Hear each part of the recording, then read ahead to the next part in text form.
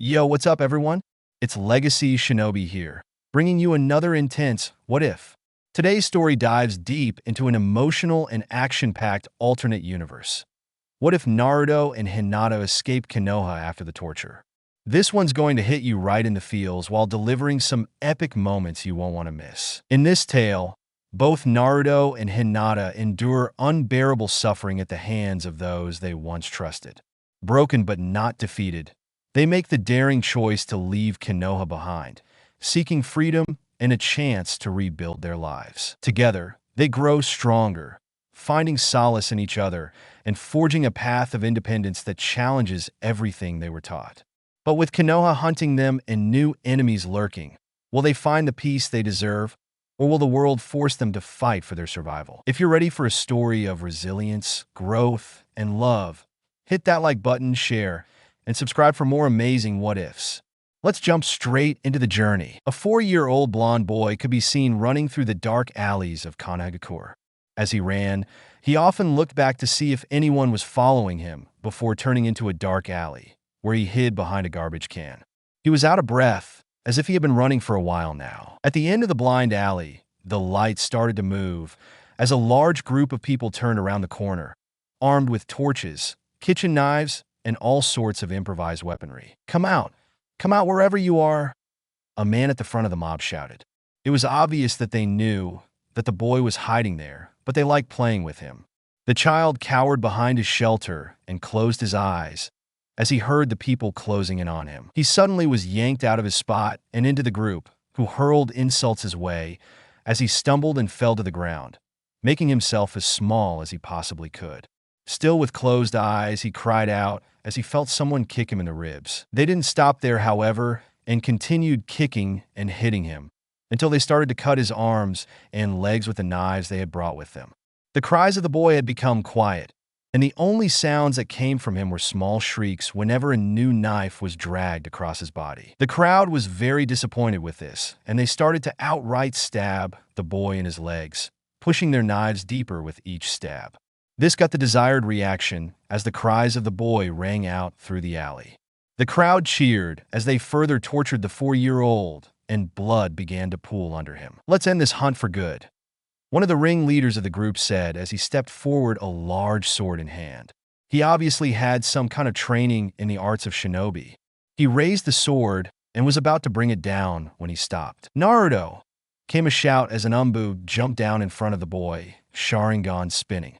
The crowd was shocked and frozen until they realized that this person was about to kill them as punishment for torturing a child. They fell over each other as they ran out of the alley as fast as they could. The Umbu had no intention of killing them, since his main concern was for the boy that lay behind him. He quickly lifted the boy, known as Naruto, up and disappeared in a swirl of leaves. In the office of the third Hokage, the Umbu in the shadows readied themselves as they noticed a chakra signature building up in the middle of the room. Once it had built up completely, they relaxed, however, and watched as their comrade Crow came into view. Hiruzen Sarutobi, the third Hokage himself, looked up from his paperwork and immediately jumped off his seat when he saw the beaten boy in the arms of the Umbu. "What happened?" he asked as he took the boy from Inu's arms and laid him down on the couch at the side of the room. "I came for my mission, and I came across a mob beating Naruto in an alley.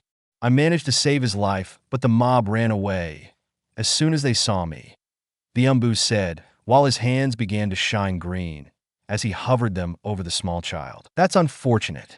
How did your mission go, by the way, Itachi?" the third Hokage asked the Uchiha. "It went all right. The target was eliminated," the black-haired shinobi said, without taking his eyes off of Naruto. "So, what is going to happen now?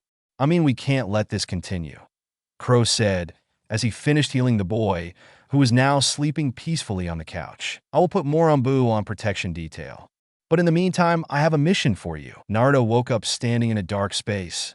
He looked around and realized that he was in some sort of sewer system. Noticing a light in one direction, he followed it and eventually came into a giant room with nothing but a massive cage. The cage seemed empty at first, but then there was movement and a giant flaming fox came into view, terrifying the little boy. "It seems you have finally come to greet me." Naruto didn't know what to say. He was frozen in fear looking at the giant creature that towered over him, separated only by a few metal bars. Who are you? The blond boy stuttered, taking a step back. I am the reason. You are hunted and despised by your people, the fox said, while his nine tails slowly flailed behind him. I don't know why they hate me. The small boy looked down as he searched his memories to find a reason, like he had already done so often in his short life. I only know that I am some sort of monster and that they think that I killed many people. But I have never hurt anyone, the boy said after he was silent for a few moments. You are not a monster. You just contain one. Have you never noticed the giant painting that you have on your stomach that disappears when you don't concentrate on it? That is a storage seal. It can contain huge amounts of chakra. That chakra that is stored in you is the reason people hate you so much. You see, there are beings entirely made out of chakra called the Bijou. These creatures used to live like any other animal in the wild, until shinobi discovered that they could imprison them and draw on their chakra whenever they wanted. They transformed them into weapons and used them to fight massive wars against each other. I was used in the same way. Being captured a few generations ago, I was imprisoned in two people before you. One of them being your mother. That was when Naruto, who was silently listening up until this point, perked up. The fox, noticing this, stopped his speech for a moment. You know my mom? Can you tell me about her? He asked with excitement in his voice. I will tell you about her later. But for now you have to go, the fox said as he felt his host waking up. Wait, what is your name? The boy quickly asked as his silhouette started to fade. The fox was taken aback by this and took a second to answer. Kurama, he whispered as the boy faded away and left him alone in his sewer-like prison. The boy slowly opened his eyes and looked around, noticing that he was in the room that he knew almost as good as his own home. Standing up from the couch he had slept on, he stretched and thought to himself what a weird dream he had had. It wasn't a dream. He heard in his head, making him jump and look around to see where the voice was coming from. Calm down. I can talk with you through your thoughts, said the voice, making the boy sit down on the couch again. It was lucky that no one was in the third's office at the time, since they would have most likely questioned him about what had just happened. Kurama, the boy asked as quietly as possible to not gather any attention from the outside. You don't have to talk to speak to me. You only have to think what you want to say, the fox explained. But why can you talk with me now and not earlier? Naruto asked as he picked up his jacket from the chair next to the couch and headed for the door that lead out of the Hokage's office. We had to meet first. When you were beaten last evening, you fell into a coma. While you were in the coma, I was able to break through the weakened barrier in your subconscious and talk with you.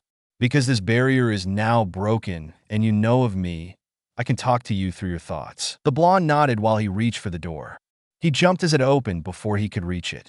Looking up, he saw the third Hokage standing in front of him with a surprised look on his face. I didn't think you would be up so fast. How are you feeling? Concern was evident in the elder's voice as he led the young boy back into his office. I'm all right. I don't feel any of my injuries anymore, Naruto answered as he sat back down on the couch. What happened this time? Hiruzen Sarutobi asked as he pulled up a chair to sit next to the boy. I had been playing in the forest, and on my way back they started chasing me again. I believe you know the rest, Naruto said, subconsciously placing his hands over his stomach. The old man sighed as he walked to his desk and sat down in his chair, absent-mindedly stacking his paperwork. Itachi, show yourself, Hiruzen said, earning a confused look from the young boy that was sitting across the room. That look soon turned into one of shock as he saw an Umbu materialize before him. The shinobi turned around and flashed a smile at the blonde boy. Naruto, I believe you know Itachi. I have prepared for him to teach you in the arts of the shinobi. Maybe then you could evade these mobs of people. Naruto jumped up at this, pumping his fist into the air with a loud all right. The black-haired Umbu looked behind him with a smile on his lips. I know this is much to ask, but please make sure he learns about everything. Itachi looked puzzled at that statement from the Hokage. He was unsure if the Hokage included knowledge about the parents of Naruto in his order. I will do my best, he answered after Hiruzen Sarutobi had confirmed his silent question with a nod. He turned around to the still overjoyed Naruto and held out his hand. Let's go, Naruto exclaimed, taking the hand of the older kid.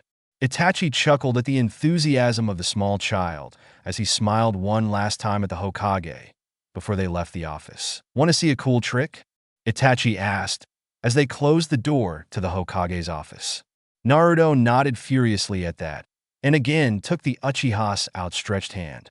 Then both of them suddenly vanished in a whirl of leaves. They reappeared in a training field in the outskirts of Konoha.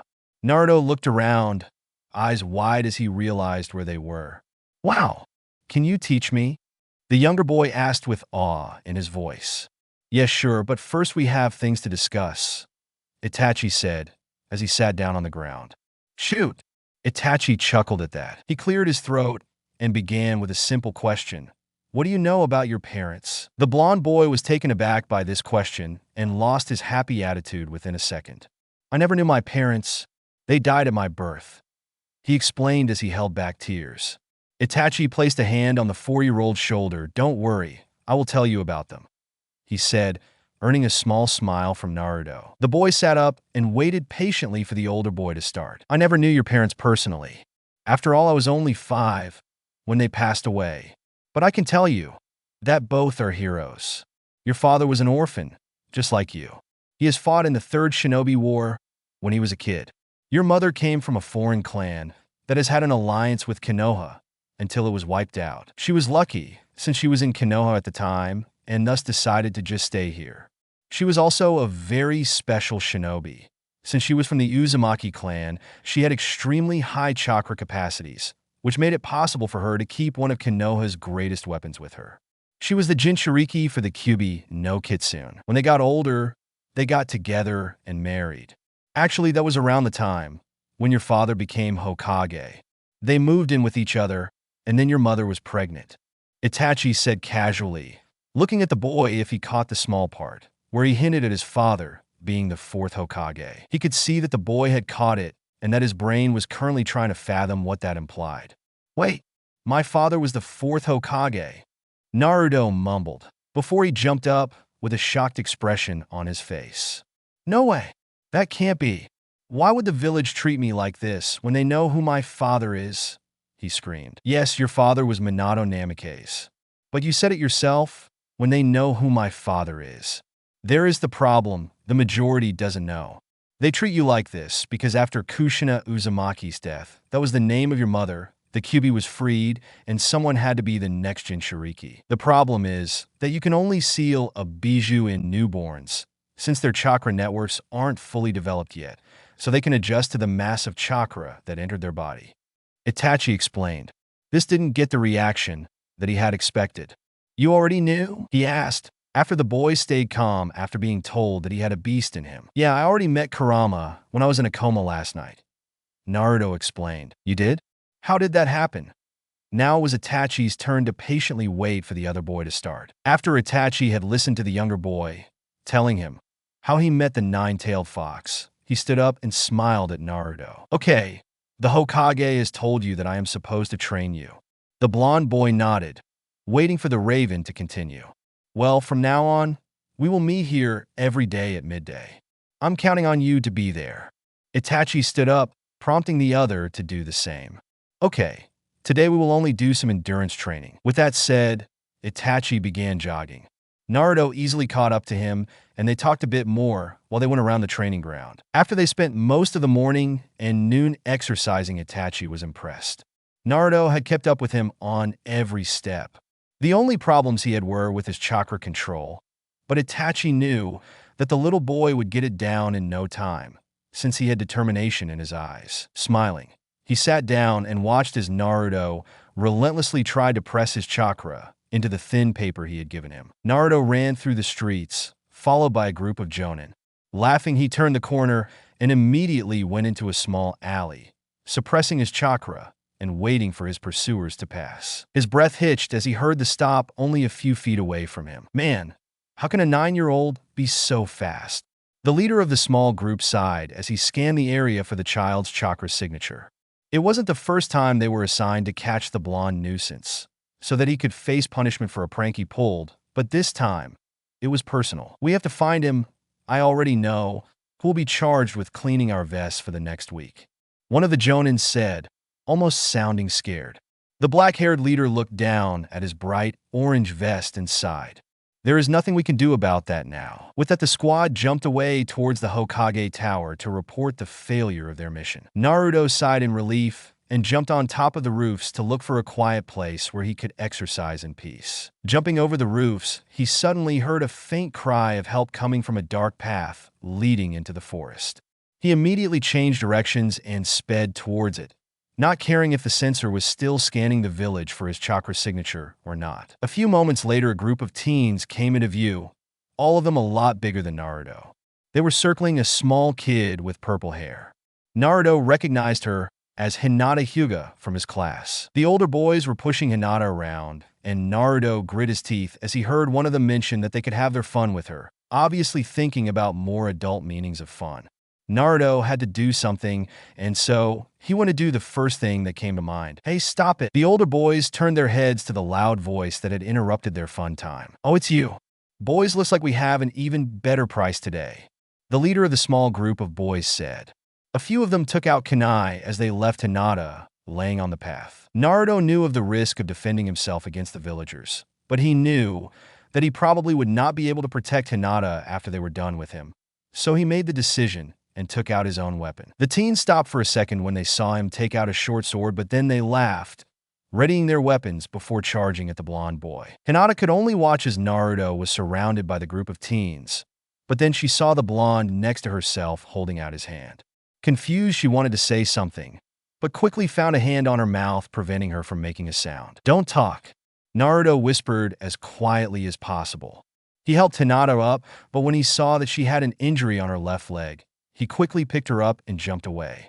Meanwhile, the group of boys were engulfed by a cloud of smoke. Thank you, Hinata said as Naruto slowly sat her down in front of the Hyuga compound. Don't worry about it.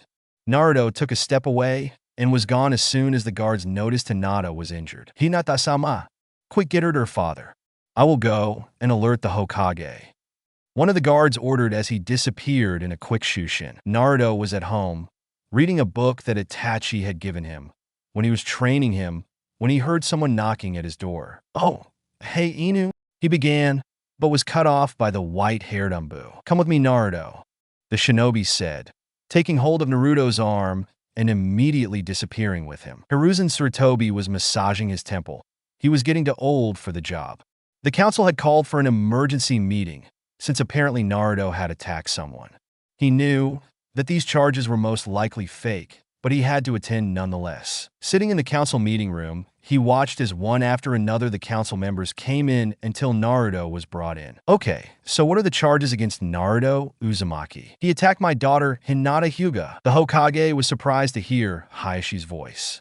He had expected it to be some poorly concealed attempt to get the young Jinchuriki banished, but Hayashi's involvement meant that there was more to this case than usual. Is your daughter here to testify? No, she is not.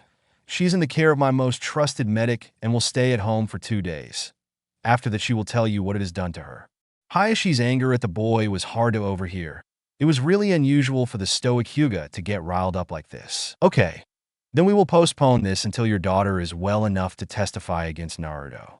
This meeting is postponed. Sarutobi had already gotten up when someone spoke up.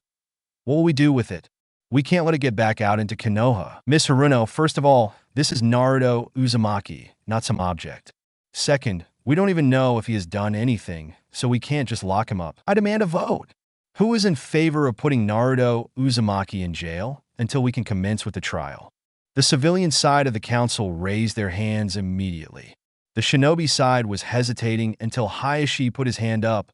Then one after another, the hands of the shinobi council went up as well. The Hokage side, he knew that he couldn't do anything against an unanimous vote from the council.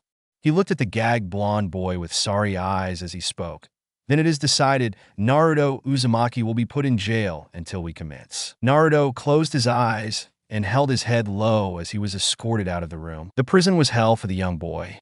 He didn't know how long he had been there, but he had counted the times that some member of the civilian council had bribed the guards to look away while they had their fun with him. They had blindfolded him, so he didn't know which of them came, but he knew that 5 of the 7 council members already had been in his cell.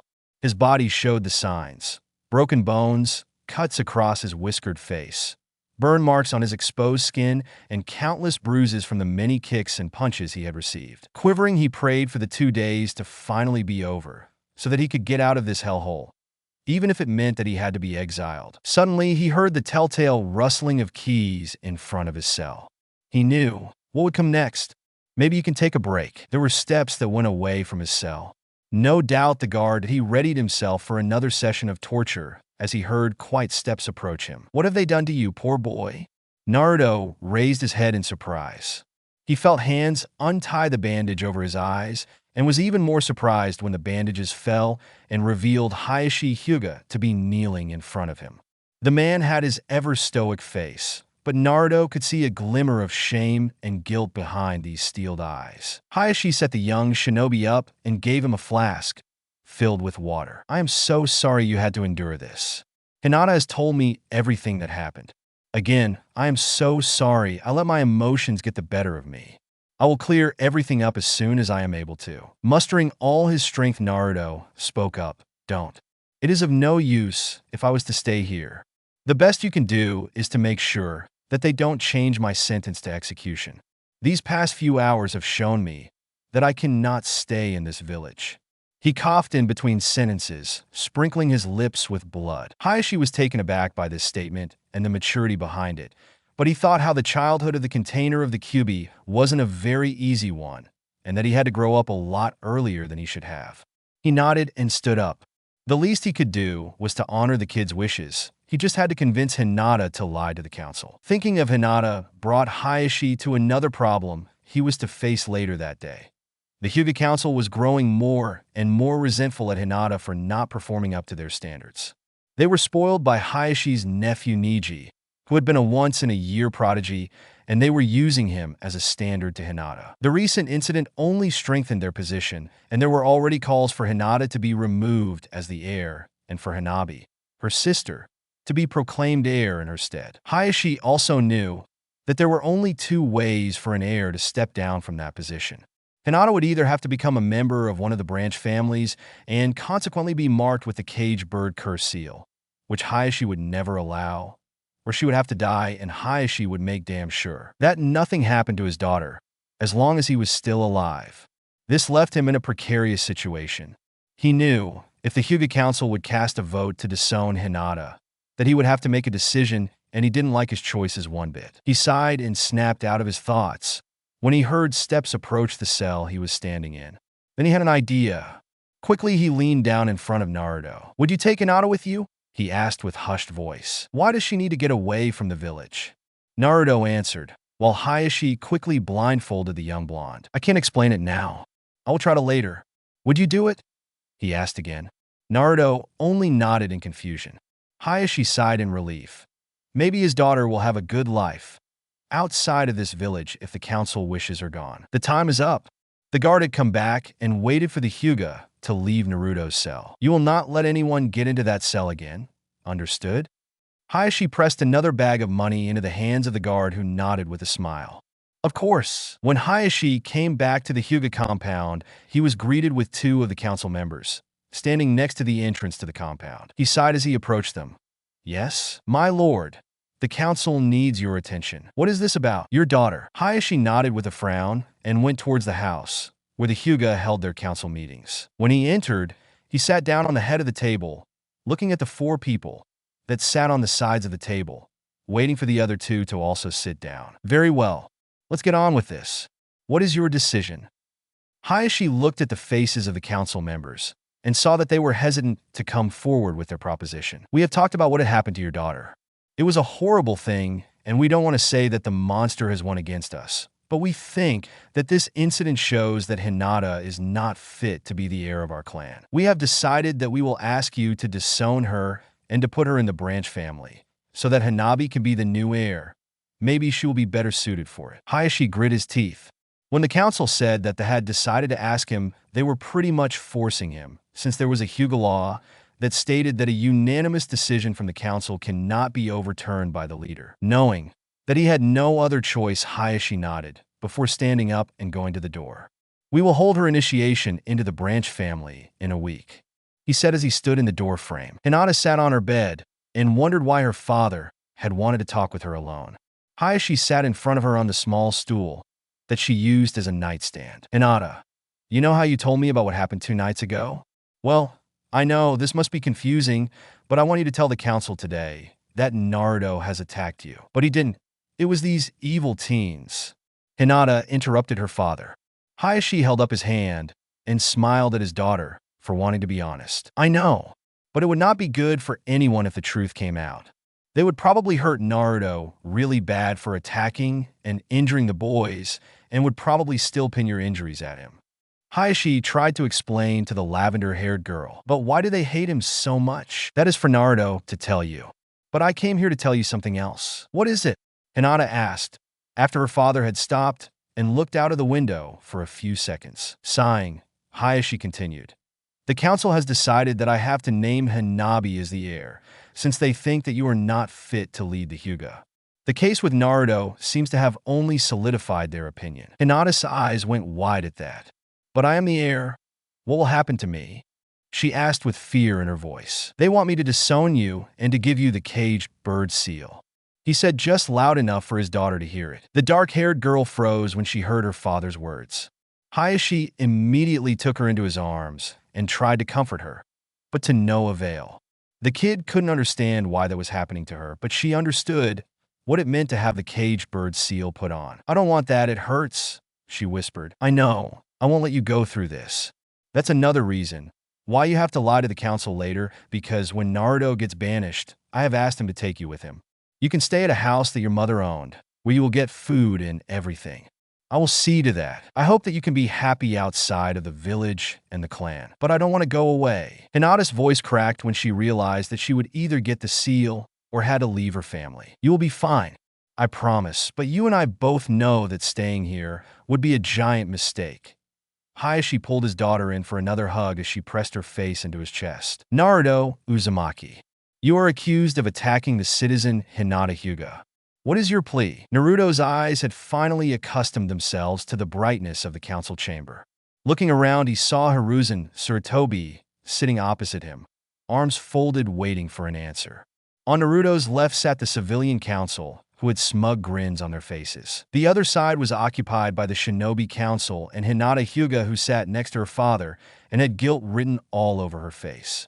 The rest of it didn't look happy as they watched the boy close his eyes again and let his head sink to his chest. We are still waiting for an answer, you monster, one of the civilians screamed. Naruto didn't react. Are you even listening?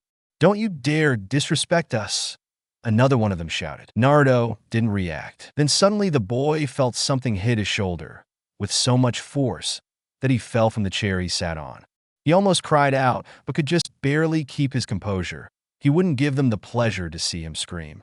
He opened his eyes to orient himself and sat back down on the chair before going back into his initial position. Naruto, do you have a plea to your charges? The third Hokage asked again. Naruto didn't react. The civilian side was in an uproar, and more things were picked up to be thrown at the blonde boy. Anyone who throws something will be executed. The words were silent but direct, and immediately the room grew quiet. Hinata, can you tell us what happened? The girl looked at her father, who nodded before standing up. She could barely look over the edge of the table when she spoke. I was walking home after I had visited Ino Yamanaka at her home. I took the route through the park since I like the plants there, and it is shorter than going through the market. Then I suddenly was shoved and hit the ground. When I looked up, he stood over me. Hinata began to cry while she told everyone what had happened, only leaving out that her attacker wasn't Naruto. Hayashi pulled his daughter close and looked at the third Hokage, who was looking at the girl with a shocked expression. I call for the banishment of Naruto Uzumaki. The shinobi side of the council looked at the man in shock, while the civilians smiled warmly at their apparent ally. Hiruzen shot a look at Hayashi that told him that he would have to explain himself. But before he opened his mouth, he saw the corners of Naruto's mouth twitch upward into a small smile before going back to the expressionless face he held for the whole trial. We support this punishment, Mabuki Haruno, the spokeswoman of the civilian side of the council, said with a big smile on her face. Okay, then I, Hiruzen Sarutobi, third Hokage, sentence Naruto Uzumaki to be banished. He will have until sundown tomorrow to leave the village. Everyone looked at the blond boy when he raised his head and nodded slowly to the Hokage, before letting his look glide over the shinobi present. Hiruzen didn't miss the subtle nod. Naruto threw towards Hayashi. Naruto, come with me. I will explain everything that will happen now.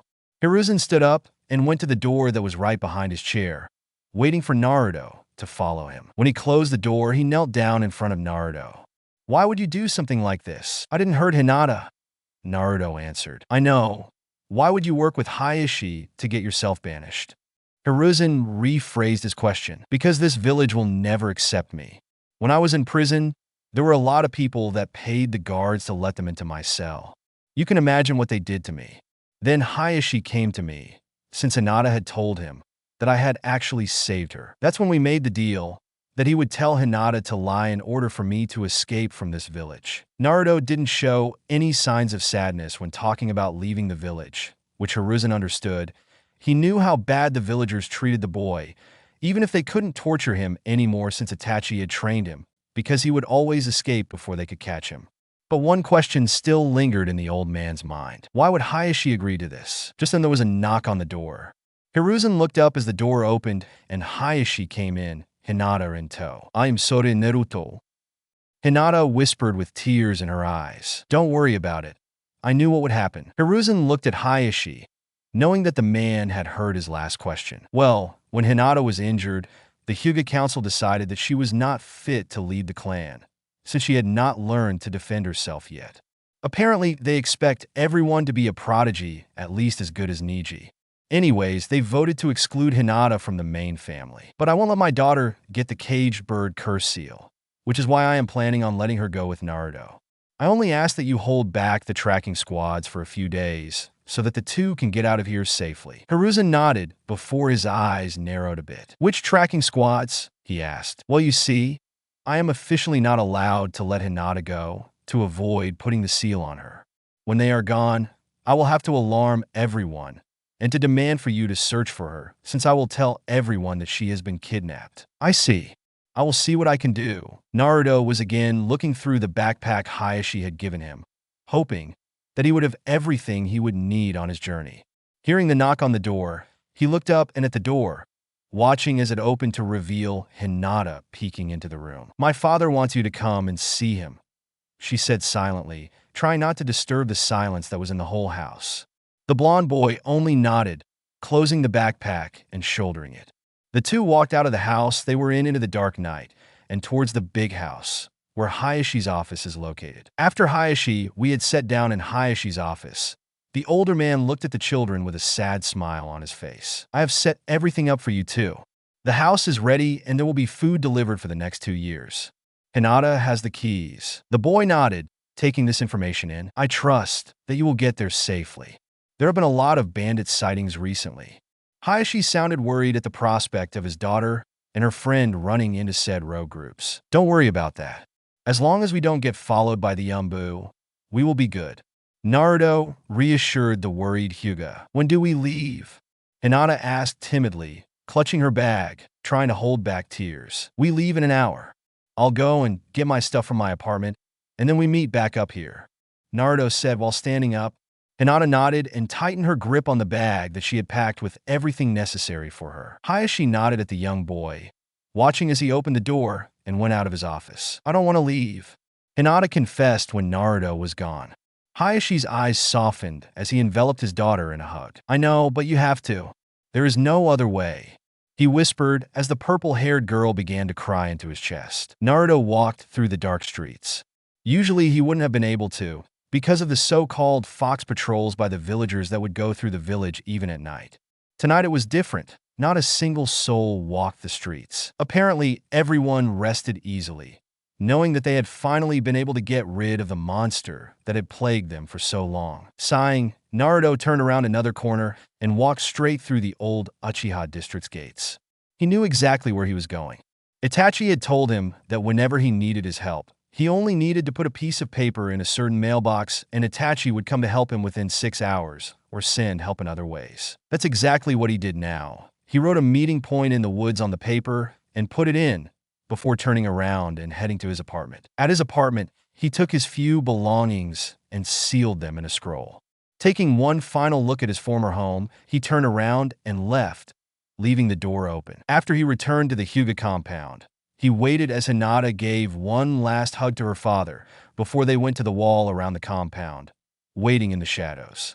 They heard Hayashi call for the guards and saw how the shinobi patrolling the walls quickly jumped towards the houses. They waited a few moments before Naruto took Hinata's hand and helped her jump over the wall with him. Taking a quick look back, a single tear escaped and ran down the blonde boy's cheek. Hayashi looked out of his window into the dark night and prayed to the gods that he had made the right decision. He went to bed knowing that the next days would not be fun. "Why did we stop?" Hinata asked, lightly panting, as she sat down next to her companion at the edge of a small clearing. "Well, you are exhausted and need some rest. Besides, I want you to meet someone. He will help us in the years to come." Naruto explained. They had been running for almost 6 hours, and it was taking a toll on both of them. Naruto knew that the Umbu hadn't been alerted yet, since the sun was still low behind the forest, and no one would have looked for Hinata until now. The purple-haired girl looked at the whiskered child with suspicion in her eyes. "Who is that person that we are meeting?" she asked, suspicion evident not only in her look, but also in her voice. Naruto was just about to answer when a crow landed in front of the two, silently staring at them with its black eyes. "Ah, speak of the devil." The children stood up, and Naruto smiled when the crow spread its wings before being enveloped in a cloud of smoke. Hinata's eyes widened when the smoke cleared to reveal a person she knew from Konoha. She stepped back, contemplating if she should just run back to Konoha. "Don't worry, Hinata. He didn't do what we were told." Naruto's voice calmed her down, even though she still kept a safe distance to the third person in the clearing. "She won't trust you when you don't tell her what happened to Itachi." The Uchiha smiled at the two younger kids as he sat down in the grass.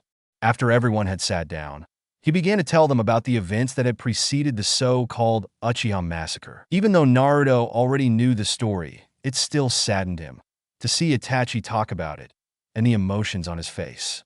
Hinata's face was a mixture of shock and horror as she began to realize the full extent of the killings. After Itachi was finished, Hinata smiled at him with sad eyes. "I never would have thought that you were following orders when you did it." Itachi only smiled sadly before standing up. "All right, we have to go. I'm sure the Umbu have been alerted by now. Where do we have to go?" In reply to the question, Hinata pulled a map out of her pocket and pointed to a small village close to the Hidden Frost village. Itachi nodded, and we took off into the woods. The trio reached the border of the Land of Fire without any incident. Just as they were about to cross, they got stopped by a barrage of kunai dropping in front of them. "Halt! You will not go any further," a voice called out. Hinata instinctively hid behind Naruto and Itachi as the two boys watched the squad of Umbu drop down in front of them. "Kakashi, Yugao, Yamato, Anko, it's good to see you again." Itachi greeted them. The Umbu lowered their weapons slightly as they recognized their old teammate. "Just let us pass. We don't want to hurt you." The Uchiha continued, while his Sharingan flared to life. The Umbu readied their weapons again as they focused on the body of their foe, since looking into these eyes could spell death for every one of them. Naruto pushed chakra into a seal on his glove and suddenly held a short sword in his hands. Itachi looked back at the two younger kids with a smile. "Stand back. I don't want you getting hurt." Then he was gone in a blur of speed. The other Umbu had already vanished when Hinata turned her head to look for them. The only signal that the fight really was going on was the sound of swords clashing that came from the trees. "Why do you even try?" Itachi asked when the 5 Umbu came to a standstill.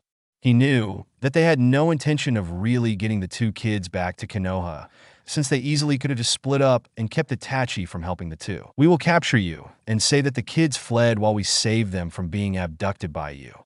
Kakashi spat in the Uchiha's face. Apparently, Hiruzen hadn't told his team the truth about the massacre.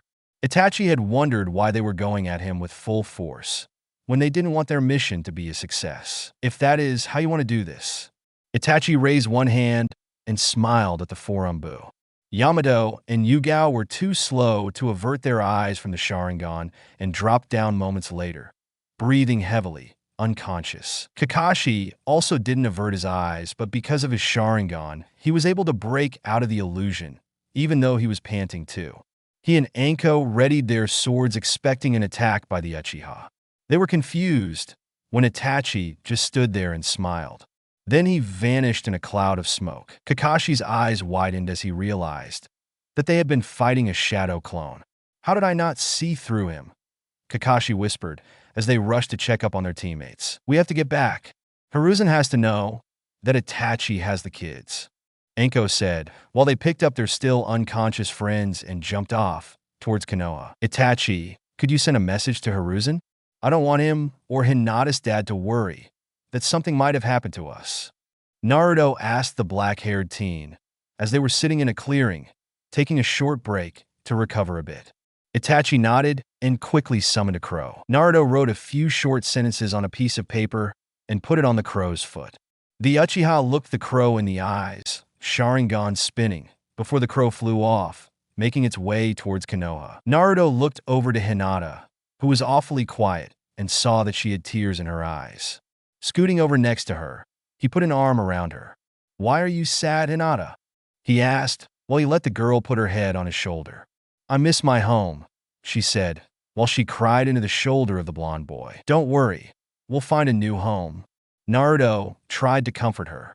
Itachi knew that it would be hard for the two kids, but it didn't matter because they needed to learn to deal with it, since they would not see their home again for a long time, if ever. He decided that it would be best that they got to their destination as quick as possible so that he could take the kids' minds off of their old homes. After 2 more days of traveling, the trio finally made it to the house Hayashi had told them about. Here, Hinata and Naruto would spend most of the next few years. The house was more of a bungalow.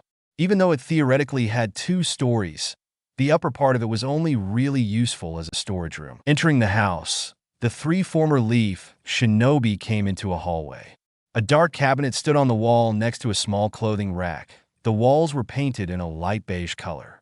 There were 4 doors leading away from the hallway. There was a big kitchen with white marble surfaces, a living room that had a large glass front facing the garden behind the house, a large bathroom with a giant black bathtub, and finally a big bedroom with a king-size bed and 2 large closets on the wall. The trio was thoroughly impressed by the house, since it seemed to be quite expensive, but Naruto and Hinata were happy to know that they did have a good and stable roof over their heads. Hiruzen looked out his window when he saw a crow coming at him. He watched it curiously, stretching his arm out, letting it land. He knew that it came from Itachi, but he didn't expect a report for at least 1 more month, since he usually only sent a crow every 3 months. Fetching the small paper from the bird's leg, he unfolded it and began to read it when there was a knock on his door. He nodded to the crow, who disappeared in a cloud of smoke, before telling the person in front of his door to come in. Hiruzen, Itachi has kidnapped my daughter and Naruto. Hayashi didn't even wait for Hiruzen to acknowledge him. Kakashi and his Umbu squad followed the panicking father into the Hokage's office. Kakashi's look told Hiruzen that he didn't want to tell Hayashi, but that the Hyuga probably didn't give him another chance. Team Row leave. Dog, I expect a full report by the evening. Kakashi nodded, and the Umbu disappeared in a swirl of leaves.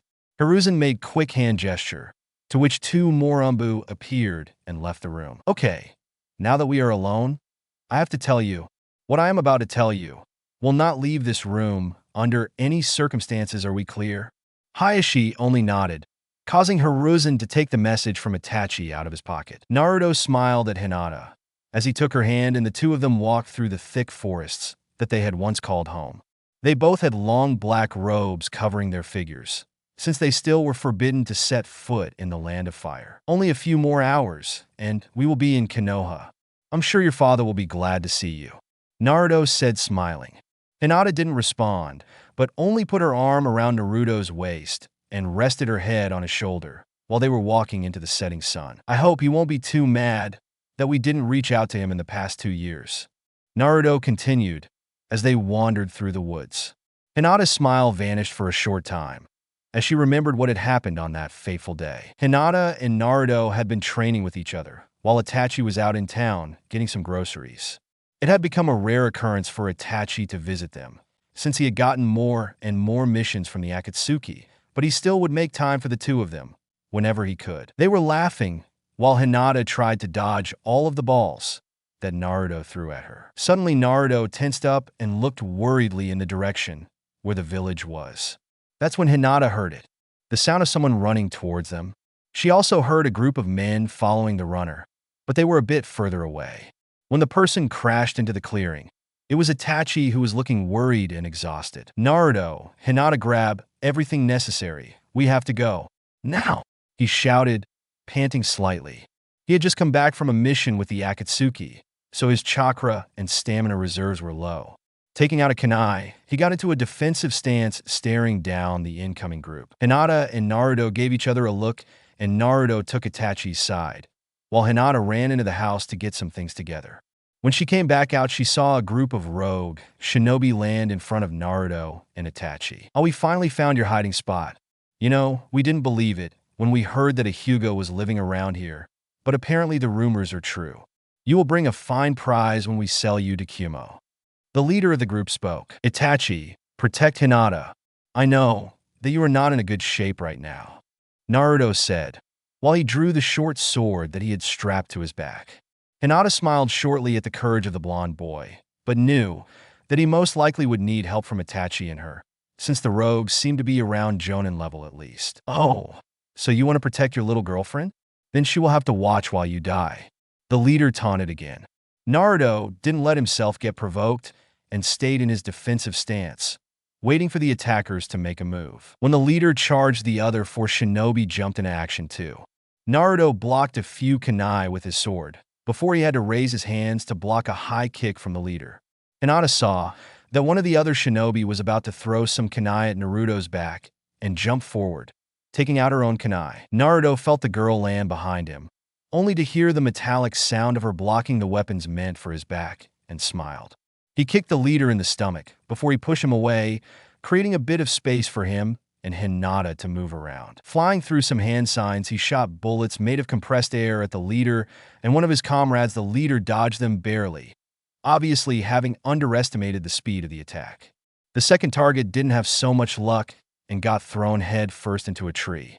He stopped moving when he slammed into the ground. Meanwhile, Naruto and Hinata had been moving around each other, blocking a hail of kunai from the other attackers, with Itachi providing a bit of supporting fire from the sidelines. Their training with the Uchiha helped them move, since he had often put them in situations just like this, where they stood back to back and had to defend themselves against multiple attackers. The leader of the attackers went through a series of hand signs at the end, putting his hands outwards as a giant dragon made out of water rose from the ground. Naruto quickly went through his own set of hand signs as he created a sphere of wind around Hinata and himself. Hinata ducked down as the dragon crashed into the defensive jutsu, creating a massive cloud of fog around the battlefield. Naruto felt Hinata move and readied himself to defend, since he didn't see anything through the thick mist that was slowly dissipating. He heard a few cries of pain and was ready to shoot towards anything, as the fog finally cleared enough for him to see what had happened. "Hinata!" he cried out as his eyes went wide, seeing the girl lie on the ground, blood around her stomach. He only subconsciously realized that the attackers lay dead on the ground as he sprinted towards the fallen purple-haired Kunoichi. He checked on the bloodstain that was on her stomach and was relieved to find no actual wound on her body. Checking her breathing, he realized that she had fallen unconscious from chakra exhaustion. Picking her up, he carried her into the shade of the house, where Itachi sat, after having made sure that the attackers were dead. "You most likely will have to move," the Uchiha said, earning a nod from the blonde boy. "I know. The problem is, I have no idea how they could have found us. I mean, we always wore a hinge when we went into town, since Hinata's eyes are easily recognizable.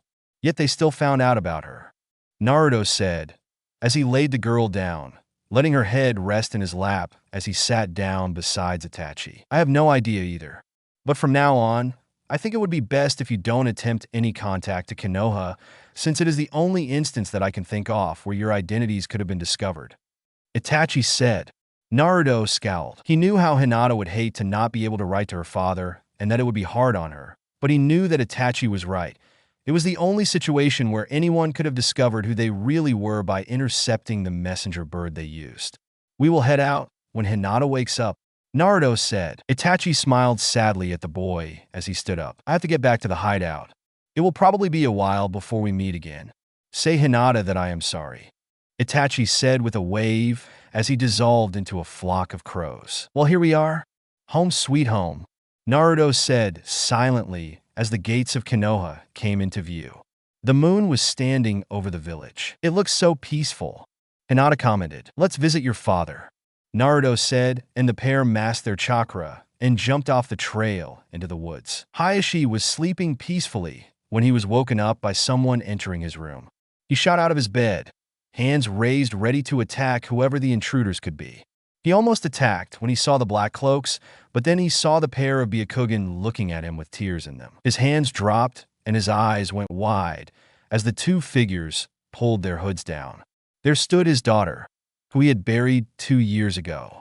He was barely able to not cry out for joy, but instead just pulled Hinata into a long hug while tears ran down both faces. Naruto stood back and smiled, seeing the reunion take place. When Hayashi and Hinata separated again, he pulled the blonde boy into a hug, too. Hinata let out a small laugh at that. When the Hyuga let Naruto go again, he sat down on his bed, still smiling. How are you two even alive? I got word that the house burned down. I didn't hear anything from you. I buried you, Hayashi whisper shouted after he had regained his composure. Hinata frowned and looked at the ground, guilt evident in her eyes. Naruto took her hand and smiled at the purple-haired girl before turning to her father. We had no choice. Somehow the people found out that Hinata is a Hyuga and the position of the house was found out.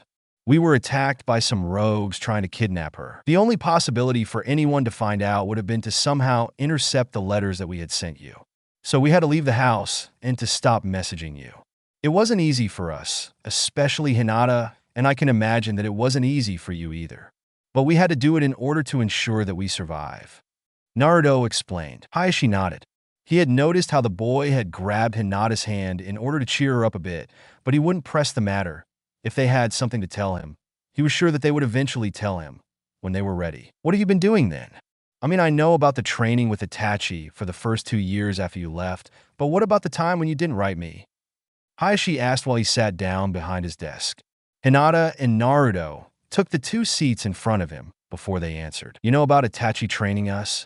Well, that stopped after the attack because we decided to constantly be on the move to make it harder to find us. We still train, of course, with the help from Kurama and some friends we made on our way. Naruto started to explain. Hayashi raised his hand to stop him. He had a question. Who is Kurama? That is the name of the 9-tailed fox. Naruto befriended him when he was still in Konoha, and he agreed to train us after Itachi couldn't do it anymore.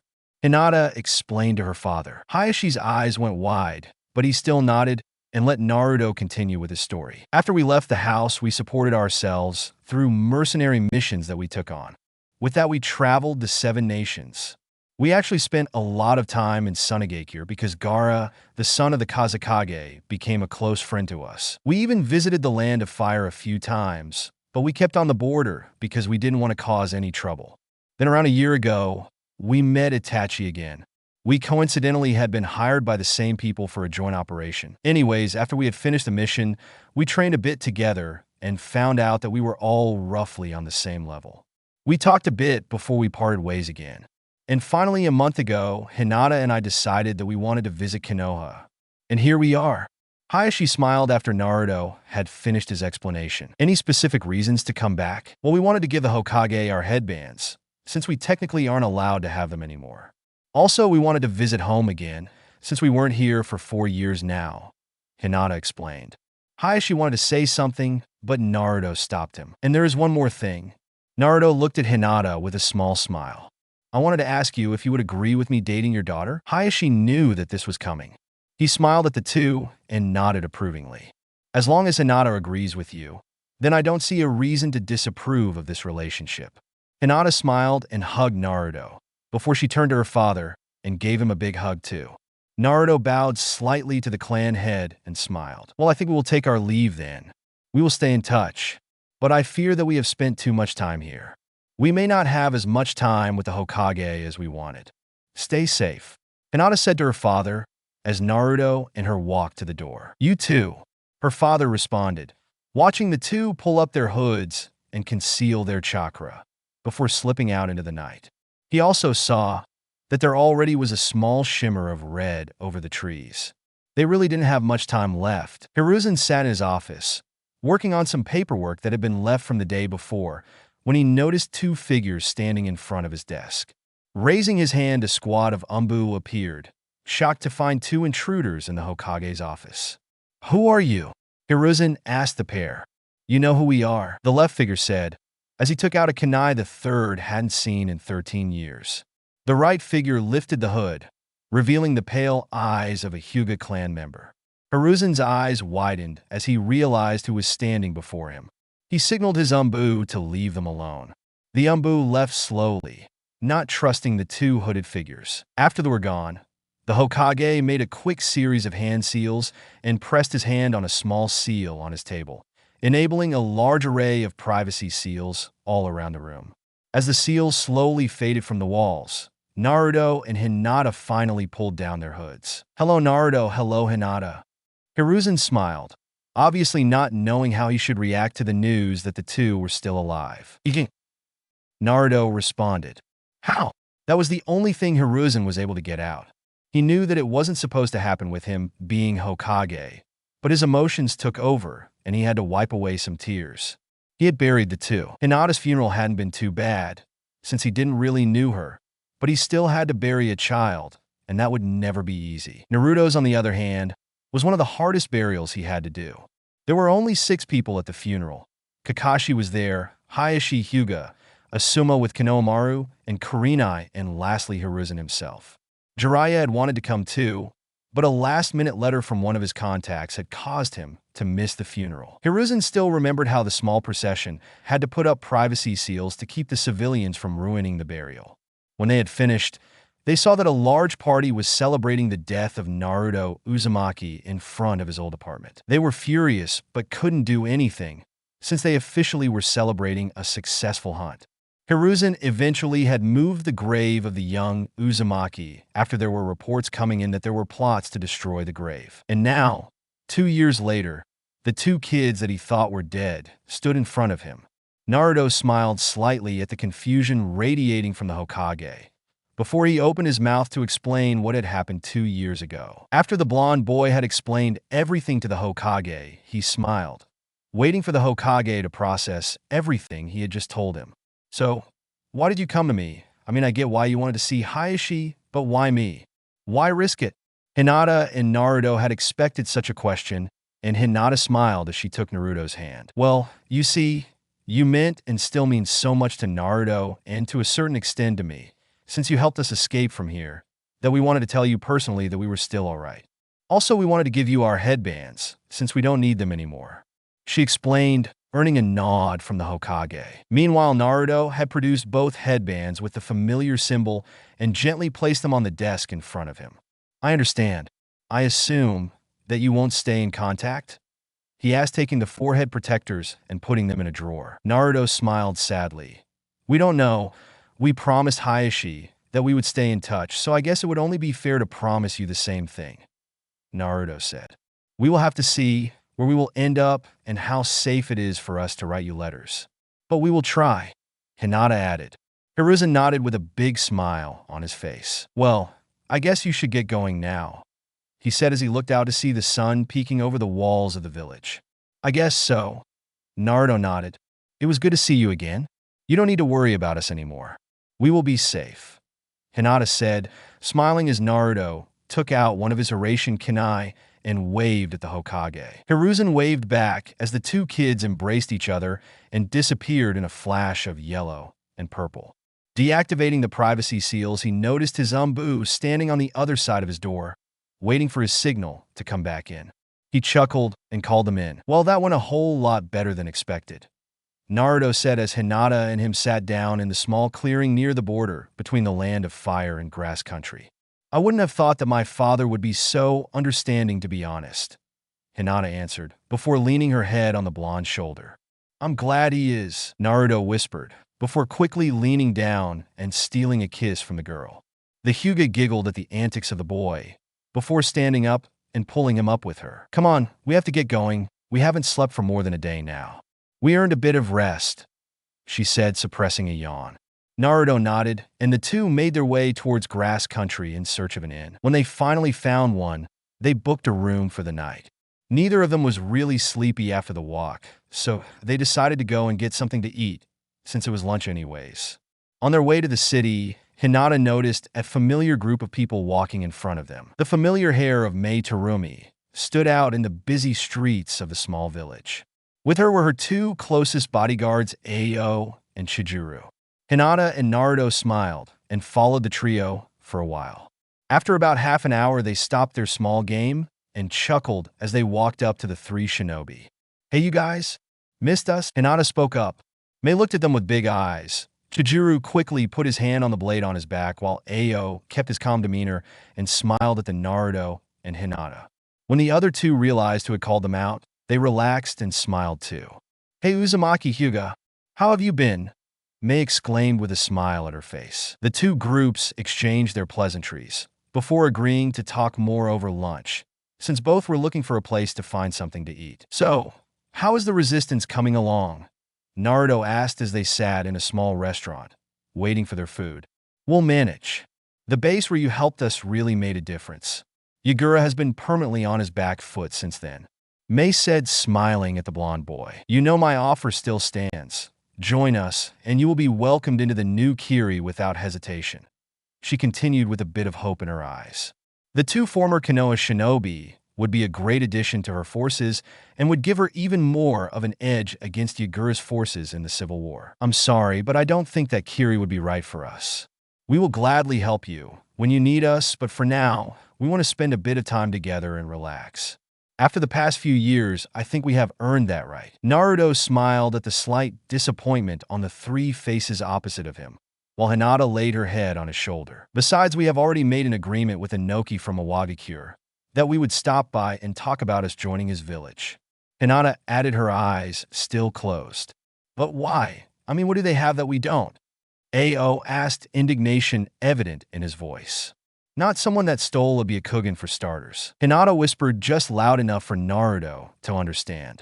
She always held a quiet resentment against the older bodyguard for the implanted eye he had. Usually she didn't bring it up, but when Naruto and her had discussed joining Mei in her cause, it was one of the reasons that Hinata was against staying with the resistance. Ao gave her a weird look, almost as if he had heard her, but didn't say anything before Naruto spoke up.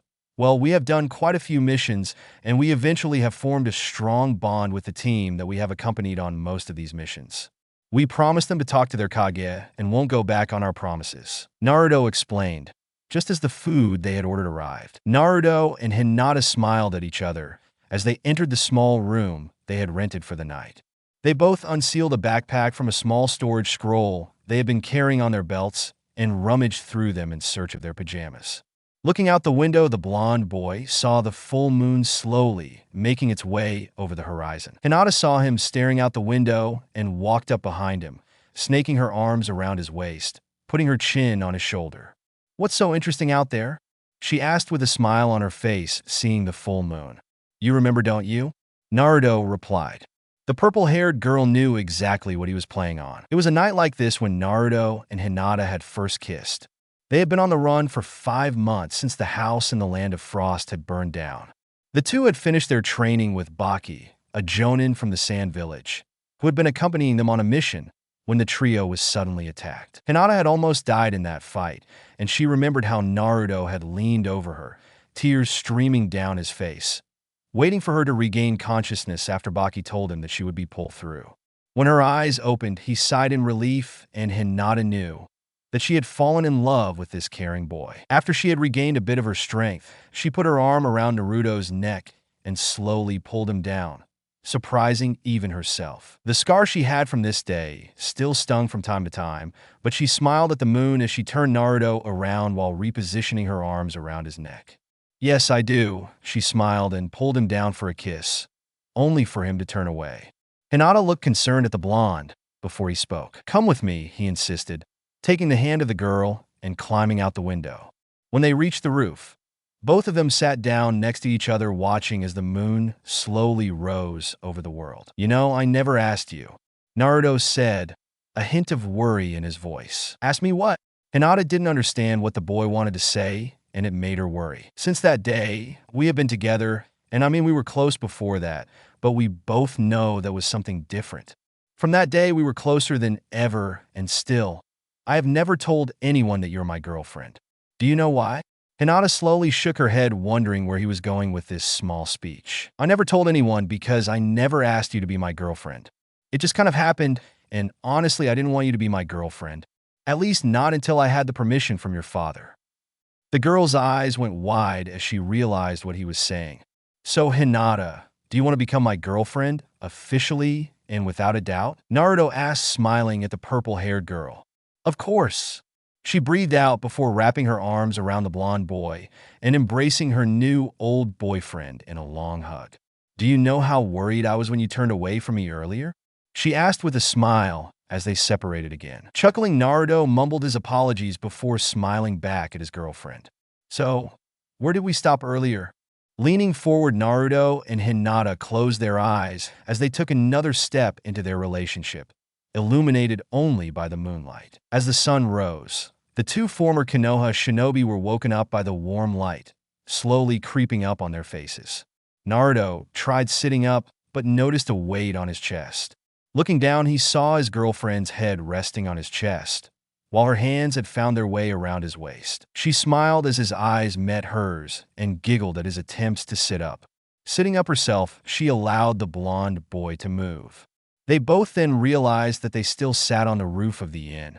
Smiling sheepishly at each other, they climbed back into their room and closed the curtains, immediately causing the room to darken again. Deciding that a few more hours of sleep wouldn't hurt, they cuddled together on the bed and closed their eyes again, slowly drifting off into the world of dreams. A knock on their door startled the two, causing them to jump.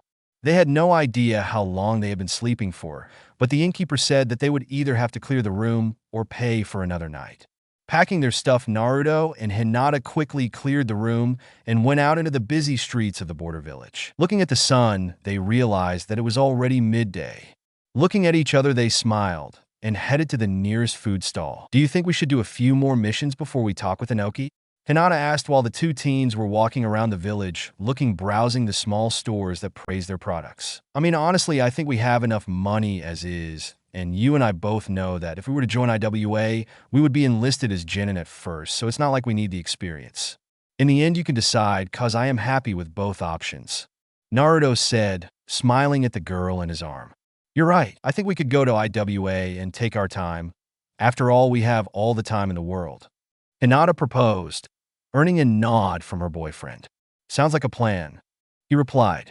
They browsed a bit more in the small village before heading out towards the land of Earth. As they crossed the border between grass country and the land of Earth, the sun was beginning to set. They continued walking for a bit before finding a small cave where they could stay the night. Quickly painting a small seal on the entrance, Naruto smiled as he smelled Hinata preparing some meat they had bought earlier in the village. "Smells nice," he whispered as he sat down next to the purple-haired girl. She had spiked the two pieces of meat on two sticks and built a small contraption that held them over the small fire she had made without dropping them in the flames. Hinata turned slightly and smiled before quickly stealing a kiss from her boyfriend. Waking up, the two former Konoha shinobi smiled at each other before they packed their stuff together and slowly made their way out of the cave. As they got out, they again resumed their walk towards a Wagakure at a slow but steady pace. The sun had just began to set again when Naruto saw a man coming out of the forest and onto the streets. He had a large sword on his back and a large scar running down his face, disappearing into his shirt. Hinata slowly put her hand on her wrist where her weapon was sealed. Naruto took a step forward, shielding his girlfriend from the attacker, while his hands slowly wandered to his shoulder. "What do you want?" Naruto asked, even though he was sure that he already knew the answer.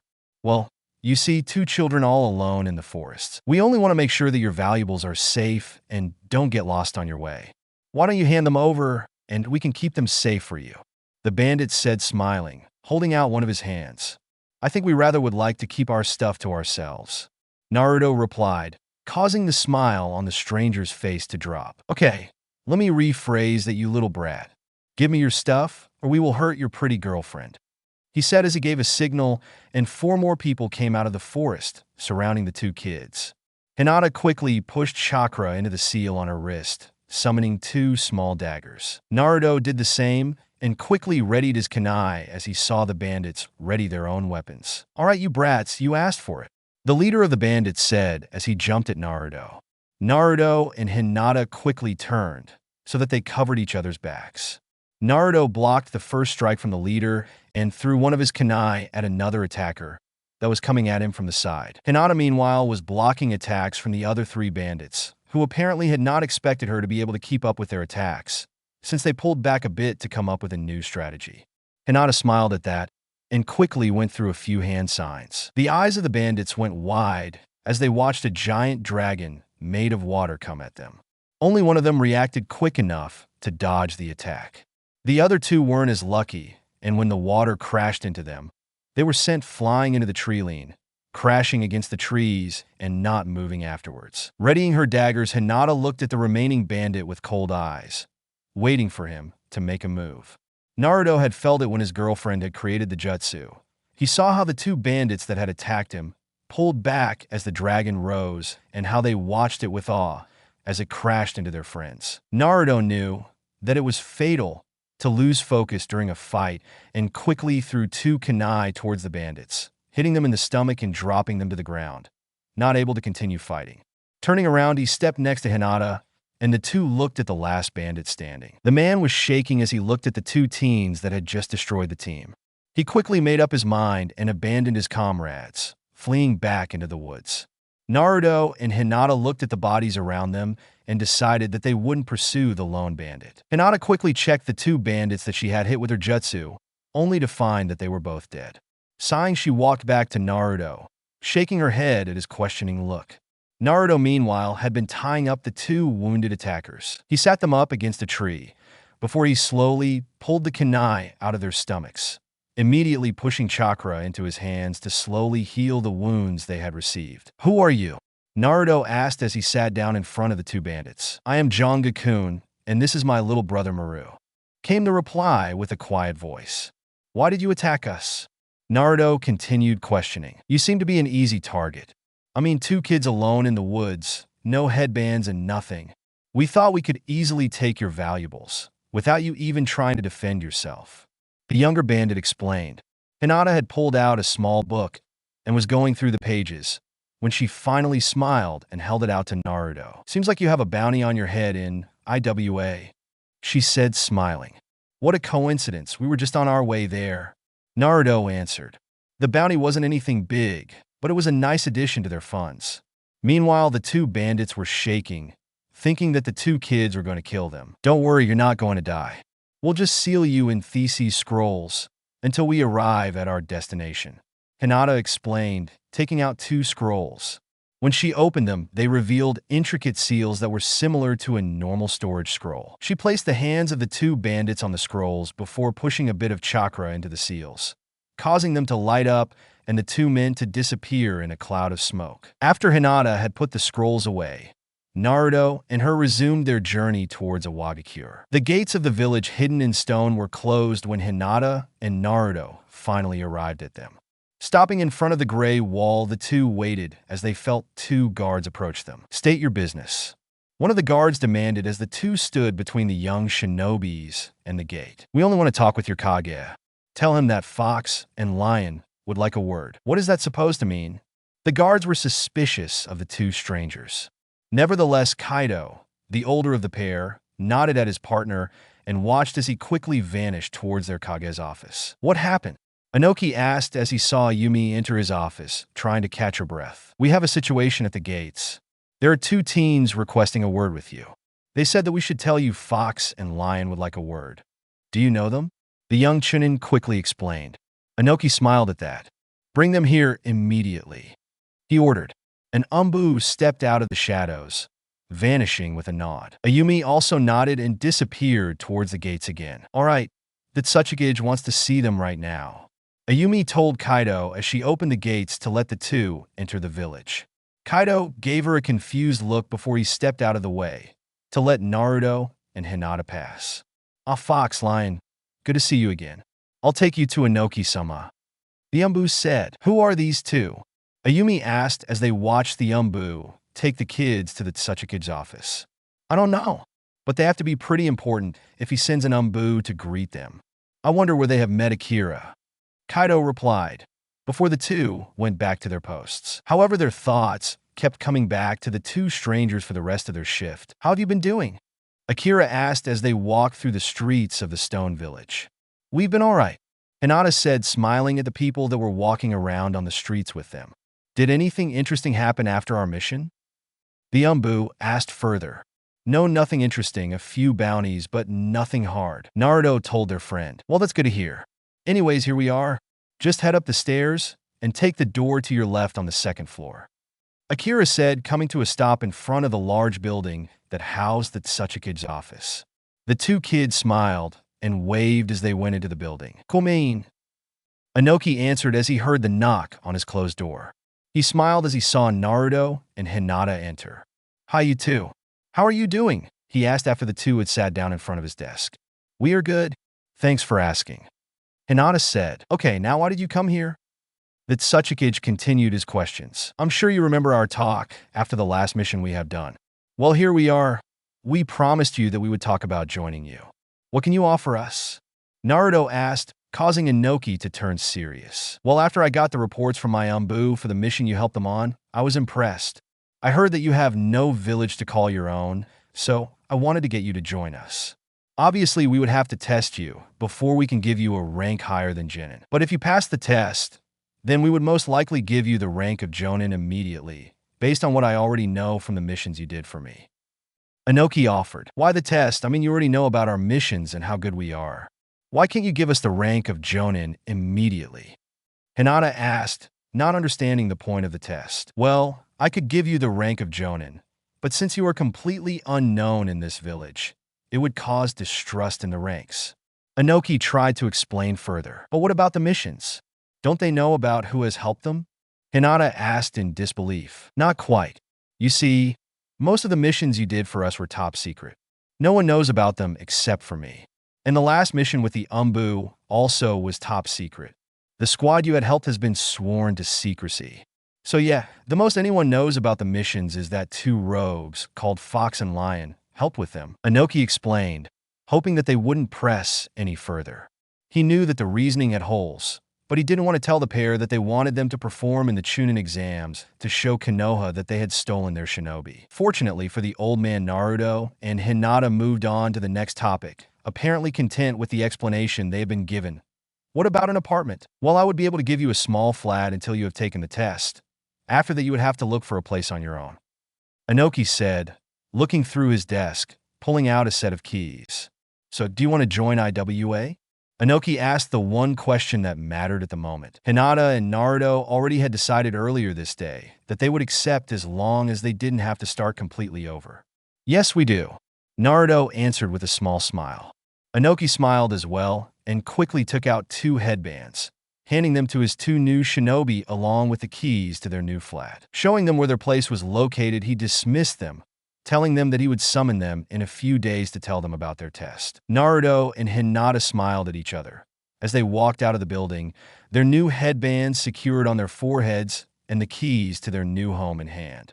After a quick struggle finding the right building, they arrived at their flat. Closing the doors behind them, the pair was greeted with a small hallway that led to a small kitchen on the right, along with a small bathroom next to it, a living room on the left, and a decent-sized bedroom on the far side. "Let's just get something to eat and worry about our stuff tomorrow, okay?"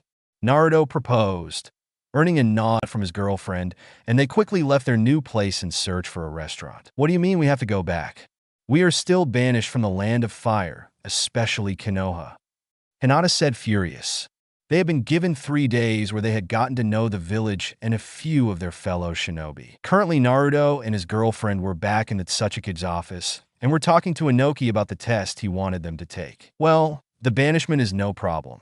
I already wrote to the Hokage, telling him that I have a team that wants to participate in their exams and that they would need a pass to even enter the Land of Fire. Also, I can understand your frustration, but this way, anyone who doubts you can just watch the exams and see why I recommended you for Jonin despite your age. Inoki explained. Hinata sighed and nodded, understanding the points he made. When do we leave? Naruto asked, as he took Hinata's hand into his. Earlier today, I received confirmation from Hiruzen Sarutobi that I can sign you up for the exams, even though you are only a duo instead of the usual trio, along with the passes that allow you safe passage in the Land of Fire. The exams start in 2 weeks, and I don't know how long you need to get to Konoha. I won't give you a timetable, but I expect you to enter the exams. I will watch the last part of the exams, and I want to see you perform there. I have high hopes for you too. That Sachikage said, smiling at the pair, while handing them their passes and the paper that they needed to enter the exams. You are dismissed. When the pair had left, Inoki went back to his paperwork. What do you think? When do we need to leave? Hinata asked as they walked back to their flat. Honestly, I have no idea. I would say that we just leave tomorrow. That way, we have more than enough time. She suggested. Yes, sounds good. I was thinking about reviving Fox and Lion. Hinata looked at her boyfriend with questioning eyes. I know we want to stop, but I think it would be fun to go through Konoha and see the faces of everyone when they realize who we are. Naruto explained as they entered their home. I don't know. I mean, I am proud of what we have accomplished as those two, but I don't think that it would be wise to let everyone know. Hinata argued. The two went to their bedroom and went through their cabinets, looking through various sealing scrolls, debating what they would take with them for the exams while still talking about their alter egos. Have fun at the exams, and remember, I will be watching the 3rd round, so don't you die before that. Inoki said, as Naruto and Hinata stepped out of Iwa's gates. The two smiled back at him and nodded their goodbyes before jumping off into the trees, heading straight for the Land of Fire. They had decided that they would revive the feared rogue shinobi, so that nobody would attack them on their way to their former village. It worked as a few bandit groups saw the masks they wore and immediately retreated and let them pass. Currently, the pair stood in front of Konoha's gates, putting away their mask and readying themselves for the many questions they would be asked. You ready? Hinata asked as she looked at her boyfriend's worried face. No, but let's do this, he replied, taking her hand as they walked up to the gates. Surprisingly, the two guards were asleep as Naruto and Hinata passed their small post. The Umbu were on high alert, though, and a squad dropped down around them, weapons drawn. You are banished. You are not allowed to enter this land. You are hereby in our custody, one of the Umbus said. Naruto smiled at them and took out the paper that the Hokage had sent them, presenting it to the Umbu, who eyed it suspiciously. Seems to be real, but we will bring you to our Kage to verify it directly, the obvious squad leader said as he turned around and walked towards the Hokage tower, expecting the two kids to follow him. Yeah, I send these papers. You can leave now. I want to talk with these two, but they are no threat to me, Hiruzen Sarutobi said, causing the Umbu to leave. So tell me, how did you two end up in IWA? He asked after Naruto and Hinata had sat down in front of his desk. Can we get my father here? I think he will like seeing us again, Hinata asked before her boyfriend could begin explaining their situation. Hiruzen nodded and waved his hands. One of the Umbu that stood in the shadows of his office immediately took off. 5 minutes later, there was a knock on the door, and Hayashi entered. Naruto couldn't stop a laugh escaping his lips as the Hyuga clan head stopped in his tracks, realizing who stood in front of him. Hinata just went to him and enveloped him in a hug, trying to get him out of his stupor. Surprise, she whispered, smiling at her father. After a few moments, Hayashi finally got his senses back and smiled at his daughter and her boyfriend. What are you doing here? He asked as he went to shake Naruto's hand. Well, we are here for the Chunin exams, of course, Naruto said, earning an even more shocked look from Hayashi. Wait, you're not coming back to Konoha, are you?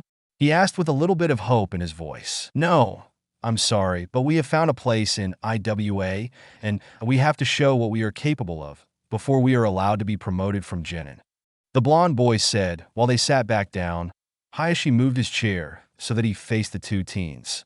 Why would you go to IWA, especially with what your father did to them? Hayashi asked, earning a shocked look from Hiruzen. Don't worry, Hiruzen. I know who my parents were. Even though I would have liked for you to tell me, I don't blame you for keeping it a secret. I think it is hilarious how the council has driven away the son of their great hero, Naruto said, changing the look on the Hokage's face from shock to sad. But then I don't know why you would even consider going to IWA. Hiruzen said, bringing the conversation back to the point where he wanted it to be. Well, you both know that we did some missions after the house had burned down.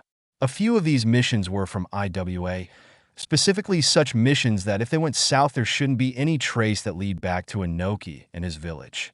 Because of our successes, Inoki had invited us to stay with him as Shinobi of the Stone. We initially turned him down, since we weren't sure if we wanted to give up our free lifestyle. But after we had begun to build a reputation, we were targeted by a few bounty hunters, and we decided that we didn't want to be on the run constantly. That was when we came here to talk with you both.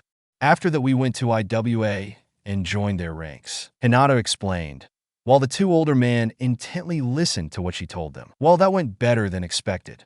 Naruto said as he and his girlfriend stepped into the streets of Konoha after their talk with the Hokage and Hayashi. Yeah, I thought that my father would be more against us going to IWA. Hinata replied, earning a nonchalant shrug from her boyfriend. She took the hand he held out, and they walked through the busy village, not caring for the many confused looks they got from most of the people. They heard the many remarks, especially about the resemblance Naruto held to the demon that had left the village for years ago, but most of the civilians dismissed their suspicions, seeing as they believed that Naruto had died almost 2 years ago. The two IWA shinobi didn't pay any attention to these people. They were in their own world, walking around in their former village, talking about what they remembered and how it had changed in the years they had spent away. They had lunch in a small bistro neither had heard of until then, and then set out to find a hotel for the duration of their stay. Hayashi had offered to let them sleep in the Hyuga compound, most likely Hinata's old room, but they had declined, since the Hyuga Council would want a reasonable explanation, and once they found out that Hinata was still alive, they would do everything in their power to keep her in Konoha. Soon, the two of them were getting annoyed, since every hotel they tried, no room was available. Eventually, they found a small hotel a bit away from the main streets of the village, and entered, being greeted by a nice-looking foyer. The woman behind the reception smiled at them as they approached. "Hello, welcome to Kaniku's hotel. How can I help you too? We would like to rent a room." Hinata replied with a small smile herself. "How long will you be staying here?"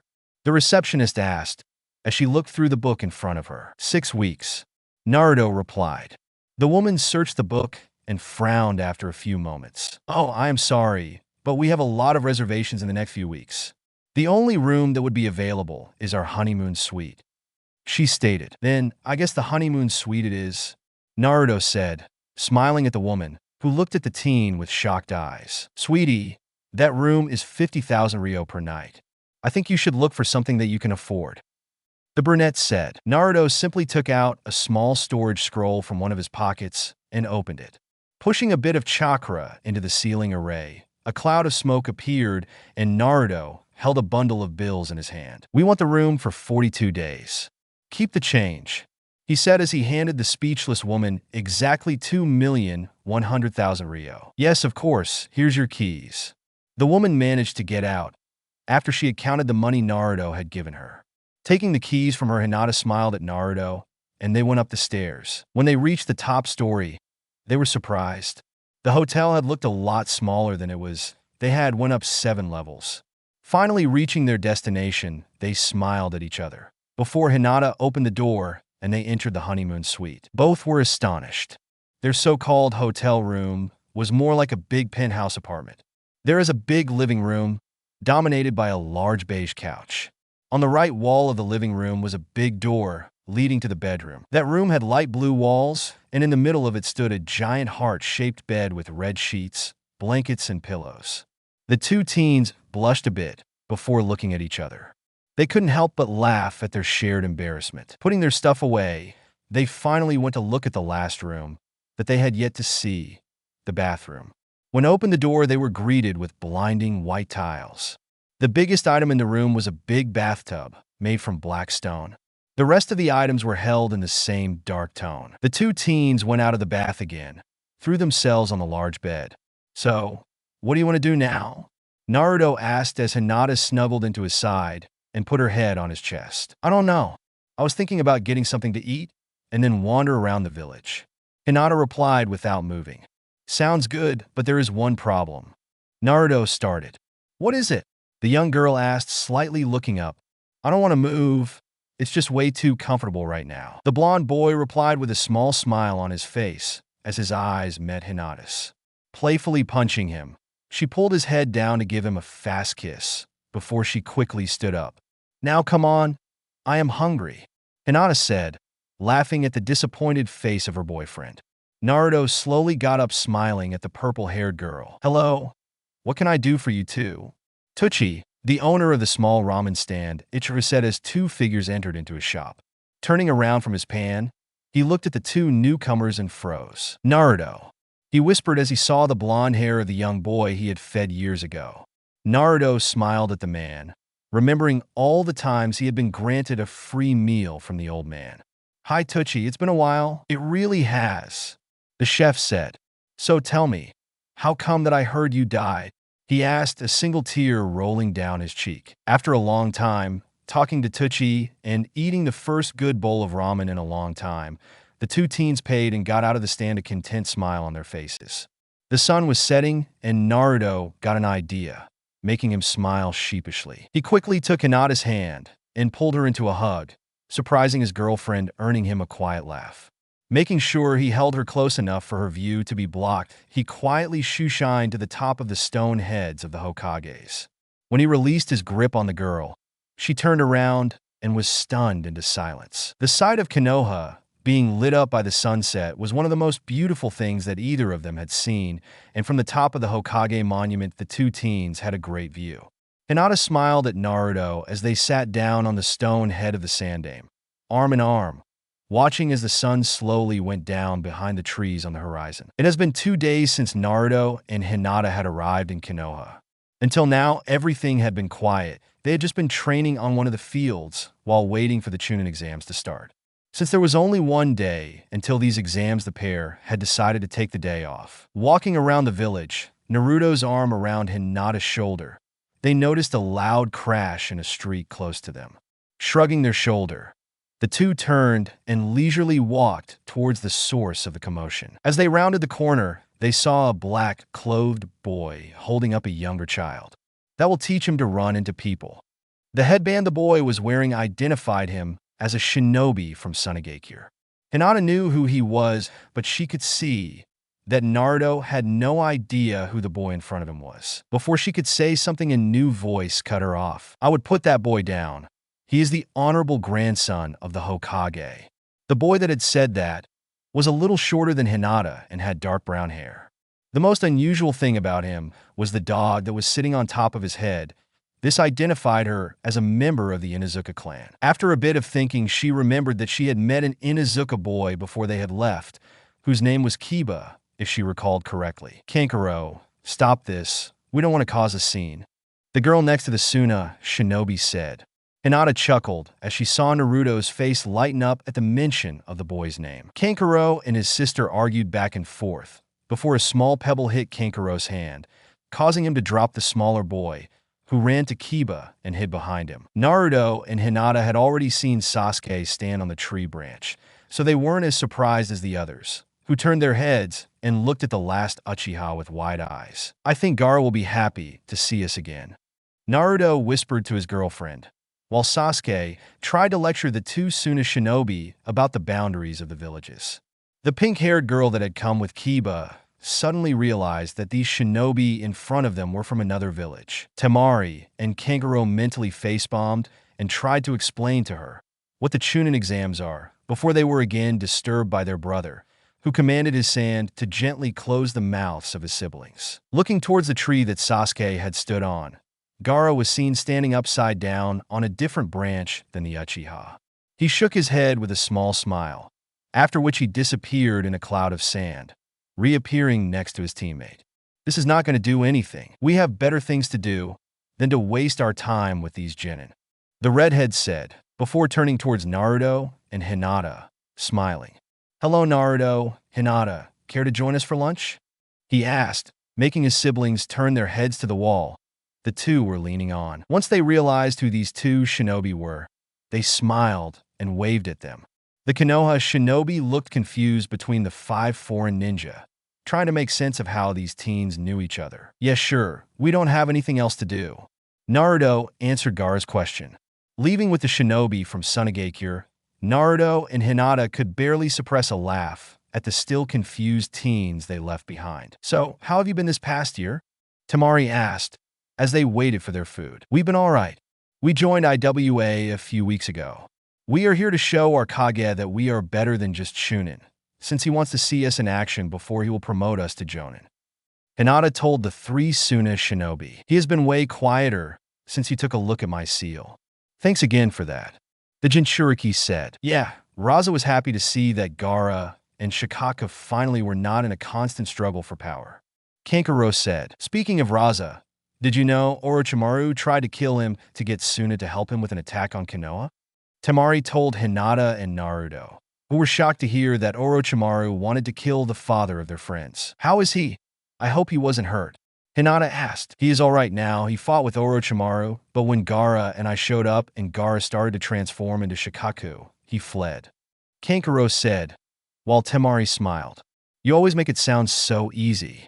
Raza was in the hospital for 2 weeks, and you almost lost Crow. The fight was horrible. I only arrived after the Sannin had already left, but the street was completely devastated. Well, if everyone is all right now, then you can count yourself lucky." Hinata said, smiling sympathetically at the siblings. "I hope you already told the Hokage about that." Naruto asked, earning 3 nods. "Well, anyways, we don't have to worry about that anymore. Let's talk about something more fun." Hinata said, trying to shift the focus. "I could give you Training Ground 61. The team that currently uses it is out of the village for a long mission. I guess they wouldn't mind you using it for a few days." The 3rd Hokage said, answering Naruto and Hinata's question for a place to train before the exams. The pair thanked the old man and went out of his office. Making their way through the streets, they smiled at each other as they got a lot of remarks about Naruto's similarity to his father, courtesy of the white battle coat that he wore. Especially from behind, the blonde teen could easily be mistaken for his father, were it not for the fact that Minato Namikaze was dead. Out of the village center, the streets were almost empty. The 2 IWA shinobi went to the training ground Saratobi had told them to use. Weirdly, the numbering system of Konoha made it so that Training Ground 61 was placed next to Training Grounds 28 and 47. "Limits?" Hinata asked as they walked over to the middle of the field they had entered. "No Byakugan and no Hiration?" Naruto replied, waiting for his girlfriend to confirm. The purple-haired girl nodded briefly, before giving the blonde a quick peck on the cheek, and then walking away, dropping her black coat, revealing 2 short swords strapped to her waist. Naruto smiled as he took out his kunai from the inside pockets of his coat, while he watched Hinata unsheathe her weapons. When they were approximately 30 meters apart, Hinata turned around and smiled at her boyfriend, getting into her Kenjutsu stance. Naruto gripped his kunai tighter and grinned as he ran at his teammate. Hinata let him come at her, blocking the first few attacks before slashing at him with her left, causing him to jump back. Still grinning, there was a big smoke explosion next to Naruto. Hinata readily watched as the smoke blew away and revealed the 4 shadow clones Naruto had produced. Again rushing at the girl, the Narutos slowly encircled her while slashing at her with their kunai, keeping her on the defensive. When the encirclement was completed, Hinata still smiled and started spinning around with her swords, blocking the attacks from Naruto and his clones. One after the other, the Narutos exploded in smoke. When all but one had been eliminated, Hinata looked at him and smiled, readying her swords. Naruto smiled as he readied his kunai. Suddenly, Hinata jumped away as she sensed a large jutsu coming from behind her, narrowly avoiding the large barrage of wind bullets flying her way. Watching in surprise, she saw Naruto wink at her and then explode in a cloud of smoke as he was hit with the wind bullets. Skidding to a stop, she looked around searching for the real Naruto before she realized what he was doing and jumped up, avoiding the Rasengan the blonde teen had in his hand as he burst out of the ground beneath her. Flipping in the air, Hinata flew through some hand seals before a water dragon materialized behind her, charging at the boy. Naruto looked at it and went through his own series of hand signs, creating a visible wall of wind in front of him. The dragon crashed into it, creating a fine mist that slowly settled. Hinata rushed into the mist, taking out some kunai to replace the sword she had lost when she had jumped away from the wind bullet attack. Locking their weapons, the two shinobi smiled at each other as the mist settled.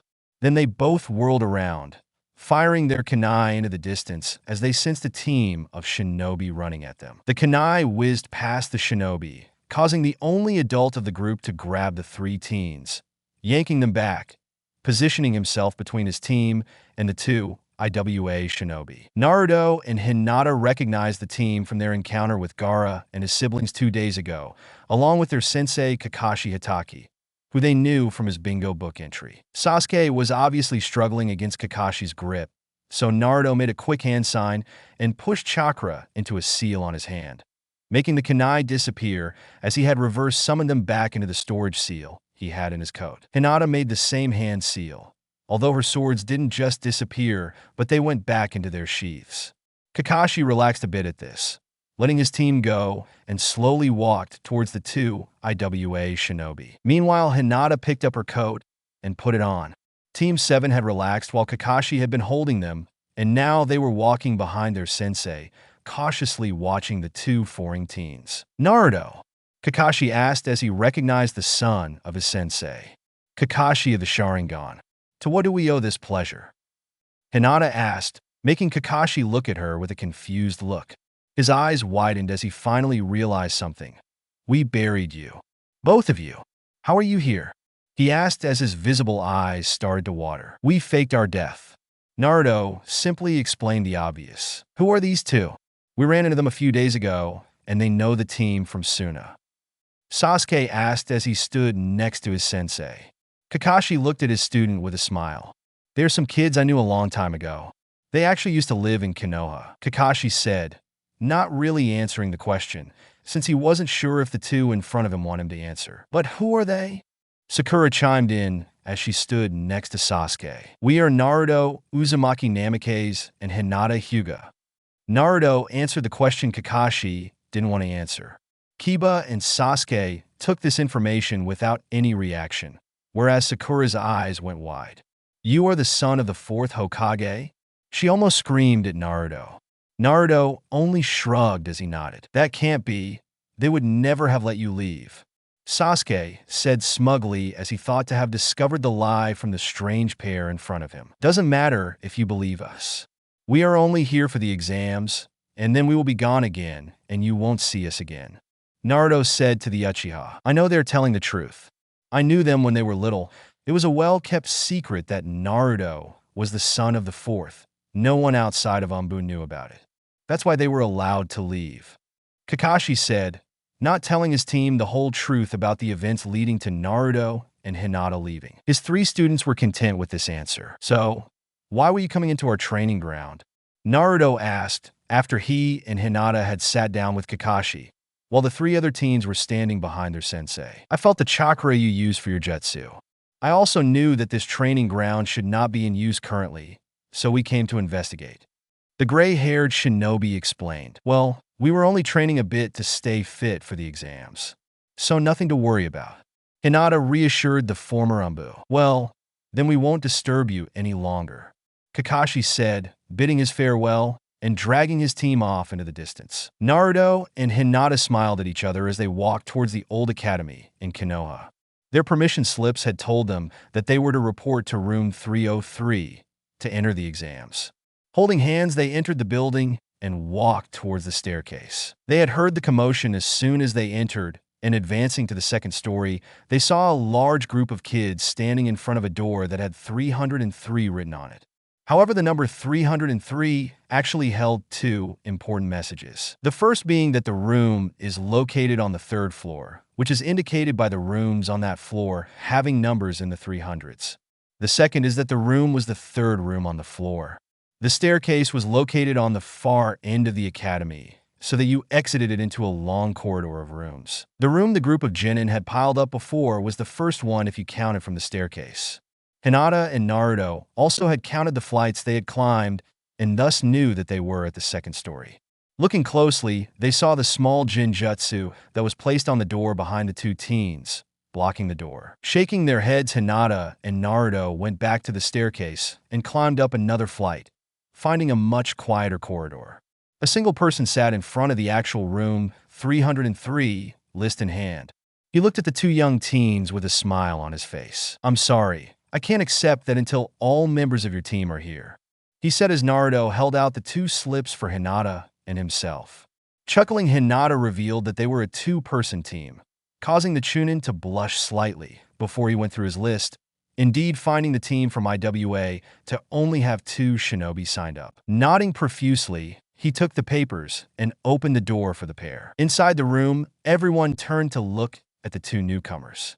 Naruto immediately noticed the team from the sound as well as their friends from the sand. Going over to the team of siblings, the five engaged in a bit of whispered small talk until the door opened again, catching everyone's attention. The group that walked in didn't even realize the attention they had as the group of 9 continued to loudly bicker amongst themselves, mostly the brown-haired Inuzuka, the blonde girl with the purple outfit, and the Haruno. That is until someone walked up to them. Hinata and Naruto immediately recognized the person as one of Orochimaru's closest helpers, although he was posing as a genin of Konoha at the moment. Kabuto Yakushi told the group of 9 that he took these exams for the 7th time and had information on everyone. Immediately, Sasuke demanded to see information on Gaara, Lee, Naruto, and Hinata. Neji perked up at the mention of his cousin's name and looked around, causing his eyes to widen as he saw the former Hyuga heir standing there. His eyes looked hurt as he turned away, causing Hinata to frown. "We will talk with him later," Naruto whispered as they listened to what Kabuto had to say about Gaara and Lee. Nothing that was too surprising, although it was interesting to know that Lee couldn't use any chakra. Then came the interesting part. Kabuto took out 2 more of his information cards and again performed his jutsu. Looking at his cards, his eyes went wide. Naruto Uzumaki and Hinata Hyuga, better known as the Rogue Lion pair. They originally come from Konoha, but have apparently left the village. After 4 years of not siding with any village, they have come to be shinobi of Awagakure. While being on the loose, the two apparently have done a lot of missions for almost every major village with the exception of Konoha, each mission of them being a success. Only a minimal number of the missions have had casualties. And that is only the things that we know of. Their involvement is suspected in over 30 sabotage acts where no sign of the attacker was ever found. Kabuto told, before looking at the two shinobi in question. Smiling, Naruto and Hinata looked around, seeing many terrified faces. As if these two are that strong, I bet we could easily beat them. They couldn't even find a third team member that wanted to fight with them, Kiba stated, looking at the pair with challenging eyes. Instead, Kabuto suddenly turned and faced a fake punch from one of the sound shinobi. The arm with the gauntlet stopped in front of his face, and still he went down. Looking at the arm closely, Hinata suspected some kind of sound wave causing it. The growing group began screaming at each other, and it looked like they were about to fight. That is when there was a big explosion in the front of the classroom. There will be no fighting in this room. Everyone that is fighting will be eliminated from the exams, he bellowed, looking at the genin in front of him. Everyone stayed silent. The sound shinobi lowered his arm and silently walked back to his team. "All right, listen up. I am Ibiki Marino, the proctor for the first part of the exams. Everyone has been given a number as they entered this room. Find the seat to your number and wait for further instructions," the black-clad man said with so much authority that no one dared to even say anything. After about 5 minutes of silent shuffling, everyone had found their seats. Naruto and Hinata were sitting on opposite ends of the classroom. Ibiki looked around and gave his assistants a signal. "This is a test. You have an hour to complete it. If you get caught cheating, you lose. If you are not done by the end of the hour, you lose. If you lose, you and your team are eliminated," he explained as his assistants went through the lines and handed out the test papers. When everyone had the papers, Ibiki started a clock and they turned the test around. Naruto immediately realized the point of the test, since there was a shinobi next to him that had not been in the room before the proctor arrived. The questions were way too advanced for the normal genin to answer, and the person next to him was already scribbling the answers down on his paper. Shaking his head, he answered the questions, using a small, almost undetectable, Jinjutsu to make it appear as if he was facing his paper when he in reality was looking at the genin next to him. Hinata had come to the same conclusion, although she used her Byakugan to see the answers of the nearest planet shinobi, while she kept her head lowered to appear as if she was looking at her test. The hour flew by after Naruto and Hinata had filled out their papers. When the time was up, everyone that hadn't been called out for cheating took a deep breath, believing that they had survived the first exam. Ibiki stood up and looked at the young shinobi. One thing you all have to know about the world you live in is that you may not know everything. I saw a lot of you sigh in relief thinking I was finished with you. However, I have lied to you. The test has 10 questions on paper, but there are actually 11 questions. The T&I expert said as he watched eyes widen. Well, what is this 11th question? One random shinobi shouted. Smiling, the black-clad man straightened before he answered the question that was on everyone's mind. The 11th question is actually really simple. But if you don't want to take it, then you can leave and drop out of the exams along with your team. There was a small outburst as everyone shouted at the man for wasting their time. Holding up his hand, the proctor silenced the room. You didn't let me finish. There is a restriction. If you answer this question wrong, and that decision is entirely up to me, you and your team are forever banned from entering the Chunin exams again. However, if you choose not to answer the question, then you are free to leave and try again next year. Raise your hand now to drop out along with your team. Ibiki explained. The room was silent, as every genin in the room thought about what the man had said. One after another, hands went up and teams got called out to leave the room. Naruto looked around the room and saw Sakura wavering, before she looked at Kiba, who had jumped up and shouted something about that quitting would not be his ninja way. Looking around the room, Ibiki as well as the blonde genin realized that this little speech had encouraged the few wavering shinobi that had not yet decided. Well, I guess if no one else wants to leave, then I have only one thing to say. Congratulations, you passed the first exam, the proctor said with a smile. A small pause followed before the remaining teams began shouting what the 11th question was. Sighing, Hinata and Naruto shook their heads, waiting for everyone to calm down. After everyone had calmed down, Ibiki explained what the 11th question was all about before being interrupted by an explosion to his side. When the smoke cleared, a woman stood in front of the genin. Short pants and a very revealing top immediately made a few boys drool as the rest of the genin read the sign behind the purple-haired kunoichi. Here comes the second test, Proctor. Enko Mitarashi was written on the banner, identifying the woman in front of it. Enko, you are early again, Ibiki said, coming out from behind the banner. What? Your part is over. Although I am surprised to see that you let so many teams pass, Enko said, looking around the room. Hey, you two, where's your third teammate? The woman asked, pointing at Naruto and Hinata. The two genin from Iwagakure smiled at the proctor. We are a two-person team, Hinata answered, earning a distrusting look from Enko. Looking at Ibiki, who nodded, she shrugged and then turned back to the class. Follow me to the Forest of Death for the second exam. You have 15 minutes. If you don't make it by then, you are disqualified, she ordered, before disappearing in a swirl of leaves. Naruto and Hinata waited for the bulk of the genin to rush out of the door, before they stood up and met up at the door. Smiling at each other, they walked out of the room, hand in hand. Where are the two special IWA kids? Enko asked as she watched her alarm clock tick down. Everyone shrugged, as they were nowhere to be seen. Gaara looked at his siblings with worry in his eyes. The clock ticked down, and just as it hit 2 seconds, there was a flash in front of Enko. The alarm rang, and everyone looked in front. There stood Naruto and Hinata smiling at the purple-haired shinobi. You were almost late. Almost, Naruto clarified. Shaking her head, the proctor took a step back, gesturing at the fence behind her. This is the Forest of Death. Each team will receive one scroll, either heaven or earth. To advance, you have to reach the tower in the middle of the forest with one of each scroll in your possession. If you open the scrolls, you are eliminated, Enko explained. What about food?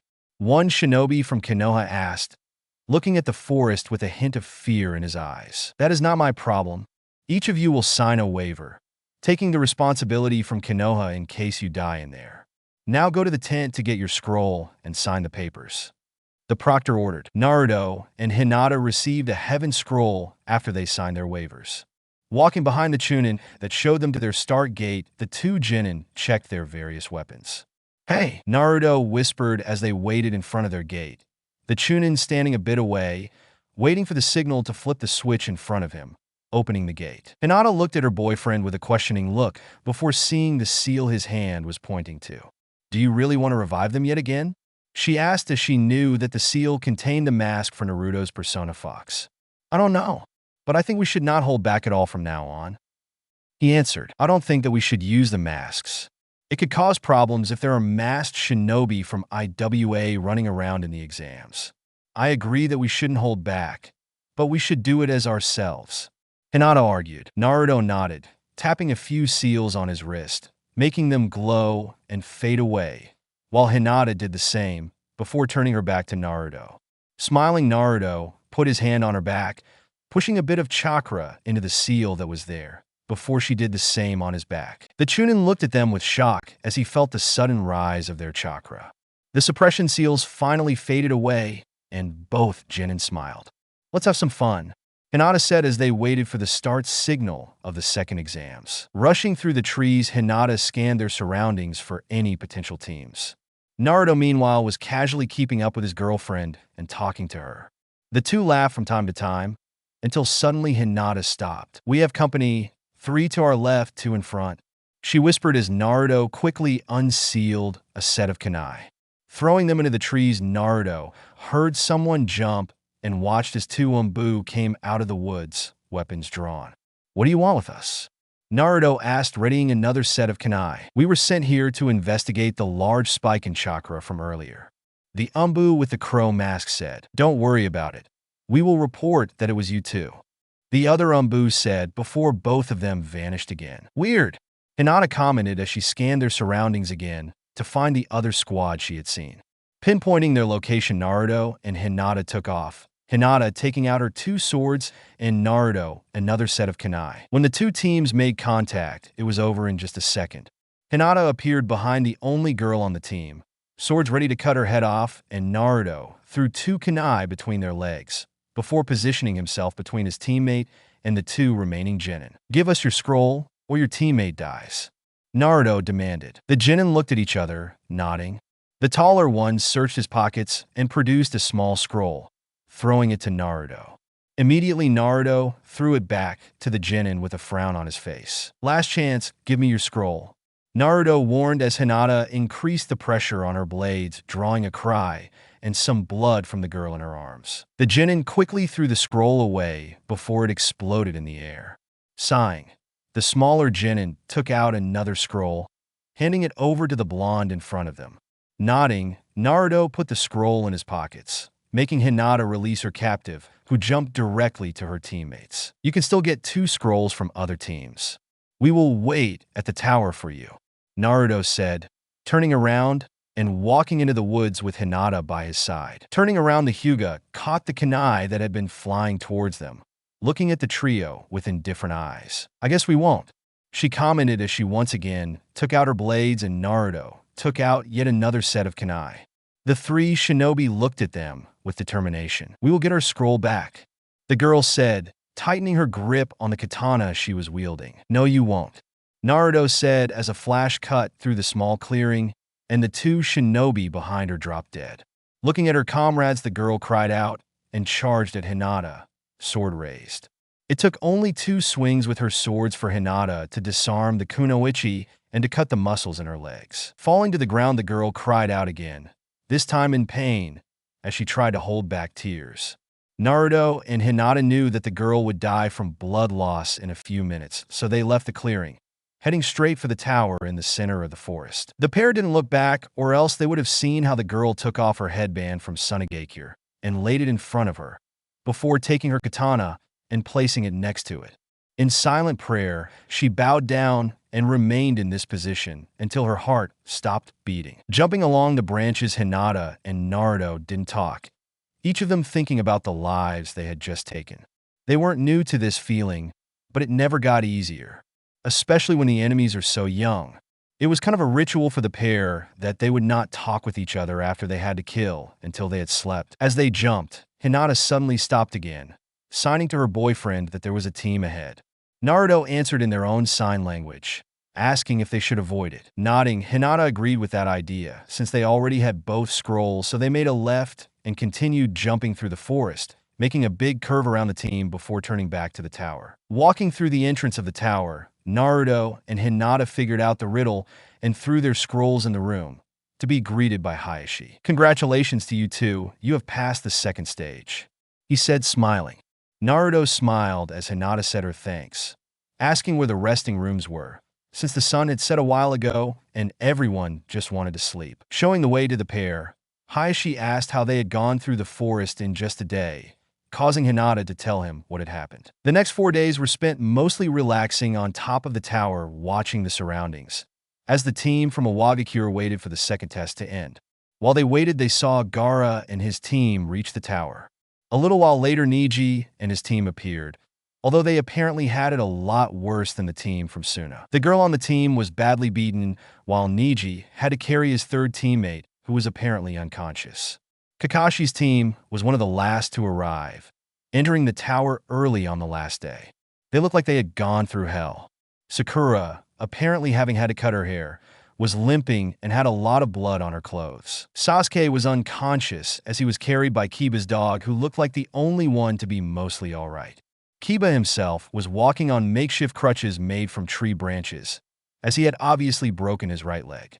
Both males of the team had just as much blood on their clothes as Sakura. Hinata joked that it looked like they were only running off the adrenaline that was pumping through their veins. It seemed to be true, since the trio had to be carried into their quarters by Kakashi. As the 5 days were over, the genin were called to a big arena under the tower. Anko and another shinobi waited for them there. The only one absent was Lee, since he had to drop out of the exams because he still lay unconscious in the hospital. When everyone was lined up, Anko started to ramble about how Ibiki had let too many teams pass before she was interrupted by the man beside her. "Hello, genin. I am Hei Gecko, the proctor for the third phase of the exams. Now, as you have heard from Anko, there are too many of you that passed the second stage. Therefore, we will have to hold preliminary rounds before the real third stage. You will be paired up and have a duel. Everything goes, but my word is law, so when I say stop, you better stop. When a shinobi gives up or is unable to continue, then you stop your attacks. The winners of these preliminaries will go on to the third phase of the exams." The man with the blue bandana explained. Most of the kids looked at the man in shock, since their conditions were not the best after 5 days in the Forest of Death. When confronted about it, Hate simply explained that a shinobi won't always be able to choose when he wants to fight. That is the way how it is. Naruto looked at Kabuto as he raised his hand and said he wanted to forfeit since he had spent most of his energy in the Forest of Death. Oddly enough, Kabuto looked to be one of the more well-rested genin in the group. Hate shrugged and let him leave the tower. Everyone else left the arena and walked to the spectator stands as Anko and her colleague picked random names out of a small bag they had brought with them. Yoroi Akato and Sasuke Uchiha, please come to the arena, Hayata announced. One of Kabuto's teammates stood up and walked down as Sasuke slowly got to his feet, obviously still hurt from their fights, and slowly limped down to the fighting ground. Hinata and Naruto spotted the curse mark that the Uchiha had on his neck with ease as he stood with his back turned to the other genin. Looking between the two competitors, Hayata gave the signal to start, and to everyone's surprise, Yoroi simply raised his hand and forfeited. Confused Sasuke returned to the spectators and sat down in a corner, closing his eyes. Hate and Anko were just as confused, but they accepted it and moved on to the next fight. Now Naruto and Hinata grew even more suspicious, since it had been the second member of Kabuto's team to forfeit without even fighting. Coincidentally, their third teammate was drawn next and had to face off against Kankuro. Everyone was outraged as the third forfeit was called and Kankuro advanced without a fight. "We should look into that," Naruto whispered to Hinata as they watched as Sakura and Ino went down to the arena. Their fight was a pathetic display of skill, being over after both were knocked out by a single punch from the other. Rather surprised, Hate declared it a draw and that neither of them would advance to the next stage. Everyone sighed as the two kunoichi were carried away on stretchers. Meanwhile, Anko announced the next fight, Temari against Tenten. The two went down the stairs and stood opposite of each other when Hate gave the signal to start. Opening her big battle fan, Temari threw a big wind wave at her opponent. The brown-haired girl dodged the attack, taking out two big scrolls and unraveling them before she threw them in the air. Looking at the strange style of attack, Temari watched as Tenten made a single hand sign, and suddenly there appeared dozens of seals on the scrolls. The seals glowed as they unleashed a barrage of weapons against the kunoichi from the sand, who managed to barely escape the attack. Concluding that it would be best to attack in melee, Temari rushed at her opponent, closing her fan and using it as a bat, swinging it at Tenten, who blocked it with her arms but was still thrown back into the walls. The girl slowly got up, bleeding from a wound on her hip, hastily going through her pockets, producing another scroll. Temari saw that and didn't even give her a chance to throw the scroll as she rushed the brunette again. Tenten saw that and quickly jumped away, avoiding another meeting with the closed fan of the Suna kunoichi.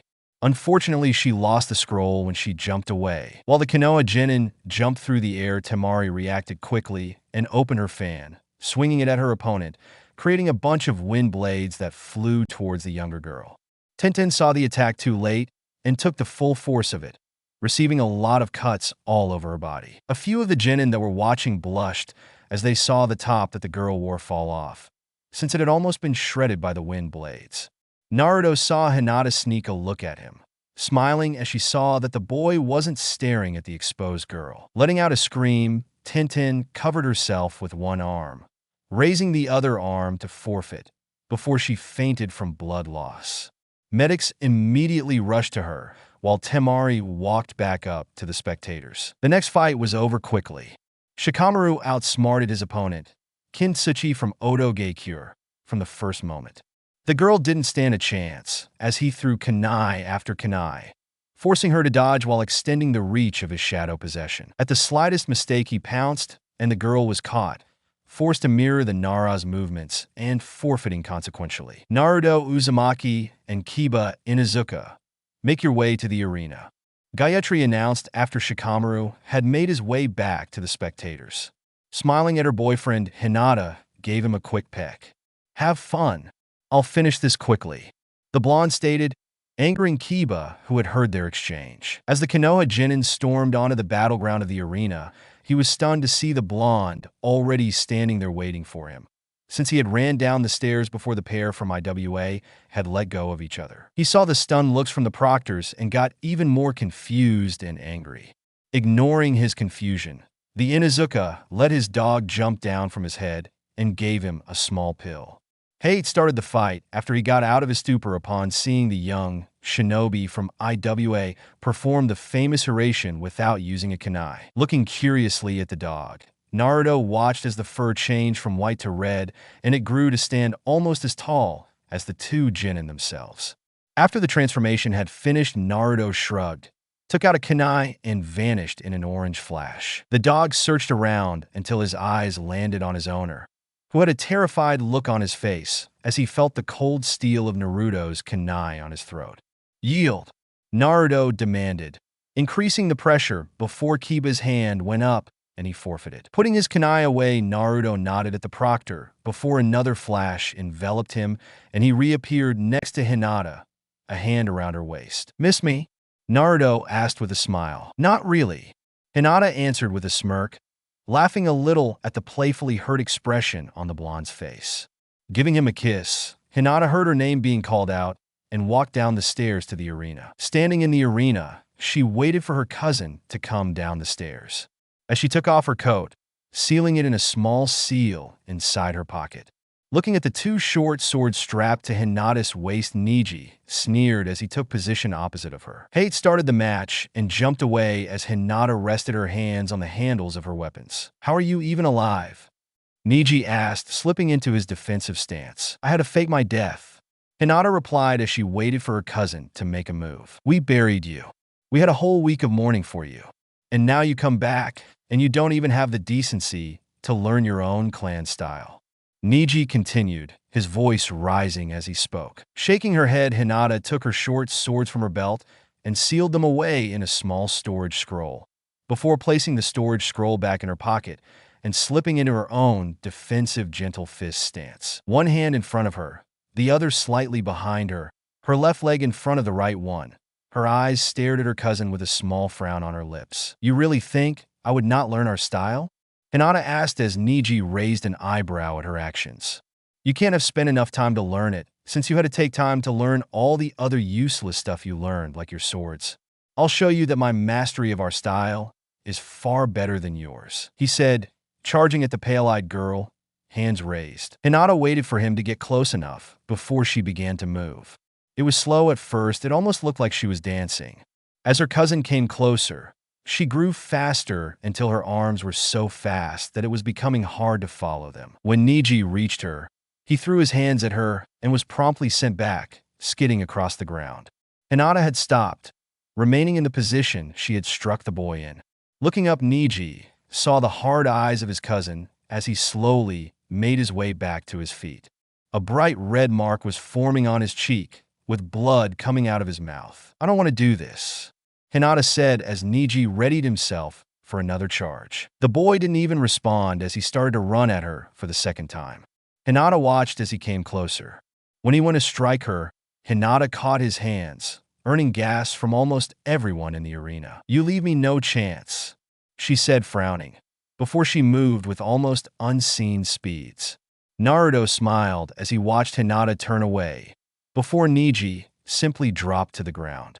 Most spectators hadn't even seen her hands move, so they were shocked to see the so-called prodigy go down. When the purple-haired girl came back to the stands, everyone looked at her with wide eyes as she took her place next to Naruto. "How did you do that?" Temari asked, voicing the question that was on most minds at the moment. "I closed the tenketsu point on his spine. He won't be able to move from the neck down for 2 days," Hinata said. Everyone was astonished at that, since they realized that they hadn't even seen her move when she finished the fight. Everyone went back to their places as the next pair was called down. Sand swirled through the air as Gaara used it to shushin down to the arena floor, while his opponent, Dosa Kinyuta, took the stairs. Disappointingly, the fight was over as quickly as it started, with Gaara clogging up the holes in Dosa's gauntlet. Without his gadget, the Genin was no match for the Jinchuriki. But he refused to give up, so Gaara kept attacking until he had enough and enveloped him in his sand. Being lifted up in the air, surrounded by sand, was apparently enough, and the sound "Shinobi" screamed his surrender, before being dropped to the ground as his opponent turned around and shushined back up to the spectator stands. The people not familiar with Gaara looked at him with horror in their eyes as the last two fighters made their way down to the arena. Zaku Obumi and Choji Akimichi faced off as the last match. Everyone was surprised when Zaku tried to shoot air out of the tubes embedded in his arms, only to have them explode in his face. Hate immediately jumped down, ending the fight before the Akimichi had a chance to do anything. Apparently, Zaku had sustained too much damage to his arms in the forest of death. No matter the reason, Choji didn't complain as he watched the teen get carried away. Naruto and Hinata walked through the streets, watching the sun set as they made their way to their hotel. "What do you think we should do for the month?" Hinata asked as they rounded a corner. "I honestly don't know. I mean, we obviously can't just relax, but we both know that we don't need to learn anything new to win this. Maybe we just spar against each other, so we don't get rusty. And of course we need to investigate Kabuto," Naruto proposed. Hinata nodded as she took out the keys to their room and opened the door. "But that is for tomorrow. Let's just relax," Hinata said as she took off her gear and went into the bath. Naruto smiled as he heard the water of the bathtub run and lay down on the bed, waiting for his girlfriend to finish her bath. Even though they had been together for almost 2.5 years, they had not yet seen each other naked, so he was quite shocked when he heard Hinata call from the bathroom. "Don't you want to join me?" Naruto looked at the half-open door with uncertain eyes. "Do you want me to?" he asked slowly, standing up. "Come on. We are officially together now, I don't mind," came the answer. Naruto smiled nervously as he slowly opened the door to find Hinata already sitting in the bathtub, water and foam covering her body. Still, she went red as she tried not to watch the blonde undress. As the boys slipped into the water on the opposite side of the girl, they looked at each other awkwardly before they laughed, neither of them believing how nervous they were. After that, their nerves had calmed down a bit, and Naruto slowly made his way to his girlfriend's side. As they soaked next to each, Hinata looked at the boy next to her, smiling at his tries not to stare at her body. Turning a bit, she put her arms around him, locking eyes with him. Smiling, Naruto leaned forward, connecting their lips. He could feel Hinata's body press against himself. Having to restrain himself, he put his arms around his girlfriend's back, pulling her closer. After they disconnected, they looked into each other's eyes, smiling at the love they found. As the sun rose over the village hidden in leaves, Hinata slowly opened her eyes, smiling as she found herself next to Naruto, her head on his chest. Closing her eyes again, she drew small circles on Naruto's skin, waiting for the blonde to wake up. "Good morning, Hina," Naruto suddenly whispered, startling the purple-haired girl slightly. Laughing at that reaction, Naruto opened his eyes, smiling, before leaning forward, catching Hinata's lips in a quick kiss. "What do you want to do today?" Hinata asked after a moment. "I don't know, I would have said that we train tomorrow, so we could watch Kabuto today." Naruto suggested, "Maybe we should tell the Hokage first, just as a precaution, so we don't get in trouble for sneaking around." Hinata said as she sat up, stretching her arms. "Yeah, sounds like a plan." Naruto responded as they got out of the bed and changed into their usual outfits. Hayden told me that Kabuto had behaved suspiciously, but I think you can understand that I can't have you investigate something like that in my village. I'll keep an eye on him. You are to stand down. I already have my hands full with the council trying to find a way for Naruto to come back, so I don't want to potentially give them a reason to keep you here for spying on one of our shinobi."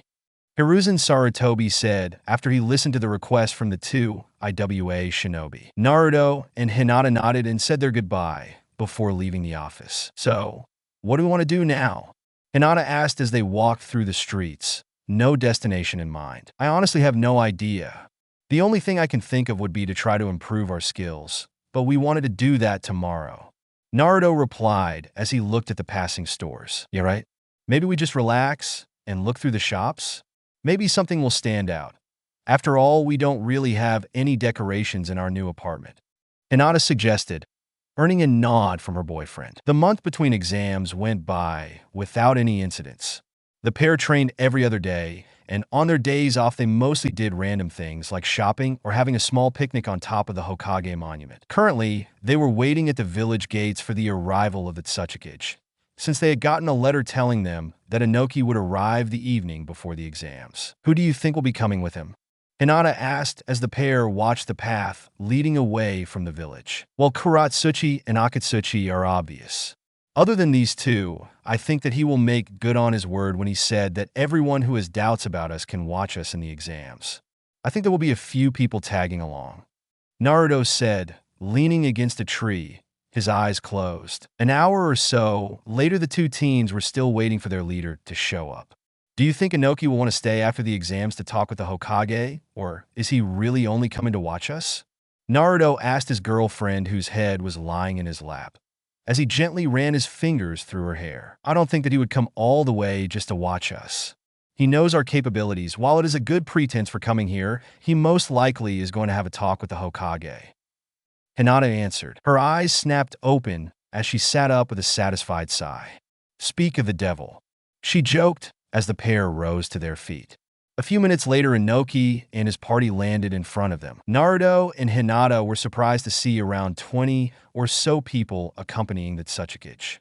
There was his granddaughter Kuratsuchi with her teammate Akatsuchi.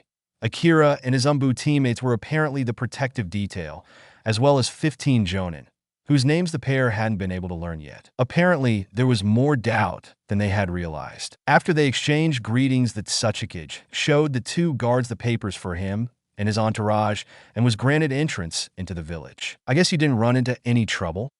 Inoki asked the two genin as they walked through the streets. "No, everything went smoothly," Hinata answered, smiling. "Where are you staying?"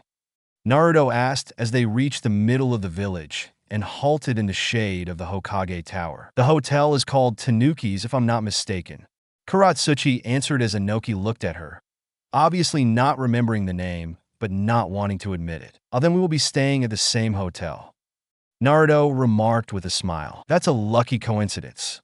Inoki smiled as they set course to their hotel. walking as the sun slowly disappeared behind the buildings. The arena was packed when the Hokage arrived with the Tsuchikage and the Kazekage. Everyone slowly got quiet as Hiruzen stood at the railing. Welcome everyone to the last part of this year's Chunin exams. The man on the arena floor is Hate Gecko, the proctor for this stage. He will explain everything, and then we will meet the competitors. I hope to see some very promising fights today, Hiruzen said, his voice amplified by a simple jutsu. Everyone gave a bit of applause as the old man sat down and Hate took over. Welcome again to everyone. This part of the exam consists of one-on-one matches between the genin. Everything goes as long as they stay in the arena. Any jutsu that endangers the audience are forbidden. Generally, the fights are to the death, but if a contestant can't continue anymore, they may give up or I will step in. As soon as I step in, the fight is over and any continued attacks will cause a disqualification. Interference from outside will also cause a disqualification. Everyone listened carefully while the proctor explained the rules. Now, we have competitors from 3 villages. First, welcome the genin from the sand, Gara Sabaku, Temari Sabaku, and Kankuro Sabaku. Hate announced, as the 3 siblings appeared next to him out of a sand shushin. Everyone applauded as the 3 genin bowed to the present Kage before they went back to the competitors' box to wait for their matches. Second, please welcome the genin from Iwagakure, Naruto Uzumaki, and Hinata Hyuga. Hate announced as he looked next to him only to find the place empty. Looking around, he was confused as suddenly a kunai landed next to him. Looking closer, he recognized the kunai's shape and took a step back before an orange and purple flash cut through the silence. Everyone gasped, the older shinobi because they had seen this jutsu only once before, and the younger ones because the man that appeared out of the flash looked almost exactly like the 4th Hokage. The orange and white coat Naruto wore slowly stopped fluttering as he looked around to see wide eyes staring down at him.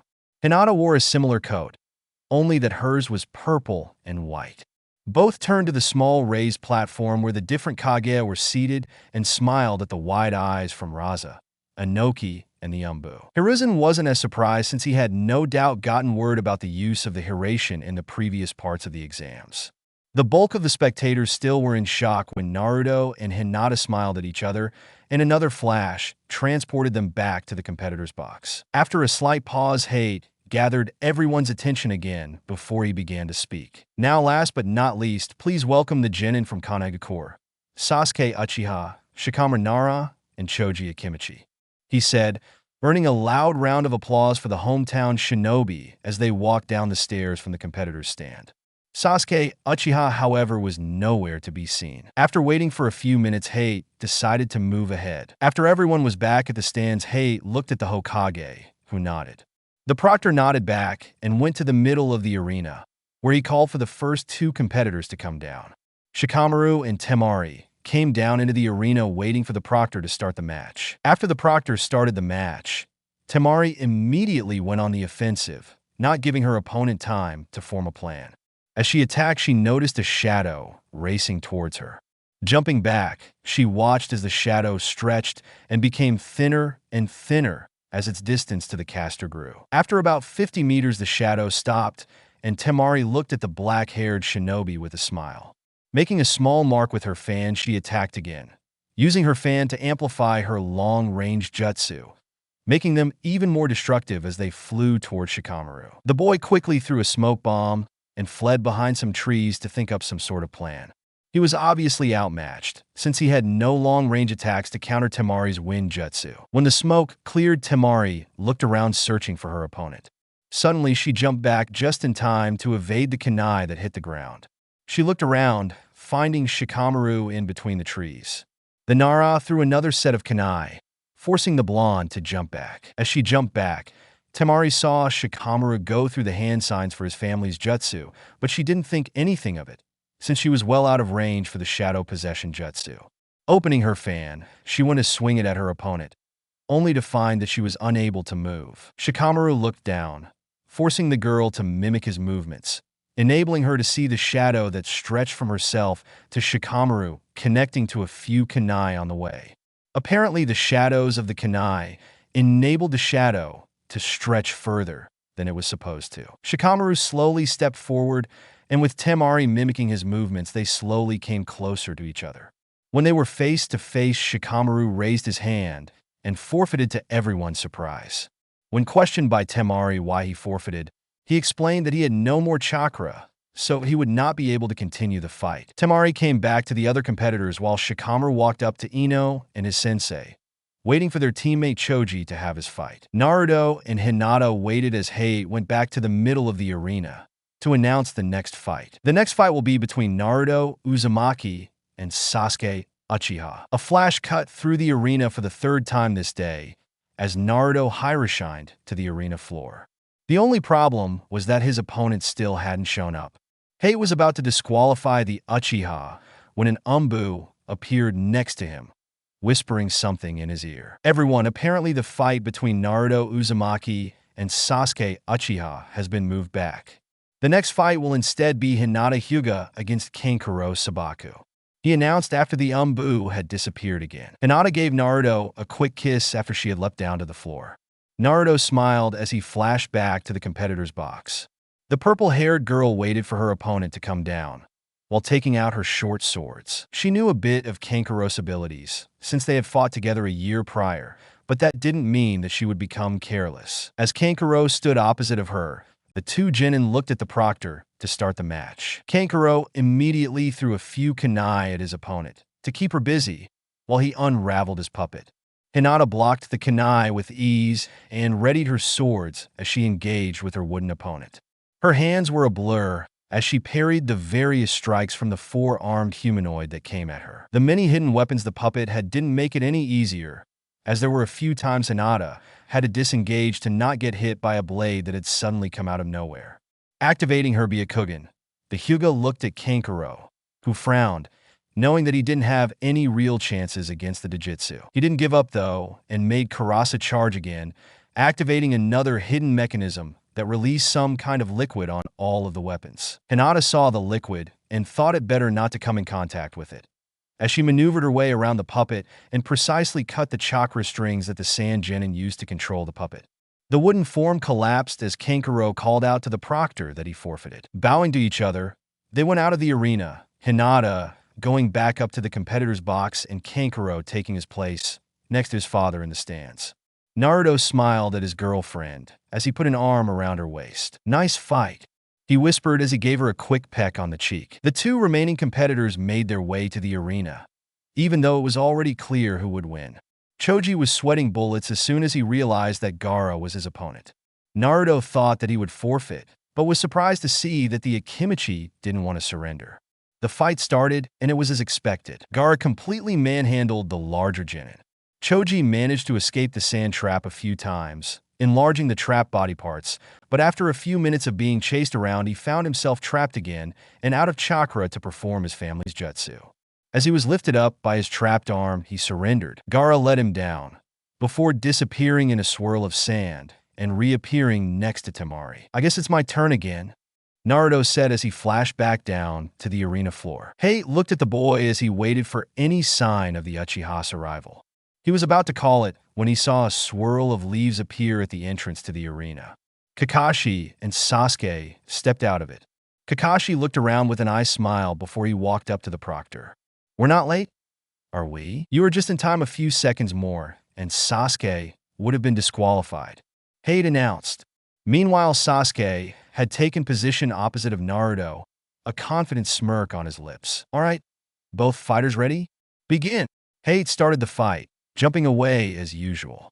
Sasuke got into his taijutsu stance, looking at Naruto, who dropped into his own. Suddenly, Sasuke launched forward, his speed having increased tremendously within the past 4 weeks. However, Naruto wasn't a normal genin, so he could keep up with the increased speed. Blocking the strikes from the Uchiha, he retaliated and managed to slip past the defenses, launching the genin away from him. Sasuke caught himself midair and flipped so he landed on his feet. A murmur went through the stands as the famous Sharingan flared into life. Charging again, Sasuke was surprised to see Naruto still be able to block all of his attacks, although he was not able to land a hit himself either. They tried for another 2 minutes to hit each other, but neither was having any success in breaching the other's defenses. Jumping away, Naruto went through a series of hand signs and put his hands together. A massive air dragon rose up behind him, its glowing yellow eyes targeting Sasuke. Said boy was surprised to see Naruto change the style of their battle. However, he had himself under control fast enough to fly through his own set of hand signs before putting his hands in front of his mouth, blowing out a massive amount of fire that formed a wall in front of him. As the dragon crashed into the fire, the advantage of fire jutsu against air ones became apparent, since it dispersed almost immediately. Sasuke used the advantage of still being hidden behind his firewall to go through another set of hand signs, creating a barrage of fire bullets that crashed through the firewall, flying at the blonde genin. Naruto had to interrupt the chain of hand signs he was going through as he focused for a short amount of time, before he flashed to the other side of the arena, evading the attack. Another murmur went through the crowd as they saw that Naruto could use the Hiraishin in battle, even though he was not as proficient as his father. Most of the crowd understood what it would mean to have a shinobi able to perform the Hiraishin in their ranks. Sasuke looked around trying to find his opponent, before another flash cut through the arena and he felt cold steel at his throat. Yield, Naruto demanded, increasing the pressure on Sasuke's skin.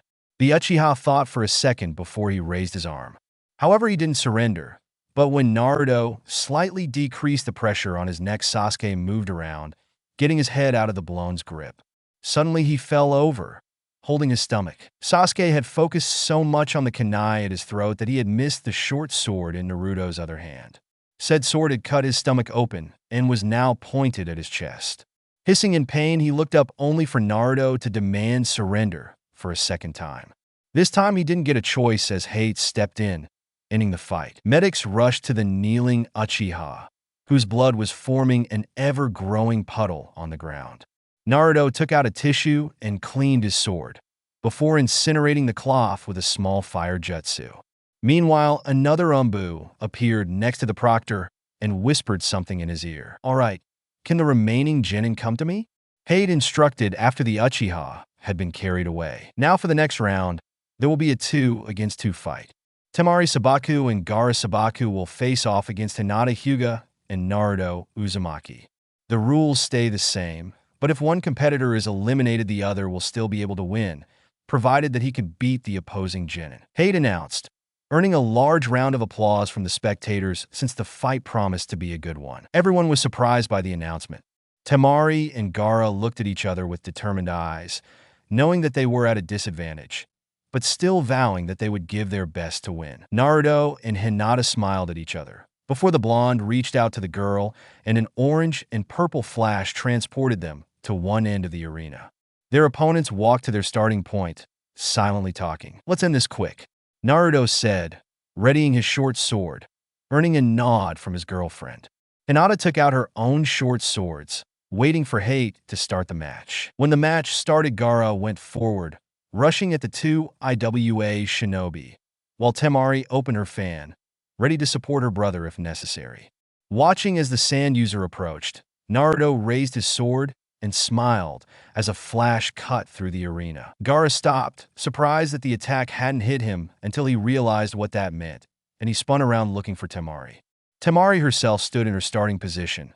The only thing different was that Naruto was standing behind her, sword in hand. Everyone held their breath as slowly the fan began to crack. Hinata looked at Gaara, who had finally regained his composure and was about to attack Naruto to help his sister. "Your fight is with me," she called out as she sent a fireball at the young man, causing him to turn around to face her.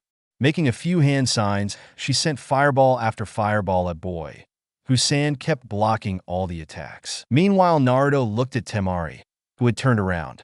"Do you really want to do this?" he asked as Temari took out another smaller fan. Looking over her shoulder, she saw that Gaara was occupied with Hinata, who always seemed to jump in between him and his way to her. She sighed a bit, before standing up and jumping away from the blonde-haired boy. Spinning her fan, she sent a large array of wind blades at her opponent, only to see another flash cut through the air. Naruto smiled, standing behind the fellow blonde, his sword on her neck. "Yield," he demanded. "I don't think so," was the last thing he heard as he was hit by a fast-approaching wind blade. The girl in front of him dissolved into sand as he was being drilled into the wall of the arena. Hinata was shocked. She didn't think that they would come up with such a plan, although in hindsight it was clever. She was forced to focus on the fight before her, though, because now that Gaara didn't have to control the fake Temari, he had a lot more control over his sand, and he started to attack while also being able to defend the incoming fireballs. Activating her Byakugan, she was forced to flip around the sand waves, still sending fireballs at her opponent. Temari looked around and saw Naruto lying against the wall, his eyes closed, blood leaking from his temple. She felt a bit sad, but knew that it was the risk in these exams to be seriously hurt, so she turned around and began to run to her brother. Hinata saw Temari making her way to Gaara and herself, and became a bit worried for Naruto, since she didn't think that Temari would be successful against him. Knowing that she couldn't allow the siblings to team up on her, she went through a different set of hand signs before blowing a stream of fire at the red-headed boy. As expected, the sand shot up to defend the shinobi, but this time the attack didn't stop. Gaara was surprised to see the sand slowly melt, as he had to keep adding more sand so his defense didn't break. Then everything stopped as a loud scream echoed through the arena. Smiling, Hinata looked behind Gaara, seeing Naruto hold Temari in his arms, a kunai at her throat. "Yield, Gaara, or she dies," Naruto threatened, his voice cold as Gaara stared at the unconscious girl. "I yield," he called out as his sand fell to the ground and rushed to Temari, Naruto carefully carrying her to her brother. "How did you manage to knock her out?" he asked as Naruto came closer to him, and Hinata. "I put her in a weak jinjutsu when she hit me with the wind blades. She thought I had been incapacitated by my crash into the wall, so I could easily sneak up on her and hit her pressure points to make her faint," Naruto explained as he enveloped his girlfriend in a hug. Gaara nodded as he let his sand take his sister, bowing slightly to the two victors. "Don't scare me like that again," Hinata whispered as Hei pronounced them as the winners to the crowd. "Sorry, I wanted to end it quickly, and that was the easiest way to make Temari shift her focus," Naruto explained silently as the crowd applauded. Looking around, the two bowed to the crowd, smiling as they saw the smiles on Sarutobi's and Inoki's faces. Everyone was applauding and smiling when the explosion happened. A few seconds went by before the crowd reacted. The front gate of the arena was blown to pieces and two giant snakes came in. On their heads rode Orochimaru, the treacherous Sannin, and his apprentice Kabuto, Yakushi. Immediately, Konoha Zambu went to engage, while Akira and his team formed a protective circle around Inoki, while Kuratsuchi and the other Jonin from IWA jumped into action and engaged the numerous Odo shinobi that jumped over the walls. Naruto and Hinata engaged along with the Umbu, forcing Orochimaru to dispatch his bodyguards earlier than he had wanted, while he and Kabuto made their way towards the Kages. The two large summons kept Naruto and the other pursuers busy, while the snake Sannin engaged with the Kage and their bodyguards. Naruto could only watch as the Hokage and his entourage, along with the Kazekage and the Tsuchikage, were forced on top of the arena, and a lot of the protecting Umbu were killed as the rogue shinobi made his way towards his former sensei. Inoki and the other Kages looked at Orochimaru, who stood opposite them, while Kabuto kept the remaining Umbu squads busy with the help of his summons. "Give up.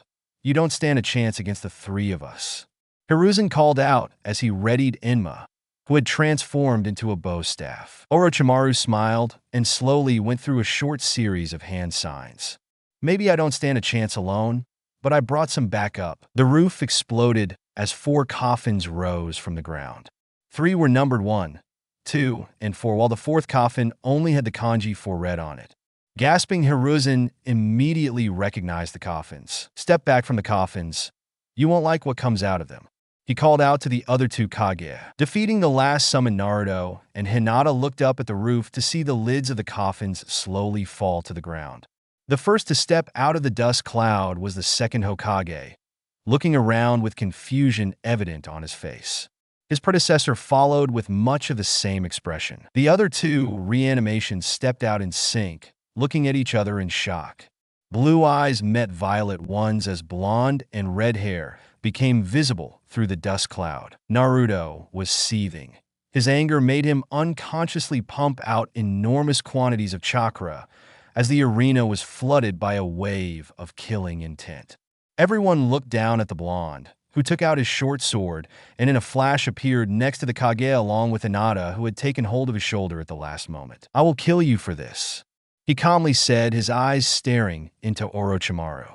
The snake Sannin took out 4 kunai and placed them in the heads of the reanimated shinobi, smiling at the 2 teens that had just arrived. "You are welcome to try," he said, smiling as he watched his summons go into their battle stance. It was evident that Kushina and Minato were formidable fighters on their own, but apparently they didn't intend to fight on their own, but instead to fight together, making them even more of a threat. "Naruto, take Hinata and hold your parents off.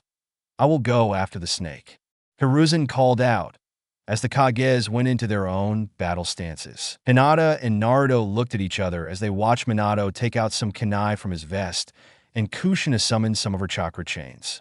It wasn't going to be easy.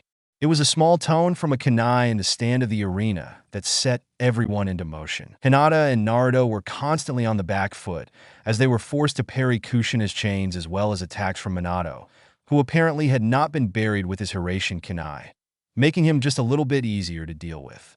If the duo would have to deal with attacks from the Hiratian, they most likely would already have been dead. Spinning around each other, they parried the attacks, but simply found no opening to attack since the older couple was too fast in their attacking pattern. "Are you really our child?" asked Kushina, who apparently was still in charge of her thoughts and mouth, although her body didn't obey her anymore. "Yes, it's me, Naruto," Naruto answered, parrying a strike from Minato's kunai. "Why do you wear a headband from IWA?"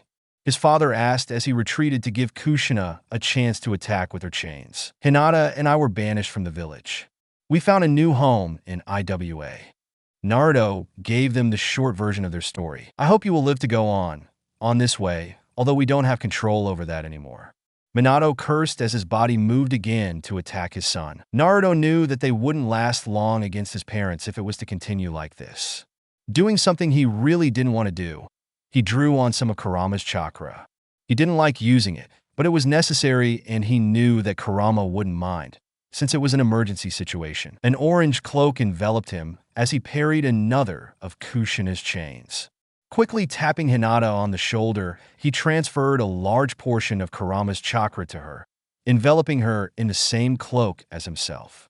With this boost to their speed, they were able to find sufficient openings in the defense of Minato and his wife. Quickly, they managed to drive them back on the defensive, although they were not sure how to destroy the reanimation since any damage they dealt was immediately repaired. "Destroy the kunai in their heads," they heard Hiruzen shout, who had apparently seen the confusion on their faces. With this tip, Naruto and Hinata quickly got to work, parrying another set of chakra chains as they made their way to the reanimations, swords coated in chakra.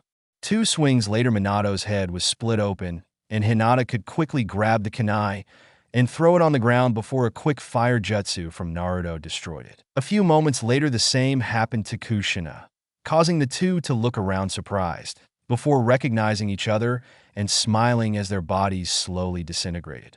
Quickly turning to the other fights, Naruto saw the first and second Hokage face off against Inoki and Raza respectively, with the current Kage having the upper hand. When he turned to the fight between Orochimaru and Hiruzen, time seemed to slow down. Hiruzen had just parried a strong strike from one of Orochimaru's summons when he saw the snake's blade, the Kusanagi, come at him.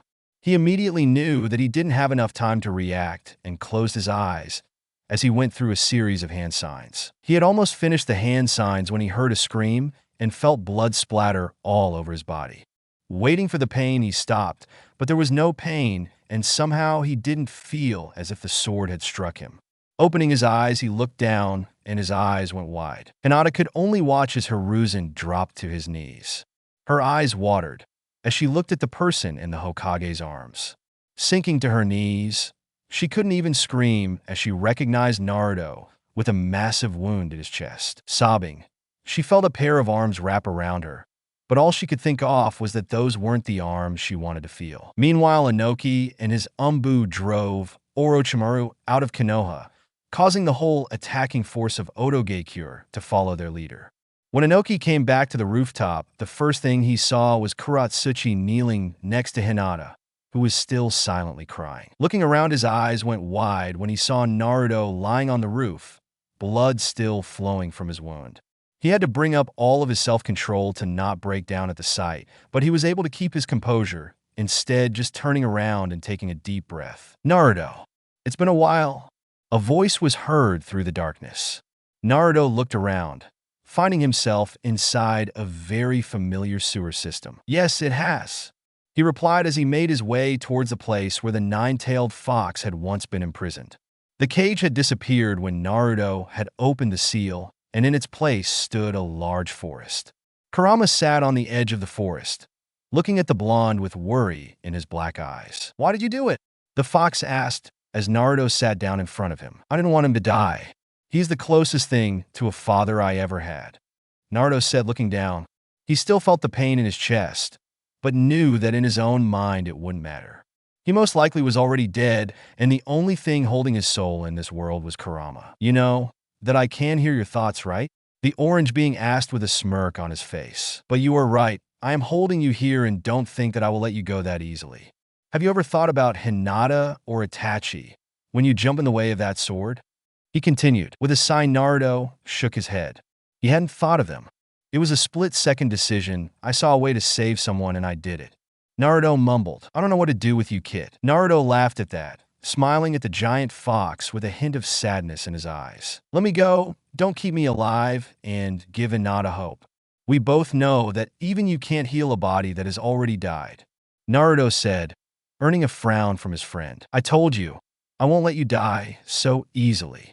Kurama scoffed. So, you were just going to let me stay in a coma for God knows how long, until you can't hold me anymore? Naruto asked, growing a bit frustrated. Kurama sighed, as he slowly stood up and looked at the forest, a frown making its way to his lips. There is one thing I can do. However, it isn't a sure thing.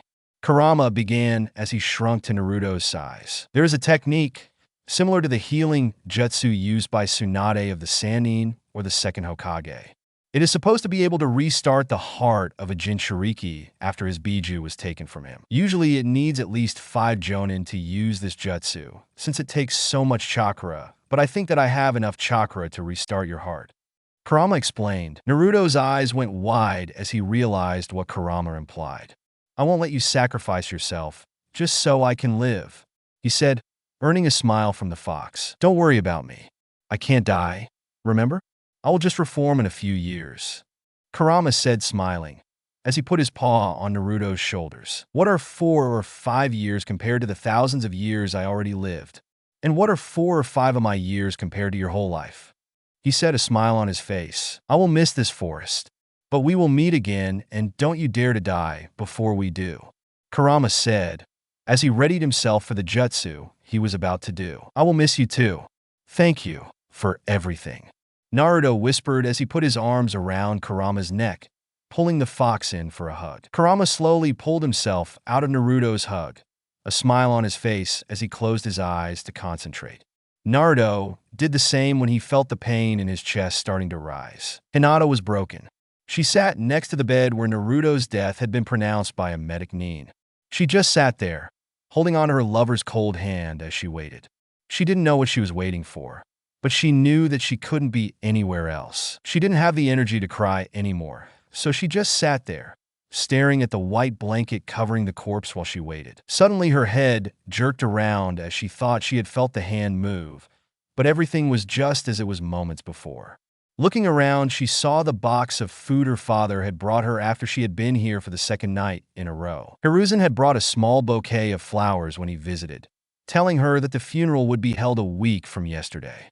She was just about to get up to eat something when she felt a giant burst of chakra come from Naruto's body. Apparently, she wasn't the only one, since moments later, a medic Nin rushed into the room, looking around with a shocked face. Where did that chakra come from? He asked. Hinata only pointed to Naruto's corpse. She could see that the man didn't believe her until another pulse came. They both rushed to the side of Naruto, with the medic taking the white cloth away and checking the pulse. Hinata watched with wide eyes as the wound on Naruto's chest closed further with every chakra burst. When it was closed completely, the medic checked again for a pulse, and to his surprise found that Naruto's heart was beating again. This made Hinata cry again, although this time it was from joy. The first thing Naruto heard was Hinata crying. Slowly opening his eyes, he looked around at the white walls of the hospital that seemed to shine in the dark. Carefully sitting up and looking to his side, he saw Hinata's silhouette leaning against his right arm with the moon shining through the window behind her. Hinata was still crying, but it was apparent that she was fast asleep, since otherwise she would have seen, or at least felt how Naruto sat up. Smiling at this, Naruto leaned back and closed his eyes. The sewer was dark and wet just as usual, but somehow Naruto felt even more scared than when he went there for the first time to meet with the Orange Fox. Slowly walking towards the room where the bijou had been held, Naruto stopped before the last corner, taking a deep breath, not knowing what he would see. After a moment, Naruto rounded the corner and let out a sigh. He had half expected Kurama to still be there with a smile on his lips telling him it was all a joke, but he saw nothing. No cage, no forest, no friend. Naruto felt a tear fall as he realized that he would not see the fox for at least 4 years. The sun slowly crept into the room when Naruto felt Hinata stir. Smiling, he watched as the girl's eyes opened, meeting his own, and her lips formed into a small smile. A moment passed before the purple-haired teen realized what she saw, and Naruto couldn't hold his laughter as her expression turned from sleepy to shocked to incredibly happy in a matter of seconds. He extended his arms, engulfing his girlfriend in a soft hug, as he felt tears drip onto his shoulder. "How long was I out?" Naruto whispered to the girl as they separated again. Hinata didn't answer, only looking at him with a smile before leaning down and capturing his lips in hers. A cough made them break apart, looking at the nurse with sheepish smiles. "I see. You are awake. I will notify the Hokage." The woman went out again, while Naruto and Hinata looked at each other briefly before bursting out laughing. 5 days. You were gone for 5 days. How you were dead for a whole day. Hinata whispered, looking down while fiddling with her fingers. "I am sorry." Naruto replied, taking her hands into his. "Don't be. You did your duty protecting our higher-ups. I'm just glad you made it." Hinata said softly, smiling at the blonde. "Not all of me made it," Naruto stated with a frown, earning a confused look from Hinata. "Kurama gave his life for mine. I wouldn't be here if it weren't for him restarting my heart." The blonde clarified, making Hinata's eyes go wide. "I'm sorry," she whispered, pulling the boy in for a hug. Hiruzen got word that Naruto had awakened and immediately sent Umbu to notify the Tsuchikage, before quickly making his way to the hospital. As he reached the doors, Inoki and his granddaughter joined him as they had arrived at the same time as him. Making their way through the hallway, they knocked on the door leading to Naruto's room before opening it to step inside. A smile made his way to Sarutobi's lips as he saw Naruto sitting upright in his bed, smiling at the 3 newcomers. "It is good to see you," the old man said, as the small group walked to the foot of Naruto's bed. "It is good to be back," Naruto replied. "How are you doing?" Inoki asked, sitting down next to Hinata. "I'm fine, although I can't wait to get out of here. I want to go home," Naruto answered. "I'll ask the doctor when you are allowed to go," Karatsuchi said, as she made her way to the door, only to be surprised by the doctor opening the door. "Hello, Naruto. How are you doing?"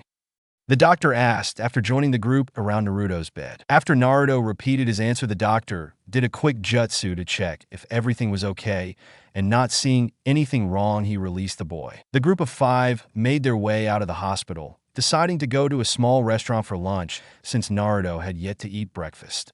Sitting down, they were mostly talking about unimportant stuff until an Umbu showed up to deliver a scroll to the Hokage. "Lord Tsuchikage, are you maybe willing to stay for 2 more days?" Inoki looked at him with questioning eyes, not answering since he had his mouth full. "We are having a ceremony for the genin that got the promotion, and I was thinking about your genin to attend it too," Hiruzen suggested. "I'm sorry, Hiruzen. We can't do that. We already extended our stay here 4 days because of Naruto's injury. I have to get back to my village," Inoki answered with a small smile. The Hokage nodded, understanding the duties of a Kage. "When are we going?" Naruto wanted to know. "Tomorrow morning," came a short reply. "Don't ever leave me alone like that," Hinata whispered as Naruto and her laid on their bed. Naruto looked at her with a frown, pulling her closer into his embrace. "I promise I won't. At least I'll try not to," he replied sincerely, earning a light punch on his chest. "I'm serious. I wouldn't know what to do without you." Hinata said, looking into the blue eyes under her. I'll do everything I can, Naruto again promised, earning a satisfied sigh from his girlfriend, who rested her head on his chest, closing her eyes to get some sleep. You better, she mumbled silently before both of them drifted away into the darkness of sleep. They arrived at the gates of Tsuchikage without a hitch. The small party smiled at the sight of their own village's gates. The Jonin had gone back to their village after the attack, leaving Inoki along with his granddaughter, the Umbu team around Akira and Naruto, and Hinata behind in Konoha. Most of these Jonin now stood at the gate to welcome them back in their home village. I will hold a meeting tomorrow morning at 9. There I will announce your promotion. Rest for now, Inoki told the two genin, who nodded in reply and left for their apartment. Home sweet home, Naruto whispered as he pushed the door open, letting his girlfriend go in first. It's good to be back, although I still have troubles calling this home, Hinata admitted. After they had put away their gear and were sitting on their couch, the purple-haired girl resting her head on Naruto's shoulder. Yeah, I know what you mean. I always thought home is where you are, the blonde replied with a smile. Hinata chuckled and playfully hit her boyfriend's arm. That was so cheesy, she stated in between laughs. But it is true, she continued after a few seconds before giving Naruto a quick peck on the lips.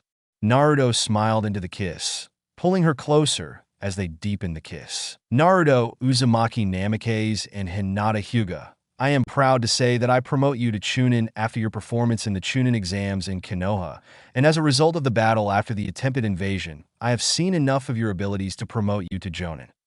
Inoki spoke as Naruto and Hinata stood before him. Smiling at each other, the two newly appointed Jonin bowed their heads, accepting the ceremonial Jonin vest that Tsuchikage presented them. A small round of applause was given by the Kage's advisors and the Jonin Council.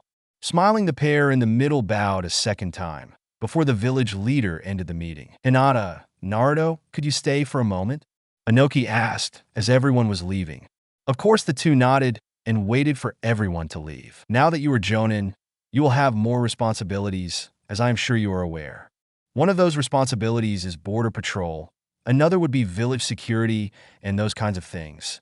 Also, Akira has already asked me to see if you want to become Umbu, since he already knows about some of your skills and has seen you two in action. I don't see a reason why you shouldn't be enrolled in the Umbu, but I still have to ask you, since we do not force someone to join our Umbu forces if they don't want to. Inoki asked, as the two Jonin before him looked at him with surprised eyes. Do we have to give our answer right now, or can we think about it, since it is a big decision?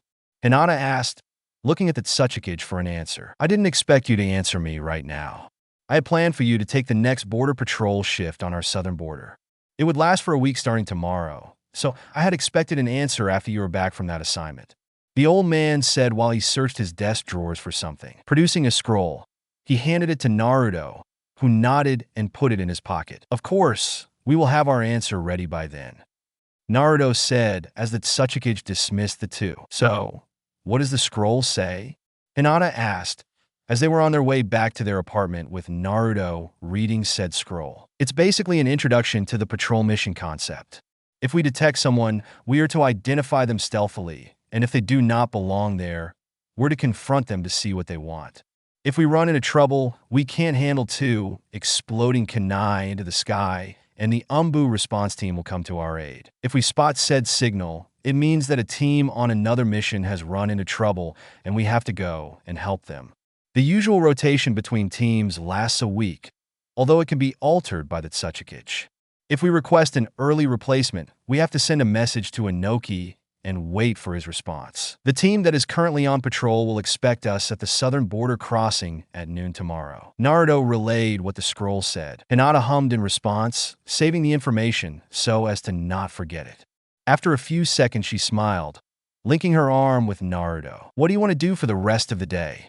She asked as they strolled down the streets. How about just strolling through the village? I mean, we are officially shinobi of the stone now, and we have yet to even know the village, Naruto suggested, earning a nod from the purple-haired girl. Do you have everything? Naruto asked as they walked out of their apartment. Receiving a nod as response, the blonde locked the door, and they made their way out of the village towards their first official mission as shinobi of Awagakure. Arriving at the meeting point, Naruto and Hinata looked at the sun and saw that they were early. They jumped into the crown of a nearby tree and waited for the other team to show up. After an hour, a team of 3 appeared at the street, obviously waiting for the pair to take their place. Smiling, Naruto raised his hand to wake Hinata, who had rested her head on his shoulder and had her eyes closed. "I know," she whispered before he could poke her in the sides. Opening her eyes, she grinned at her boyfriend before they jumped down onto the street. The team in front of them went into a defensive stance since they didn't recognize them, but lowered their weapons after seeing the forehead protectors the two wore. "Are you our replacements?" The guy in the middle asked carefully, his kunai still in hand. Naruto only nodded with a smile. "Why don't we know you?" The one on the right continued asking. "We were only promoted to Jonin yesterday." Hinata answered. "Ah, you are the two that went to Konoha to show that you are worthy of being a Jonin." The woman on the left said with a smile. "Let me congratulate you on the obvious achieving of that goal." She continued as her teammates smiled too. "Thank you." The two new Jonin replied with a short bow. "All right, we won't hinder you any longer. We want to get back home. Have fun." The man in the middle, apparently the leader of their squad, spoke. A short way from the three, and they were off back to IWA. "Well, let's set up camp somewhere," Hinata suggested as the two shinobi went into the forest. After a few minutes of searching, they had found a small clearing where they could easily set up their tent. Smiling at each other, Hinata kept her Byakugan activated, scanning the area around the southern border, while her partner quickly set up the tent. It was moments like these when Hinata was glad that Itachi and Kurama had insisted on her increasing the range of her Jujutsu through training. She was easily able to survey the whole area without having to strain herself too much. A few minutes later, Naruto joined the purple-haired Jonin on the branch she was sitting on, putting an arm around her and pulling her close to himself. "What do you think about Umbu?" he asked as they watched the sun make its way over the horizon. "I don't know. I mean, it is an honor that we are recommended, but we had said that we wanted to settle down to get away from all the hiding and the assassination attempts. I think that joining the Umbu would bring us closer to the things we wanted to escape," Hinata reasoned, earning a thoughtful nod from the blonde. "I guess you are right," Naruto replied, a small smile forming on both faces. "Of course I am," the girl stated with a wink. Laughing, Naruto playfully pushed her a bit away from him, before pulling her back in and placing a kiss on her forehead. "All right, then we can give Inoki his answer when we get back," Hinata said as she smiled, adjusting Naruto's face so the next kiss was placed on her lips. "Yeah," Naruto mumbled into the kiss. The moon stood over the forest as Naruto awoke from his quick power nap. Slowly stepping out of the tent, he saw Hinata still sitting on the branch, watching over the forest with focused eyes. He knew that look on her face. She had seen something and wasn't quite sure what to make of it. "Where?" he only asked, causing her to point towards the western end of their border. "How many?" "I don't know, there are 7 signatures. 4 of them came from IWA, but they seem to be talking to the other 3. I don't know what is happening there." Hinata relayed what she saw. "We have to check it out," Naruto stated, as he took a food pill out of a pocket and tossed it to his girlfriend, who nodded before swallowing it. They took off into the distance, leaving their tent behind, as well as a clone Hinata had made to keep watch over the border while they checked on the group that had piqued their interest. Naruto and Hinata were halfway there when they saw 2 explosions in the sky. It was the predetermined signal that someone from IWA was in distress, so the pair sped up again and went full speed towards the apparent battle. The narrow street that led through the forest was littered with kunai and senbon when Naruto and Hinata arrived. There were a few craters from some high-powered jutsu, but there was no sign of anyone on the battlefield. Following the path of destruction, the two Jonin ran towards the sound of more kunai being deflected and jutsus being cast. The sight in front of them was horrifying. Apparently, a group of rogue nin had attacked a Jonin and his Genin squad as they left for a mission. The Genin were bleeding and crying, as the Jonin did his best to defend them from the 3 attackers. However, he also was bleeding, and it was obvious that he was simply holding on for the sake of the 3 kids behind him. "Go help them," Naruto said to Hinata as he took out his short sword and an orange flash cut through the battlefield. The kunai that were headed towards the Jonin fell to the ground as Naruto righted himself. The 3 shinobi in front of him stared like they had seen a ghost, and with the orange and white cloak and Hiraition, they most likely thought of Naruto's father. So in a sense, they really did see a ghost. "You have done enough. My partner will help you," Naruto said over his shoulder, causing the Jonin to release a sigh just before he collapsed. Hinata immediately went over to him and dragged him back to his genin after doing a quick checkup to see what was wrong. All right, now to you. The three shinobi in front of Naruto looked shocked as they recognized the sword Naruto was holding. The simple white hilt and the use of the Hiraishin were surefire signs to them that they were facing one of the most deadly shinobi they knew. It's the White Death. The one on the left whispered, referring to Naruto's alias in the bingo book. Naruto only smiled, readying his sword. But it seems that he is alone. We can take him. The leader of the trio said, taking out another set of kunai. Naruto sighed. He had hoped that they would run. He didn't want to have to kill them.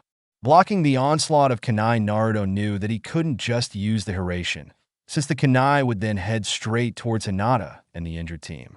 Blocking their attacks, he threw a small smoke bomb, blocking everyone's view for a few moments. The trio looked around, their weapons ready to defend, as the smoke cleared and they saw their opponents still standing in between them and their previous targets. Turning, they once again faced Naruto, who looked at them with grim eyes. Readying their kunai, the rogues felt the air behind them move, but were too late as they felt cold steel pressed against their necks. Do not move. Naruto ordered them as he watched his clones apply a bit of pressure to their blades. You, drop your weapons, the blonde said while pointing at the leader of the trio. The man complied as the sound of kunai dropping echoed through the forest. What are your names? Asked Naruto as he sheathed his own short sword. My name is Ringa. They are Ruiga and Jiga. We are brothers.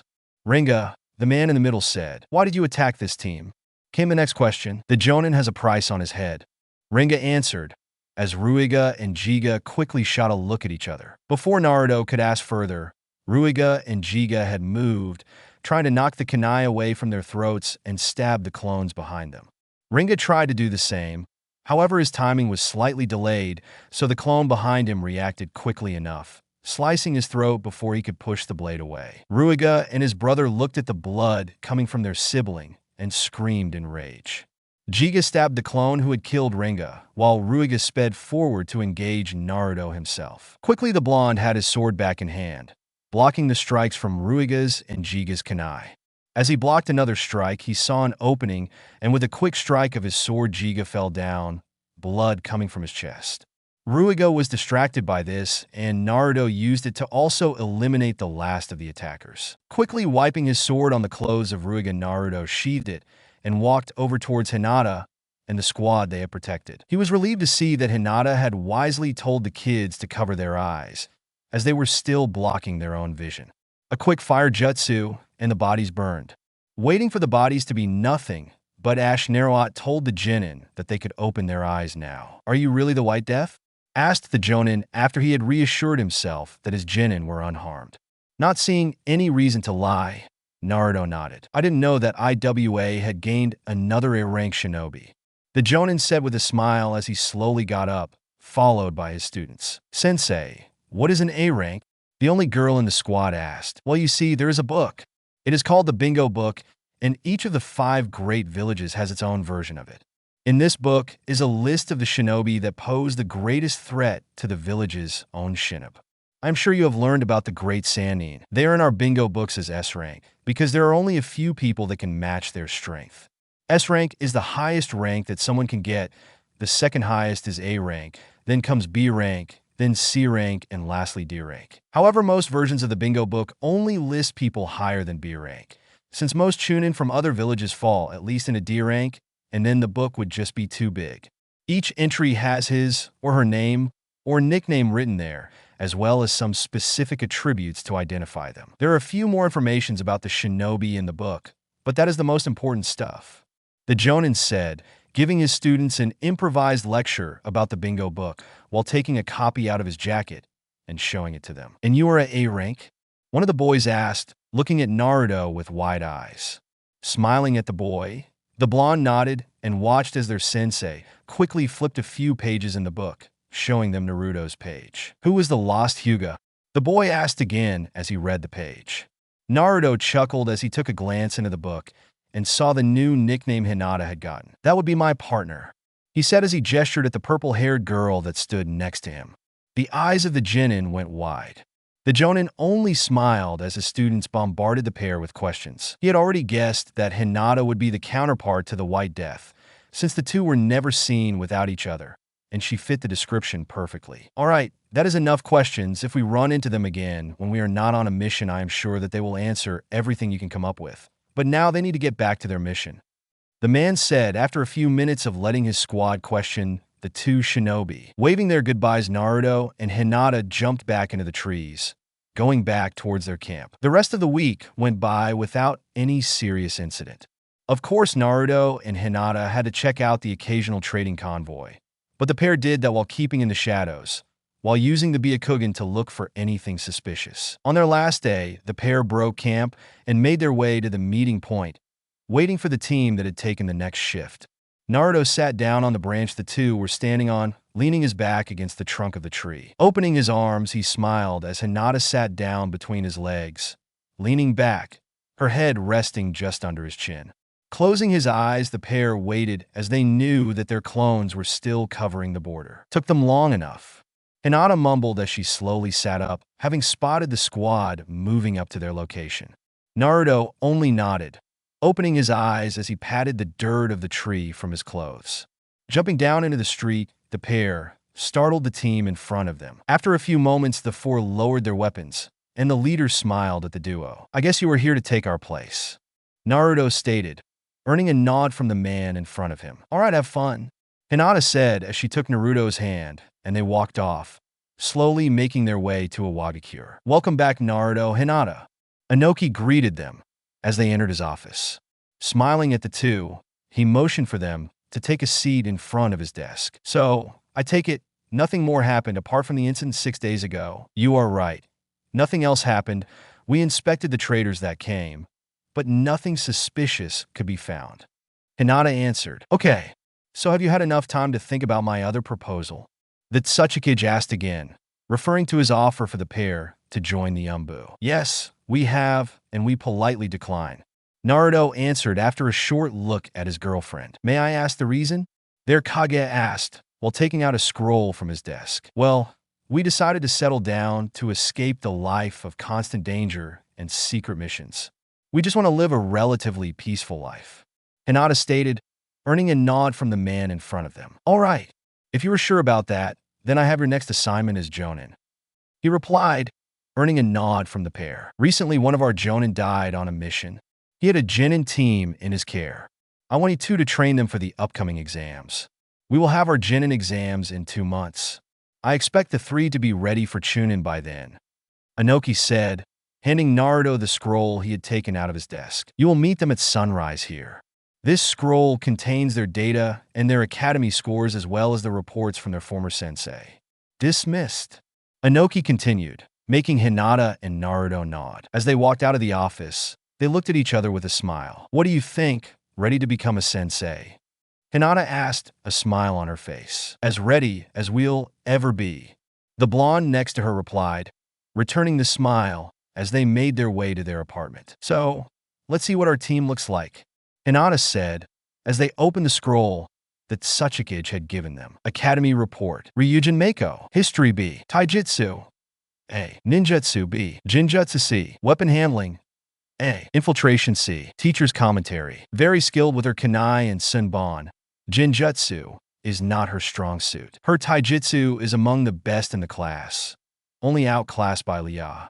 Overall, good shinobi and eager to learn. Lia Kachua. History D. Taijutsu A. Ninjutsu B. Jinjutsu A. Weapon Handling B. Infiltration A. Teacher's Commentary. Very skilled in molding her chakra. Although she has very limited chakra capacities, she can easily make up for them by not having to waste too much on jutsu because of her good control. Although she is very skilled, she shows no interest in the other academic topics, sleeping through most of the lessons. Yeiji Mako. History A. Taijutsu B. Ninjutsu C. Jinjutsu A. Weapon Handling C. Infiltration A. Teacher's Commentary. Very skilled in learning and tactical thinking. It is suspected that she has reached the high grades in her written tests through cheating, although she was never caught.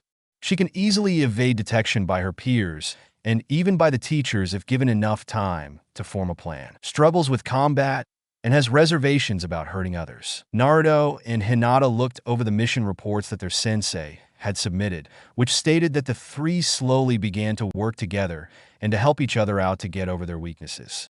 Although there was not much information about their current skill set, since the reports were not detailed at all. The last report was written by Yeji, who had apparently taken on the role of the leader of the trio. They had been sent on their first B-rank mission, but were ambushed by a group of rogue shinobi. The sensei had gotten injured in the initial attack and realized that he wouldn't make it back, so he sacrificed himself to save his team. A tear escaped Hinata's eye as she read the account from the team. It must have been hard for them to leave their sensei behind. Closing the scroll, the pair laid back on their bed and looked at the ceiling, both deep in thought about what to do when they met their team the next day. Smiling, Hinata and Naruto watched from their hiding spot as three genin made their way to the group of stones in the middle of the training ground. They were silently chatting amongst themselves, talking about what they heard about their new senseis. I heard that they just made Jonin like 2 weeks ago. The red-haired girl, Lia, said. The other two nodded, having heard something similar. Yeah, I also heard that they only reached Jonin because of their teamwork. They are said to be really bad individually. The taller of the brunettes said. Naruto and Hinata couldn't figure out which of the brunette siblings was which, so they decided to reveal themselves. A flash cut through the training ground as the trio looked up with shocked eyes. I assure you that we are more than capable of fighting on our own, Hinata said with a wink, earning embarrassed blushes from the girls in front of her. How are you two even Jonin? You look barely a year older than we are, Lia asked, her eyes narrowing at the pair. Whoa, cool the questions. We will have time for them later. First, I want to know your names and your roles, Naruto said, sitting down with his girlfriend next to him. Well, I'm Yeji Mako, and I am the tactician and spy along with the leader.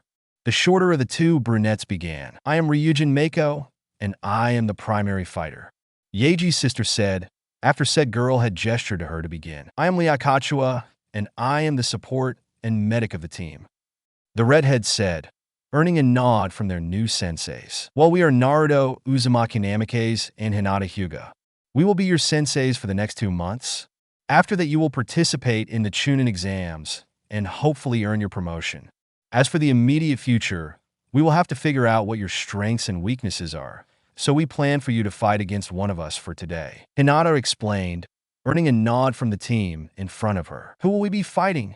Yeji asked, as the group stood up with the three genin getting ready for the fight. That is up to you, Naruto answered, earning a surprised look from the girls. Lia and Ryujin looked at their leader as the brown-haired girl thought about it for a bit. We will fight you, she answered, while looking at Naruto, who smiled and nodded.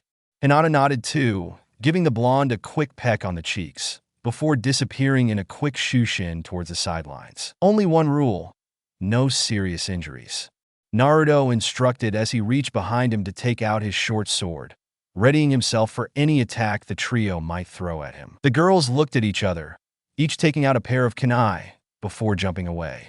Naruto nodded with a satisfied smile on his face as he realized that they knew not to attack without a plan.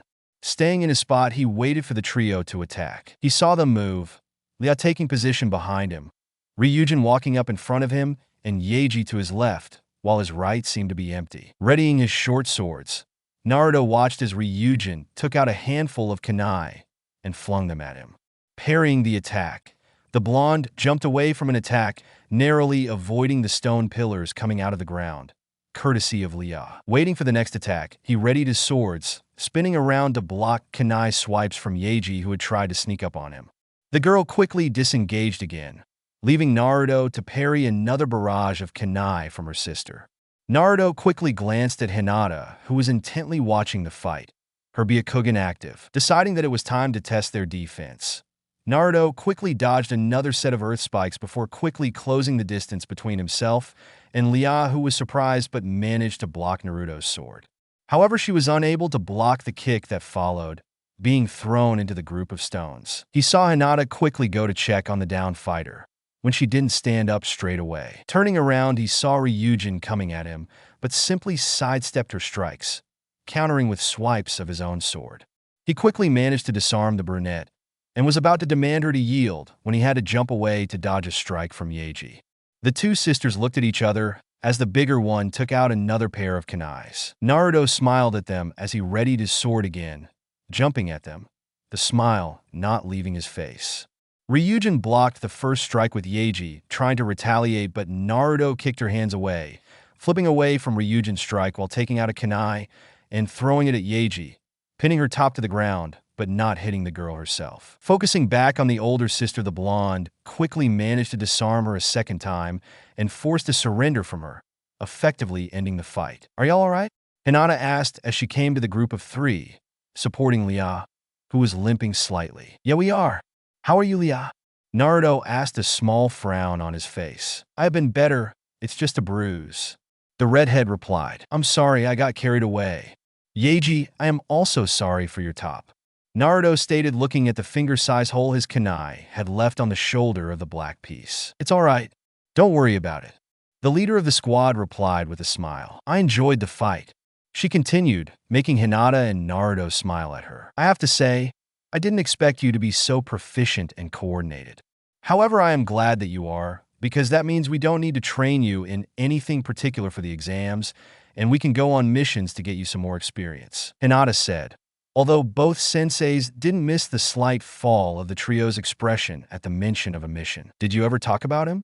Naruto asked, his usual happy voice soft and silent. The trio looked at each other, shaking their heads. "It gets better if you talk about him. You don't have to talk with us, but talk. The memories won't disappear, but you will have to learn to deal with them," Hinata stated, earning a nod from the three genin. Seeing the thoughtful looks on their faces, Naruto stood up, helping his girlfriend up. "We will meet tomorrow morning at sunrise at the gates." With that, the three genin were alone on the training ground. "Are you sure they are ready?" Inoki asked as Naruto and Hinata stood before him. "Yes, they are," Naruto simply stated with a smile on his face. Inoki sighed, nodding as he went through some scrolls. "Well, I do have a mission for your team if you think they are ready for it." The Kage made a short pause to see if the two teens in front of him wanted to disagree. The Earth Daimyo is traveling from his palace to do business in the lands of fire and wind. His samurai bodyguard has requested a tale. Naruto took the scroll that the old man held out to him. Nodding briefly, he put it in his pocket. "Anything we have to know?" Hinata asked, hoping that the Tsuchikage had some kind of intel on the possible dangers. "No. The bandits have been behaving as usual. There is nothing to suggest any kind of increase in the threat," Inoki replied, earning a nod from the two jonin, who bowed slightly and disappeared in a shushin. Sitting on the roof of their apartment, Naruto and Hinata read the scroll, memorizing the details of the mission. They had to meet the daimyo at sunrise in his palace, so their plan to meet up with the genin at sunrise was cancelled. "Are you packing? I'll tell the girls?" Naruto offered, earning a nod from the purple-haired girl next to him.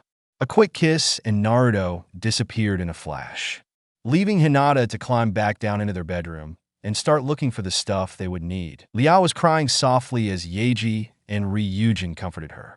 The death of their sensei had hit the redhead the most, since she had no one apart from her team. All three had to admit that it felt good to talk about him. Even the two sisters hadn't done that, fearing to break down. "It'll get better, I promise." A sudden voice came from behind them. Startled, the trio reached for their weapons as they spun around. Naruto raised his hands with a smile, seeing the girls relax again. "There has been a change. We will be going on a long-term mission. We start at sunset today.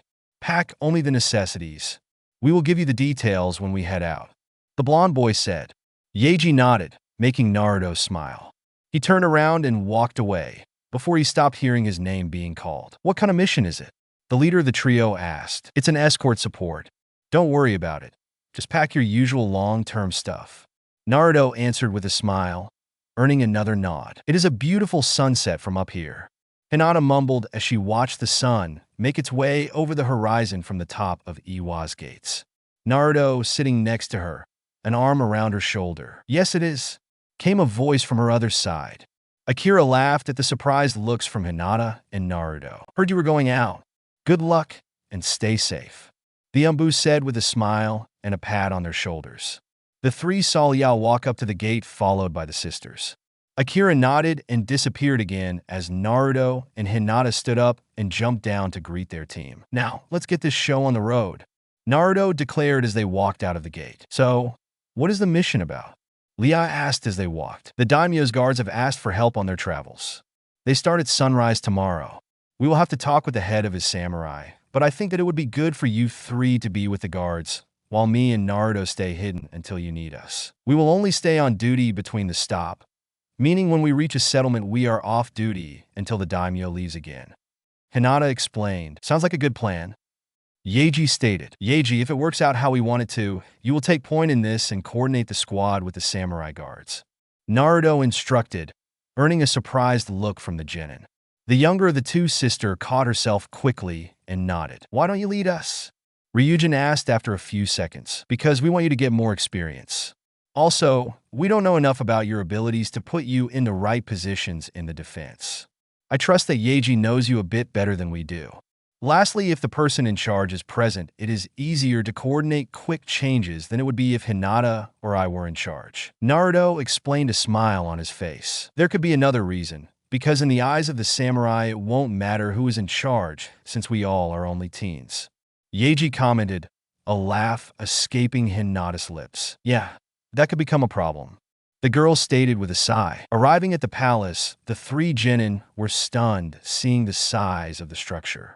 Naruto and Hinata had already been there. They had stolen something for a client, so they had already seen it.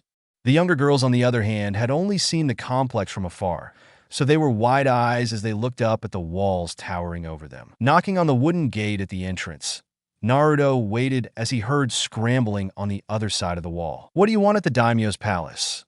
The samurai asked, looking out of the small window next to the gate. We are here on behalf of a Wagakure to help with the daimyo's escort.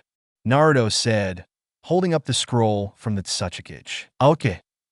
The man answered, closing the window again and shouting to the men at the gate to open it. Walking through the halls, the squad got a lot of weird looks from the samurais preparing for their journey. Knocking on the door to the command room, they heard a voice tell them to come in. Inside, they were met with the daimyo himself and two samurai, looking over a large map with a route planned out. Looking up, the daimyo's eyes narrowed, causing the two samurai to turn around. Who are you? The daimyo asked, laying down the small pointing stick in his hand. We come from a Wagakure and were sent as response to your request for help with your travels. Naruto answered, earning a laugh from one of the samurai. You are supposed to be a squad made out of jonin and genin, not some group of teenagers that have yet to draw their first blood. The laughing samurai said, get out and play your pranks on someone else, or we will have you thrown into prison to set your head straight. The third man continued, taking a step towards the two jonin and their genin. Naruto just stared him down, showing the man that he wasn't afraid of him, before taking out the scroll from the Tsuchikage and giving it to the same man. We are the team sent by Inoki himself. He started. This is Hinata, the jonin sensei of this team, along with myself. The genin are Ryujin, Yeji, and Leah. I am Naruto. He continued, introducing his friends to the men in front of him. Yeji will coordinate the defensive measures with you, since Hinata and I will guard the procession from the shadows. He said, earning another surprised look from the samurai and a pleased and accepting one from the daimyo. They are starting, Hinata said, her hands slowly gliding through Naruto's untamable hair.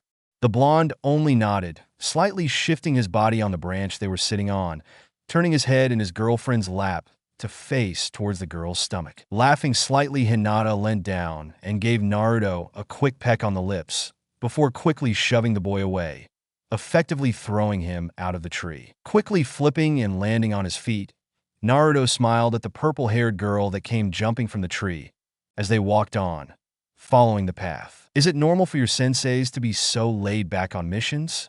Joanna, the daimyo's carriage driver, asked Yeji as they once again saw the two jonin casually walking in front of the convoy. I can assure you that these two are part of the best shinobi force in the 5 nations. They know what they are doing. The girl answered, not really knowing the habits of her new senseis. But why are they just walking in front of us? Didn't they say that they would protect us from the shadows? The samurai who had threatened them, who turned out to be the leader of the samurai garrison in the palace, asked. They could just hide their chakra and sneak around, but that would take a lot of energy out of them. Instead, they are hiding in plain sight. Who would suspect a pair of teenagers going on a romantic trip to be protecting the daimyo, they don't even seem to notice. Yeji explained what she had deducted herself, earning a nod from the daimyo. Truth is, she had wondered herself why Naruto and Hinata were so casual at first until she had seen that they had sealed away their weapons and their headbands to blend in better. That was when the brunette realized what they were doing, smiling proudly to herself. We reach Ishigekure in an hour. One of the samurai told Yeji and Enkoro, the leader of the samurai. A quick nod from the black-haired man sent the younger back to his spot, as Yeji made a few hand signals towards Ryujin and Lia, who were walking on the rear corners of the carriage. She received a quick low chakra spike as a reply, just confirming that they had understood the message. I hope we don't get halted again when we reach the village, Joanna sighed, as they entered the large valley leading towards their first destination. Were there problems the last time you were here? Yeji asked, looking for any information on potential enemies. The last time we were here, we got stopped in front of the gates. We waited for 5 hours before we were allowed to pass. I don't know why we were stopped or why they had then changed their minds, but I know that the samurai were afraid to attack them. They looked like shinobi, and they outnumbered our forces 2-1. Enkoro grimaced at the reply from the driver. They changed their mind because the daimyo paid the toll they wanted, and we were outnumbered 3-1. But that is why you guys are here, he commented, an unsettling smile appearing on his face, although the man quickly hid the smile behind a cough. I hope we can be of help. Yeji answered a smile on her face, hoping that they would not run into this group of shinobi. As the group made their way through the valley, Hinata spotted a large group of shinobi hiding on top of the brown walls framing the path towards Ishigekure. 30 people, most likely shinobi, hiding, waiting for something. She whispered against Naruto's neck, pretending to kiss his neck. Keep an eye on them. If they move when the daimyo comes into view, we intercept. Naruto whispered against the purple-haired's lips. As they continued to walk towards the village, Hinata's Byakugan tracking the people, both their senses sharpened. Yeji noticed the people standing in their way before the driver. Lia had informed her of a large group of chakra signatures she had spotted as they had passed the halfway point of the valley. A quick glance to her teammates caused them to stealthily ready themselves. Holding up her hand, the small procession stopped in its tracks as Enkoro, accompanied by 2 samurai, walked forward, his hand on the hilt of his sword, ready to draw at a moment's notice. What is it? The daimyo called out of his carriage, confused as to why they had stopped. I don't know, there are people blocking the path. Enkoro is dealing with it. Yeji answered quickly, while calling for Ryujin and Lia with hand signs. Her 2 teammates quickly came forward, a questioning look on their faces. Stay alert, I don't think that we will get away from this, she whispered to them, taking out a handful of senbons. Ryujin and Lia nodded, taking out their own weapons and taking positions close to the side entrances of the daimyo's carriage. Do you have any combat experience? Yeji asked the woman sitting on the front of the carriage, earning a shake of the head.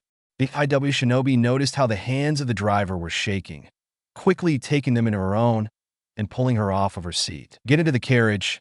You will be safe there, the brunette whispered, before letting go of the woman and almost push her into the carriage. Do not come out until I tell you that you can, Yeji ordered towards the daimyo and his wife as the driver opened the door and closed it behind her again. She heard the small windows being closed and the lock on the door being secured. Breathing out, Yeji calmed her mind, watching as Enkoro talked to the people standing in their way. However, something seemed off. The man had sent the 2 samurai that were accompanying him away, talking alone with the 4 men. When she saw the tallest of the 4 unknown men raise his arm, she whistled silently, a predetermined signal for her teammates to warn them of any danger, although she was sure that the 2 girls had been watching the conversation in front of them also. Quickly scanning the valley surrounding them, Yeji was surprised to see nobody appear on the ledges around them. Looking to the men in front of her, she saw the bandits' faces falter as they looked around frantically. Wildly waving his arm around, he tried his signal again. This time, however, there was movement on the ridges. A single person emerged on either side of the valley. One had 2 short swords in hand, blood still dripping from them. The other had only kunai in hand, although they as well were almost drained in blood. Raising her weapons, she saw the samurai guards take out their weapons as well, before Yeji finally noticed the yellow hair of the person wielding the kunai and the white eyes and purple hair of the other. Lowering her weapon, she smiled, getting confused looks from the samurai who had seen her actions. "They're on our side," Yeji heard Ryujin say on the other side of the carriage, making the samurai lower their katanas as Naruto and Hinata jumped down and walked up to Yeji. "Stay alert," Naruto whispered as the Jonin passed Yeji, causing her to raise an eyebrow but quickly relay the information to Lia, who passed it along to Yeji's sister. "Your reinforcements won't come," Naruto called out to the man standing opposite of Ankoro, while wiping some blood off of his face. The 5 men looked at the 2 shinobi with horror in their eyes. "What happened to those 26 men?" Ankoro asked, before seeing the bloodied weapons the pair had in hand. Not seeing any reason to answer that question, Naruto pointed his weapons at the men blocking the path. "Yield, and you won't die today." His voice was cold as he demanded the surrender. The 4 men looked at each other before slowly kneeling down, taking knives out of their pockets and setting them down. "Yeji, I need a few senbons." Hinata, meanwhile, called out to the genin, who quickly walked up to her, handing her a handful of the needles. "I only need 4," the jonin said, giving the rest of them back to the brunette. Walking up to the 4 kneeling bandits, she quickly stabbed them into their spines, causing them to fall over, motionless. "They had yielded. Why did you kill them?" Ankoro asked incredulously, his voice rising. "I did not kill them. They're just unable to move," Hinata stated, kneeling down and tying their hands and feet. "You seem sad, Ankoro. Why would that be?" Naruto asked, as the leader of the samurai turned around to walk back to the carriage. The man stopped in his tracks. "I am not sad. I am happy that you were able to kill the men trying to attack the daimyo," he replied, a forced smile appearing on his face. "Oh yeah, about that. How did you know there were 26 men waiting for the signal from that man?" Naruto asked with a look at the tall man, whose hands were being tied by his girlfriend. The smile fell from Ankoro's face, and his hand slowly reached for his sword. "What are you implying?" "I don't know, maybe I'm just a bit put off by the fact that your brother was leading the group of bandits that ambushed us. Maybe I am just surprised that they were even here, since the official route says that we will arrive at Ishigekure tomorrow. Not today. Maybe I just want to know how much of the money you would have gotten if your brother would have been successful?" Naruto asked, his face serious as the samurai, who had come to make sure the surrendered men didn't run away, not trusting the skills of Hinata, turned their faces to the talking men. "You have no evidence of that claim," Ankoro shouted, making even more samurai turn their heads, as well as Lia and Ryujin. Naruto took out a scroll, showing the samurai in front of him the seal, confirming that the scroll was sent by a trusted advisor of the daimyo. "Then why does this scroll saying that the daimyo will be a day early and to wait for him in the valley, just like last time, bear your name and signature?" Naruto asked, putting the scroll back into his pocket.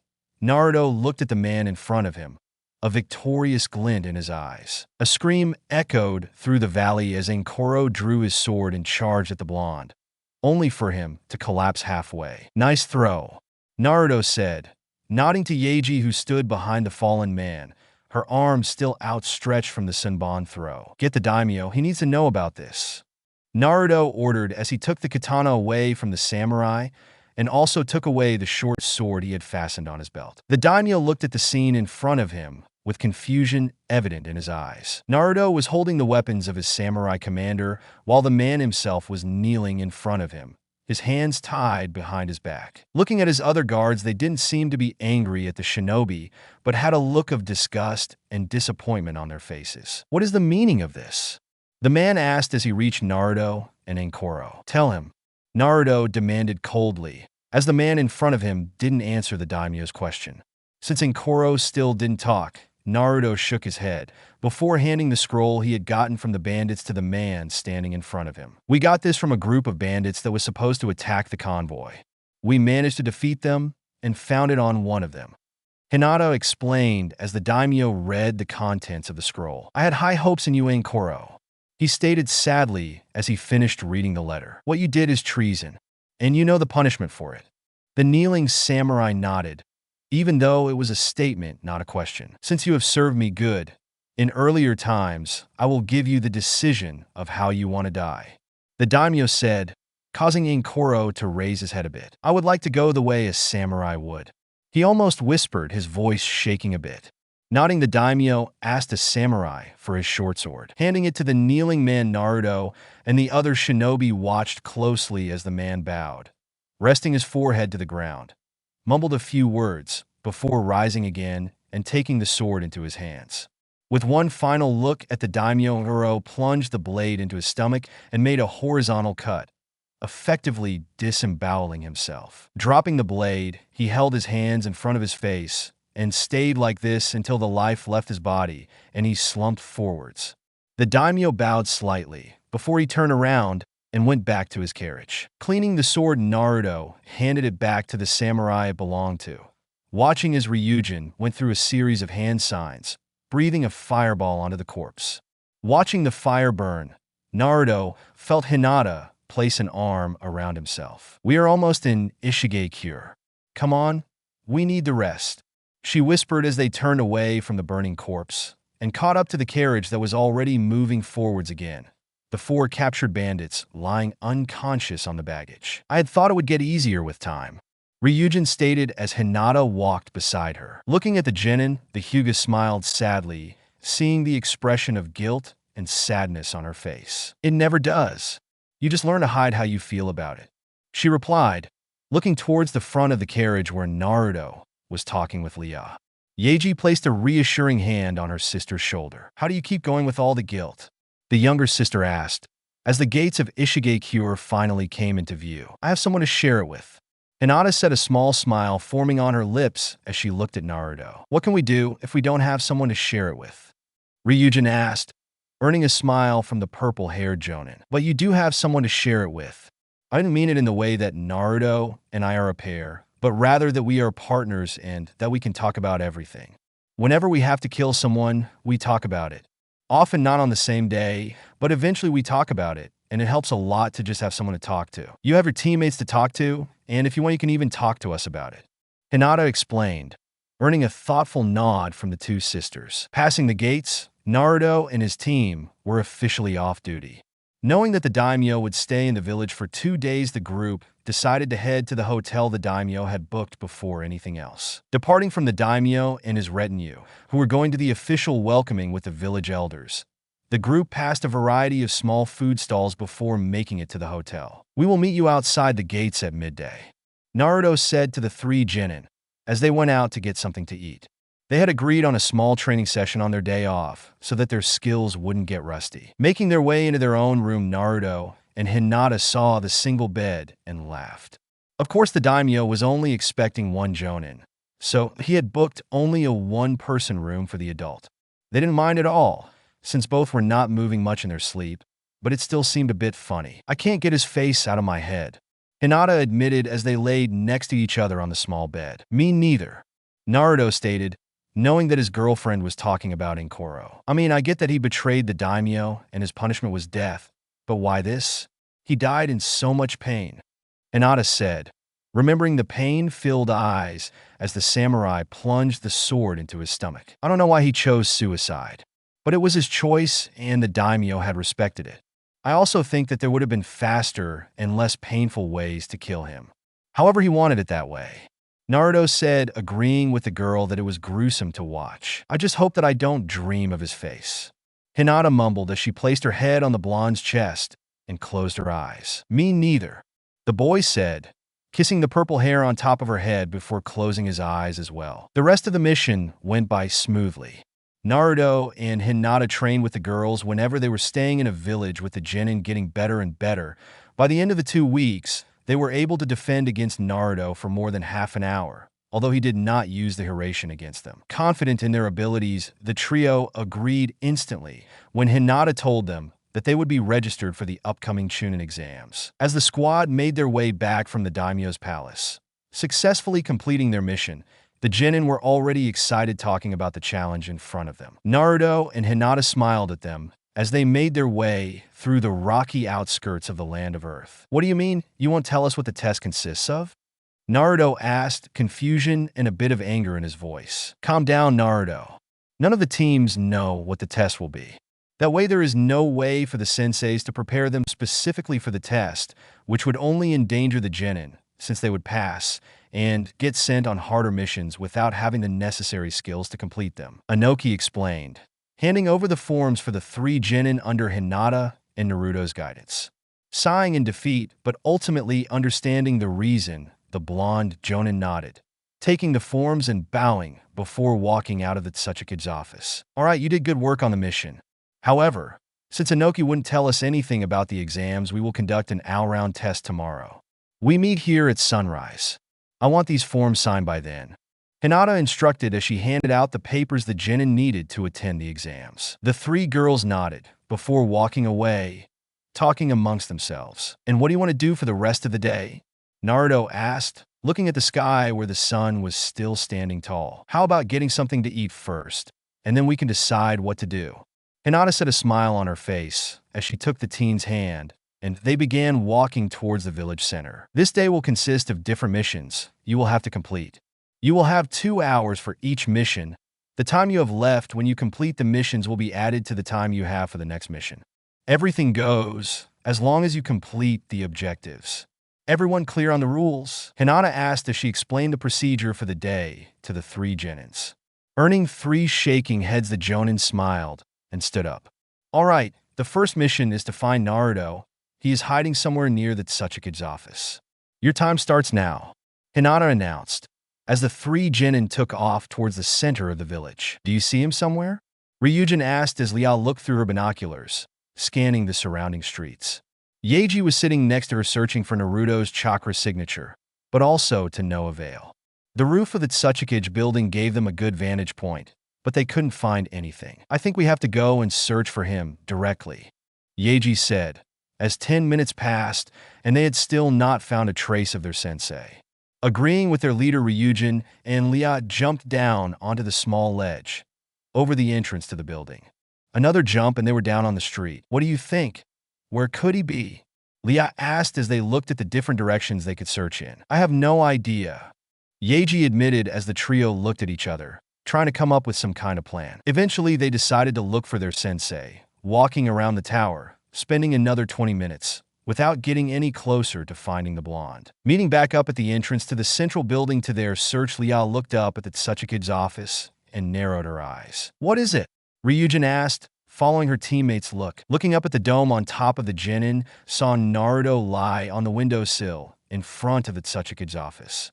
The problem was that he was lying on the underside of the stone slab, hence the genin hadn't seen him when they jumped down. They also hadn't seen him when they had climbed up to the roof, because they had been coming from the other side of the building, and so they hadn't even thought about looking there. The smile on Naruto's face widened as he let himself fall, landing in front of the 3 genin. All right, you finished the first test. You have 45 minutes to spare. Hinata already set up your next mission. You will have to find a piece of information. You may or may not have to steal it away from someone.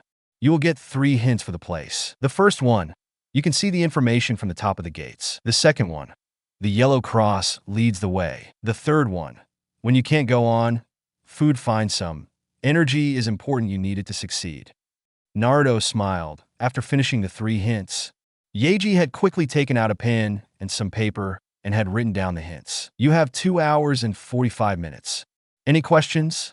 As they didn't have any, the blonde answered, and they jumped away towards the village gates. I think we gave them too many hints, Hinata said, landing beside Naruto. Naruto only shrugged. Yeah, probably, but the Chunin exams will most likely be even easier, he replied, taking the hand of his girlfriend as they walked through the streets, slowly making their way to a point where they could see if their team found the information they had planted. Do you see anything?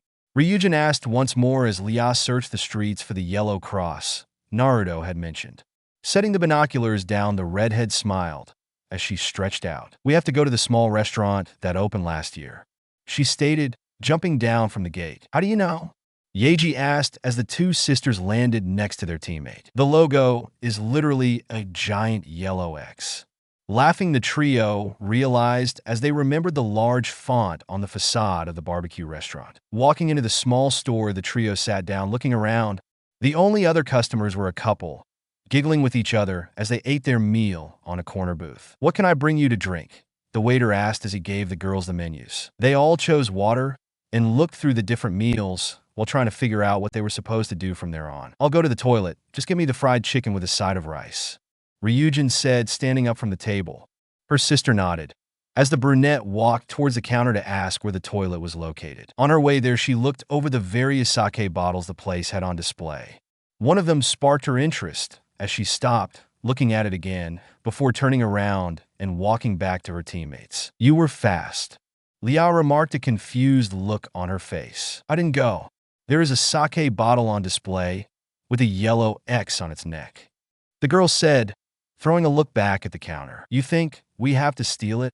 Lia asked, her voice silent as not to attract any attention. "I don't know. I mean, I could imagine it being the thing we have to get, but we have to make sure that we don't overlook something.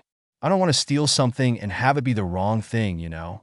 Yeji stated, taking a sip from her drink, thinking about their mission. "I think we should first eat something and see if we find anything different that could be the information we need," the leader of the team said, seeing that they still had almost 2 hours to complete their assignment and didn't know when or if they would get a chance to eat for the rest of the testing day. Her two teammates nodded in agreement, with Ryujin standing once more. Seeing the confused looks from her sister and friend, the brunettes chuckled. "I wasn't lying.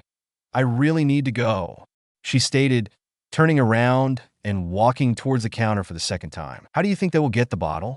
Hinata asked as she sipped from her drink. "I have no idea, but at least they saw it all. I was honestly a bit worried that they would miss it. But it seems that Ryujin has noticed it, since she turned back to the table after looking at the bottles on display," Naruto admitted as he watched Ryujin walk towards the back of the restaurant. "I guess we will see what they plan on doing," Hinata stated as Lia and Yeji discussed possible ways they could acquire their target. "I mean, if the bottle really is the thing we have to get, it will be tricky. We can't buy it because we aren't shunin or adults yet, so we would need to steal it," Yeji thought out loud. They stopped talking as the waiter approached them and took their orders. "Yeah, but stealing will be even harder because we cannot get caught under any circumstances. And for that, we have to somehow distract the waiter and the two other guests," Lia stated as Ryujin sat back down on the table. "What are you talking about?" she asked, taking a sip from her glass. "How we would go about stealing the bottle," Lia answered. "But we aren't even sure if the bottle is what we are supposed to get," the brunette argued. "Yeah, but it won't hurt to have a plan," her sister stated. "I guess, so where are we at?" Lia was about to answer when the waiter came and brought them their food.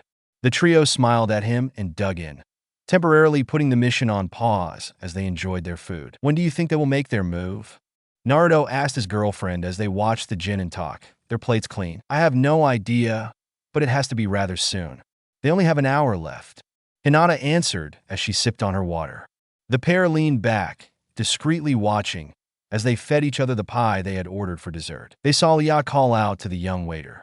When he came to their table, the red-haired girl talked a bit with him and apparently made some kind of advance as the face of the young man flushed, and he quickly made his way back to the counter with haste. When the man came back, he had their check in hand and another note in the other.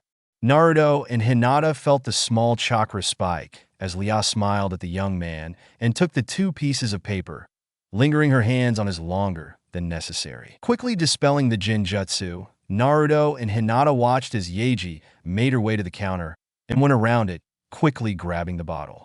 She put the bottle into a small storage scroll before putting the scroll back in her pocket and swiftly dispelling the Jinjutsu. Lia continued talking with the young man for a few moments before Ryujin and Yeji stood, apparently urging their friend to finish it up. An apologetic look and a smile, and the waiter nodded, a similar smile on his face as he went back to his duty, his eyes watching Lia as the 3 genin left the restaurant. When the door closed, he looked to the only other occupied table, only to find it empty and a few bills pinned between the table and the plate on which he had served the pie. Getting to a small alley, the 3 genin huddled together in a small circle. "We did it!" Yeji celebrated as she took out the storage scroll and unsealed the bottle. The 3 inspected it closely as there was nothing apparently wrong with it. "Do you think we are supposed to open it?" Lia asked, causing Yeji to hold it up against the sun. "Yeah, you see, there is something inside." The girl was right. Something was definitely floating inside of the dark bottle. Opening the cork, Yeji let the alcoholic liquid pour onto the ground. "I still can't get it out." The leader of the trio groaned as she tried to pinch the paper with her fingers. "I think we need to break it," she admitted, resigning in defeat against the thin neck of the bottle. Faster done than said, and the squad was looking at a small piece of paper detailing some kind of defensive plan. What do we have here? The trio winced as they turned around to look at the couple they had seen in the restaurant, stealing a bottle of sake and then breaking it. I think we need to report this to the Kage. Shinobi should really be better than this, the woman said, shaking her head. The genin had horrified expressions as they hung their heads. Then they heard laughing. Looking up, they saw Naruto and Hinata standing in place of the unfamiliar couple, both having bright smiles on their faces. Congratulations, you passed the second test. Don't worry about stealing the bottle. We had it arranged with the owner. He knows that it will be gone by the end of the day. Although I am a bit sad that you didn't think to use a senbon to get the paper out of the bottle with destroying it, Naruto said after the pair had stopped laughing. The genin still had shocked faces, but were slowly coming out of their stupor. Yeiji slapped her palm against her head at the mention of senbon, obviously not having thought of that. Don't worry about what the paper says, it is way outdated information. You won't need it. Now, you finished this mission with half an hour to spare, so for the next one you have 2.5 hours. The timer starts as soon as you enter the training ground. Your objective is to secure Naruto, who will pose as a civilian hostage. You don't know how many enemies you will face, nor do you know where on the training ground he will be kept. Have fun and good luck, Hinata explained, taking the paper before disappearing with Naruto in a flash. The genin slowly went towards the entrance to the training ground, watching out for anything that might tell them anything about the defenses their senseis had set up. As they entered the area, they went through the initial tree line with weapons ready. Staying hidden in the trees, the trio surveyed the area, looking for anything. They found Naruto bound to the rock formation in the middle of the training ground, although they couldn't see anyone or anything guarding him. Yeiji, can you look if you can find any chakra signatures? Lia asked, as she took out her binoculars to closer inspect the area. Nodding, the brunette sat down, closing her eyes, focusing her chakra. Ryujin stood next to the two, watching out that no one would ambush them, while her two teammates were incapacitated. I sensed 3 chakra signatures, although they all seem quite similar. Also, the whole area around Naruto is basically glowing with chakra. I can't sense anything that would cause that chakra, however. We have to be careful. Yeiji narrated what she found, as Lia put her binoculars back in her pockets. Naruto has chakra seals on him and a blindfold. I don't think that he will be able to help us in the fighting. Lia relayed her findings. I have a feeling that even if he could, he wouldn't because he is supposed to be a civilian. Yeiji replied, standing up. I honestly have no idea what we are running into. The only thing we know is the 3 chakra signatures. Yeiji admitted as they huddled together to formulate a plan. Maybe we can try to sneak towards Naruto and try to get him out without being spotted, Ryujin proposed. Thinking about it, the trio didn't see anything wrong with the plan, so they decided to go for it. Putting away their weapons, Lia quickly went through a series of hand signs, creating a large genjutsu, covering the area and hiding the genins. All right, let's go, Yeiji whispered as she slowly moved towards the stone formation. Stepping closer to the captive, Ryujin led the way as a blur appeared before the group.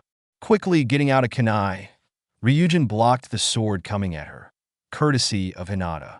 This gave Lia and Yeiji time to get their own weapons ready.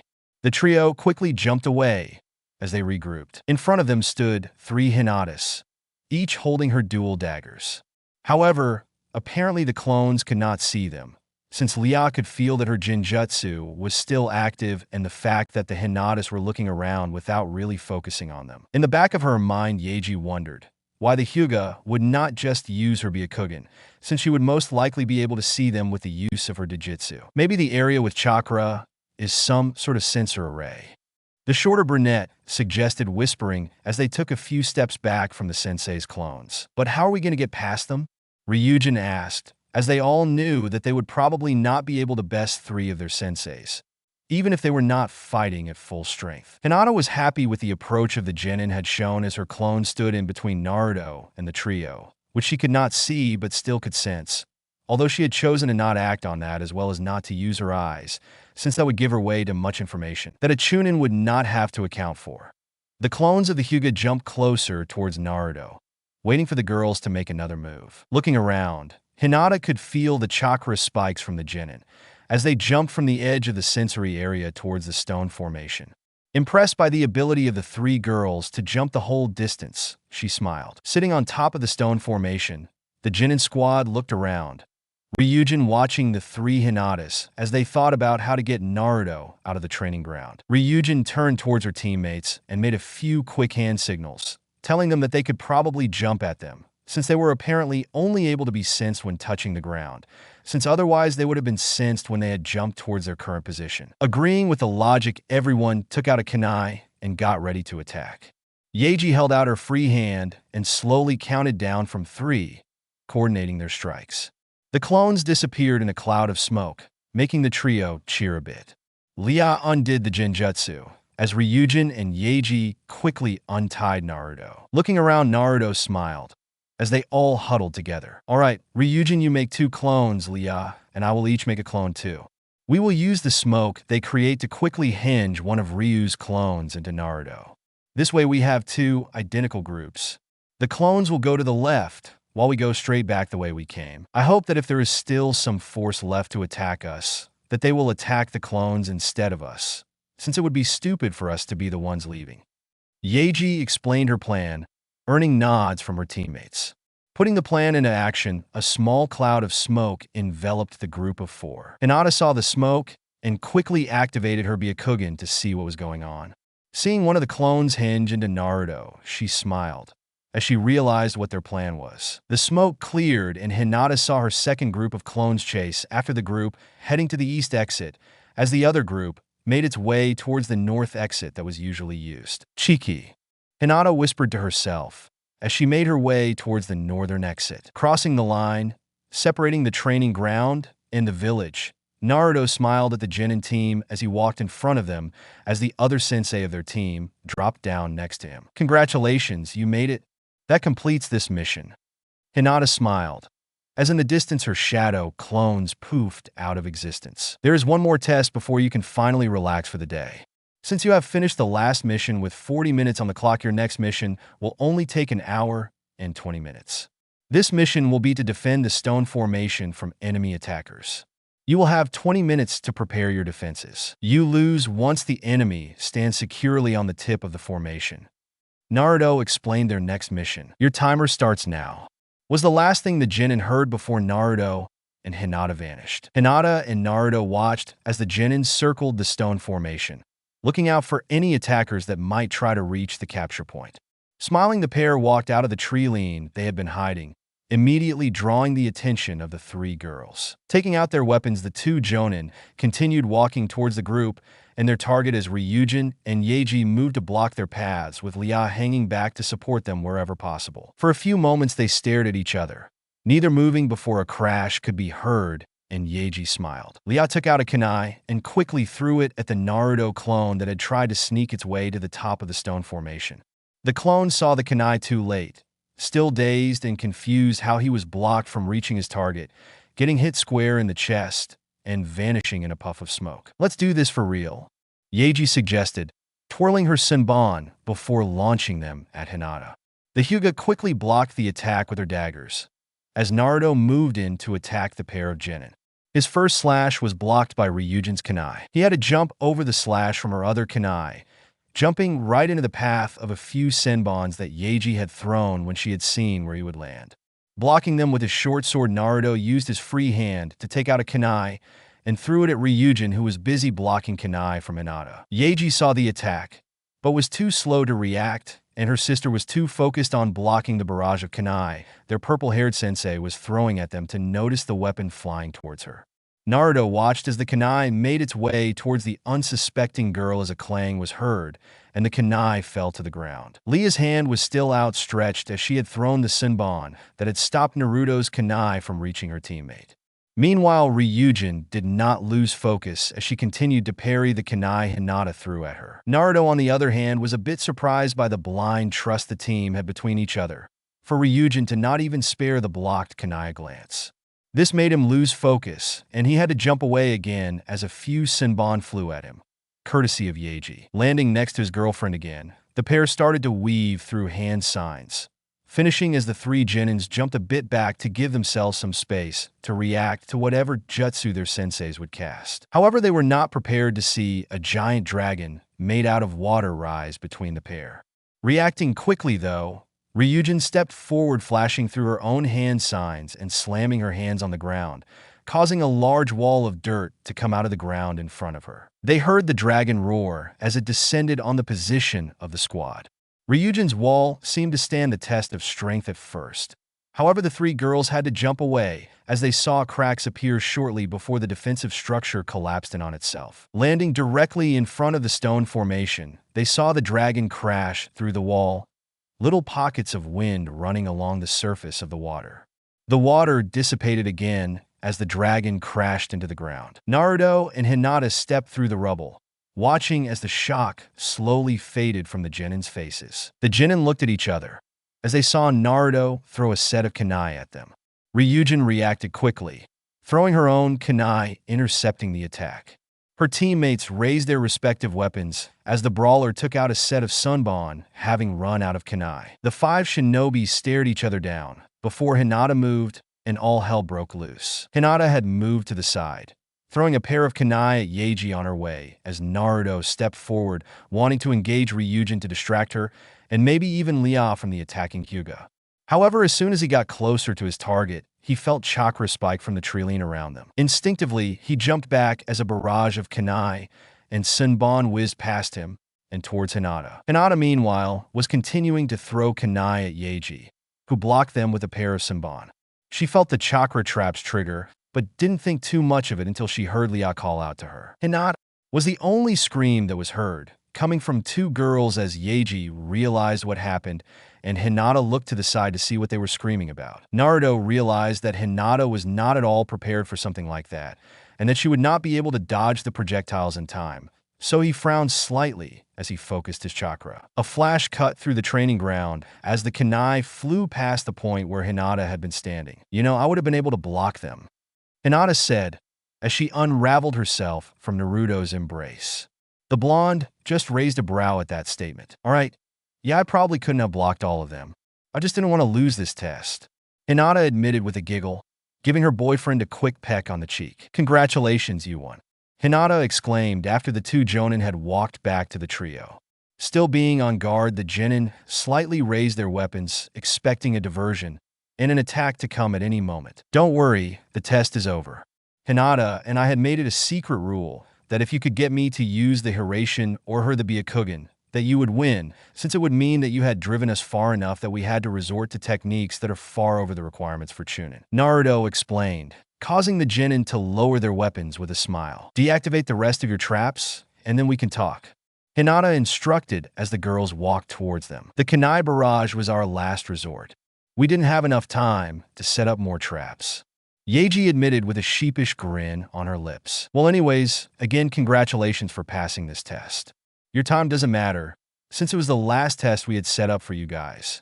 You are more than ready for anything they could throw at you in your exams, Hinata praised, earning beaming smiles from the three girls in front of them. Now, what do you say we go and get something to eat so you guys can rest well for tomorrow?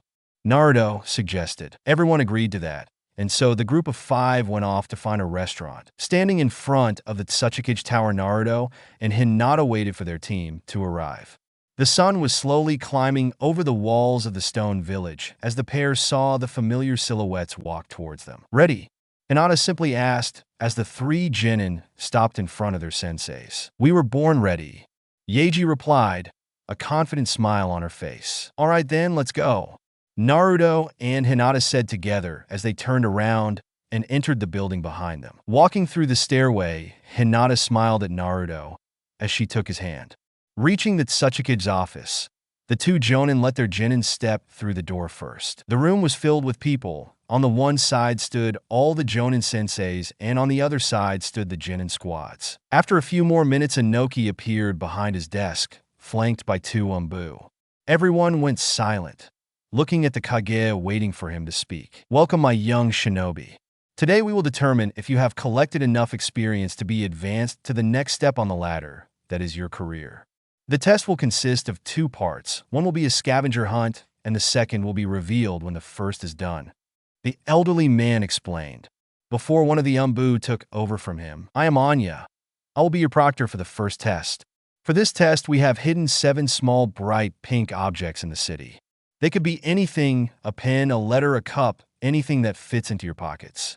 The things are covered with a slight chakra signature to help you find them. You will start from here and have 3 hours to deliver the items here, before you are disqualified. The man explained further. There were 10 teams in the room, so it was clear that it would be a race who would get to the objects first. The Genins eyed each other suspiciously. Any questions? Inoki asked, causing Yeji to raise her hand. Any restrictions? Was the only thing she asked, earning a no from the proctor. Nodding, Naruto could see the wheels in the girl's head turning, as she turned towards her teammates with a smile on her face. All right, your time starts now, the proctor announced as he put an hourglass down on the table, watching as the sand began to drizzle into the lower half. The Genin teams quickly dashed out the door, except for Naruto and Hinata's. Team Q, what are you doing? The proctor asked, causing Yeji to smile at him. Just waiting for some deliveries, she said, winking at Naruto and Hinata with a mischievous grin on her face. The other Jonin looked at them with suspicious eyes, but that didn't deter the Genins as Lia went through a small series of hand signs. Quickly activating her Byakugan, Hinata realized that the redhead had cast a Jinjutsu on the door. However, she was not able to tell what the Jinjutsu's objective was, so they would have to wait and see what would happen when the first teams came back. About half an hour passed before the knob of the door was turned, and 3 boys stepped into the room, everyone's eyes watching them to see the effects of the Jinjutsu. Hinata could see that they didn't break it, since their chakra networks were behaving irregular to how they should behave. Naruto tried to stop a laugh as he saw the team walk up to Lia and simply hand her a small pink envelope that had a significant chakra signature, identifying it as one of the objects that had been hidden. Hinata giggled, as well as everyone else was staring at the scene in front of them. The Jinjutsu apparently didn't end there, as the Genin walked to the side they had been on and stood there, waiting for the test to finish. 10 minutes later, another team came in, and the exact same thing happened. They simply handed Lia their object and stood next to the first team. Stop this madness, the sensei of the second team ordered, angrily stepping towards Yeji and her teammates. We asked if there were any restrictions. As shinobi, we have to expect everything at any time. We are acting within the rules. I'm actually wondering if anyone would see through the Jinjutsu, the short brunette said, standing her ground as the man towered over her. Koharu, stand down. She's right. You will not interfere with the exams. Anya exclaimed as she stepped forward, ready to put the Jonin down if he attempted something. The other Jonin senseis were looking at Naruto and Hinata with angry eyes, while hoping that their own team would spot the Jinjutsu and avoid it or break out of it. Don't look at us. We didn't do anything. If your teams are out on missions, they have to expect anything. If they don't make it, then be glad, because if this would be a real mission and they were fooled this easily, they would be dead, Shunin. Hinata argued, as Naruto took her hand to calm her down. And they were even tipped off that something was wrong when Yeji asked if there were any restrictions. Naruto continued his girlfriend's line of thought, although his voice was a lot calmer. This caused a lot of the senseis to lower their gazes as one team, after the other, came in and handed their found object to Lia. Pretty soon, every object was in Lia's possession, with 30 minutes to go. I am curious what happens when a team comes through that doesn't have an item with them, Inoki admitted as they waited for the time to expire. His curiosity was satisfied when the next team came into the room and bowed before Lia, explaining that they failed their mission, before walking towards the other Genin teams and standing next to them. All right, time is up, the proctor called as the last corn of sand had fallen. Lia handed the pink objects to Yeji, who smiled at the Jonin in the room as Lia undid the Jinjutsu. Looking around, the other teams only saw Yeji handing over every last one of the pink objects, as it slowly dawned on them what had happened. 2 teams were still missing. However, they had failed the exam either way, so that Tsuchikage stood an amused smile on his face. Congratulations, Team Q.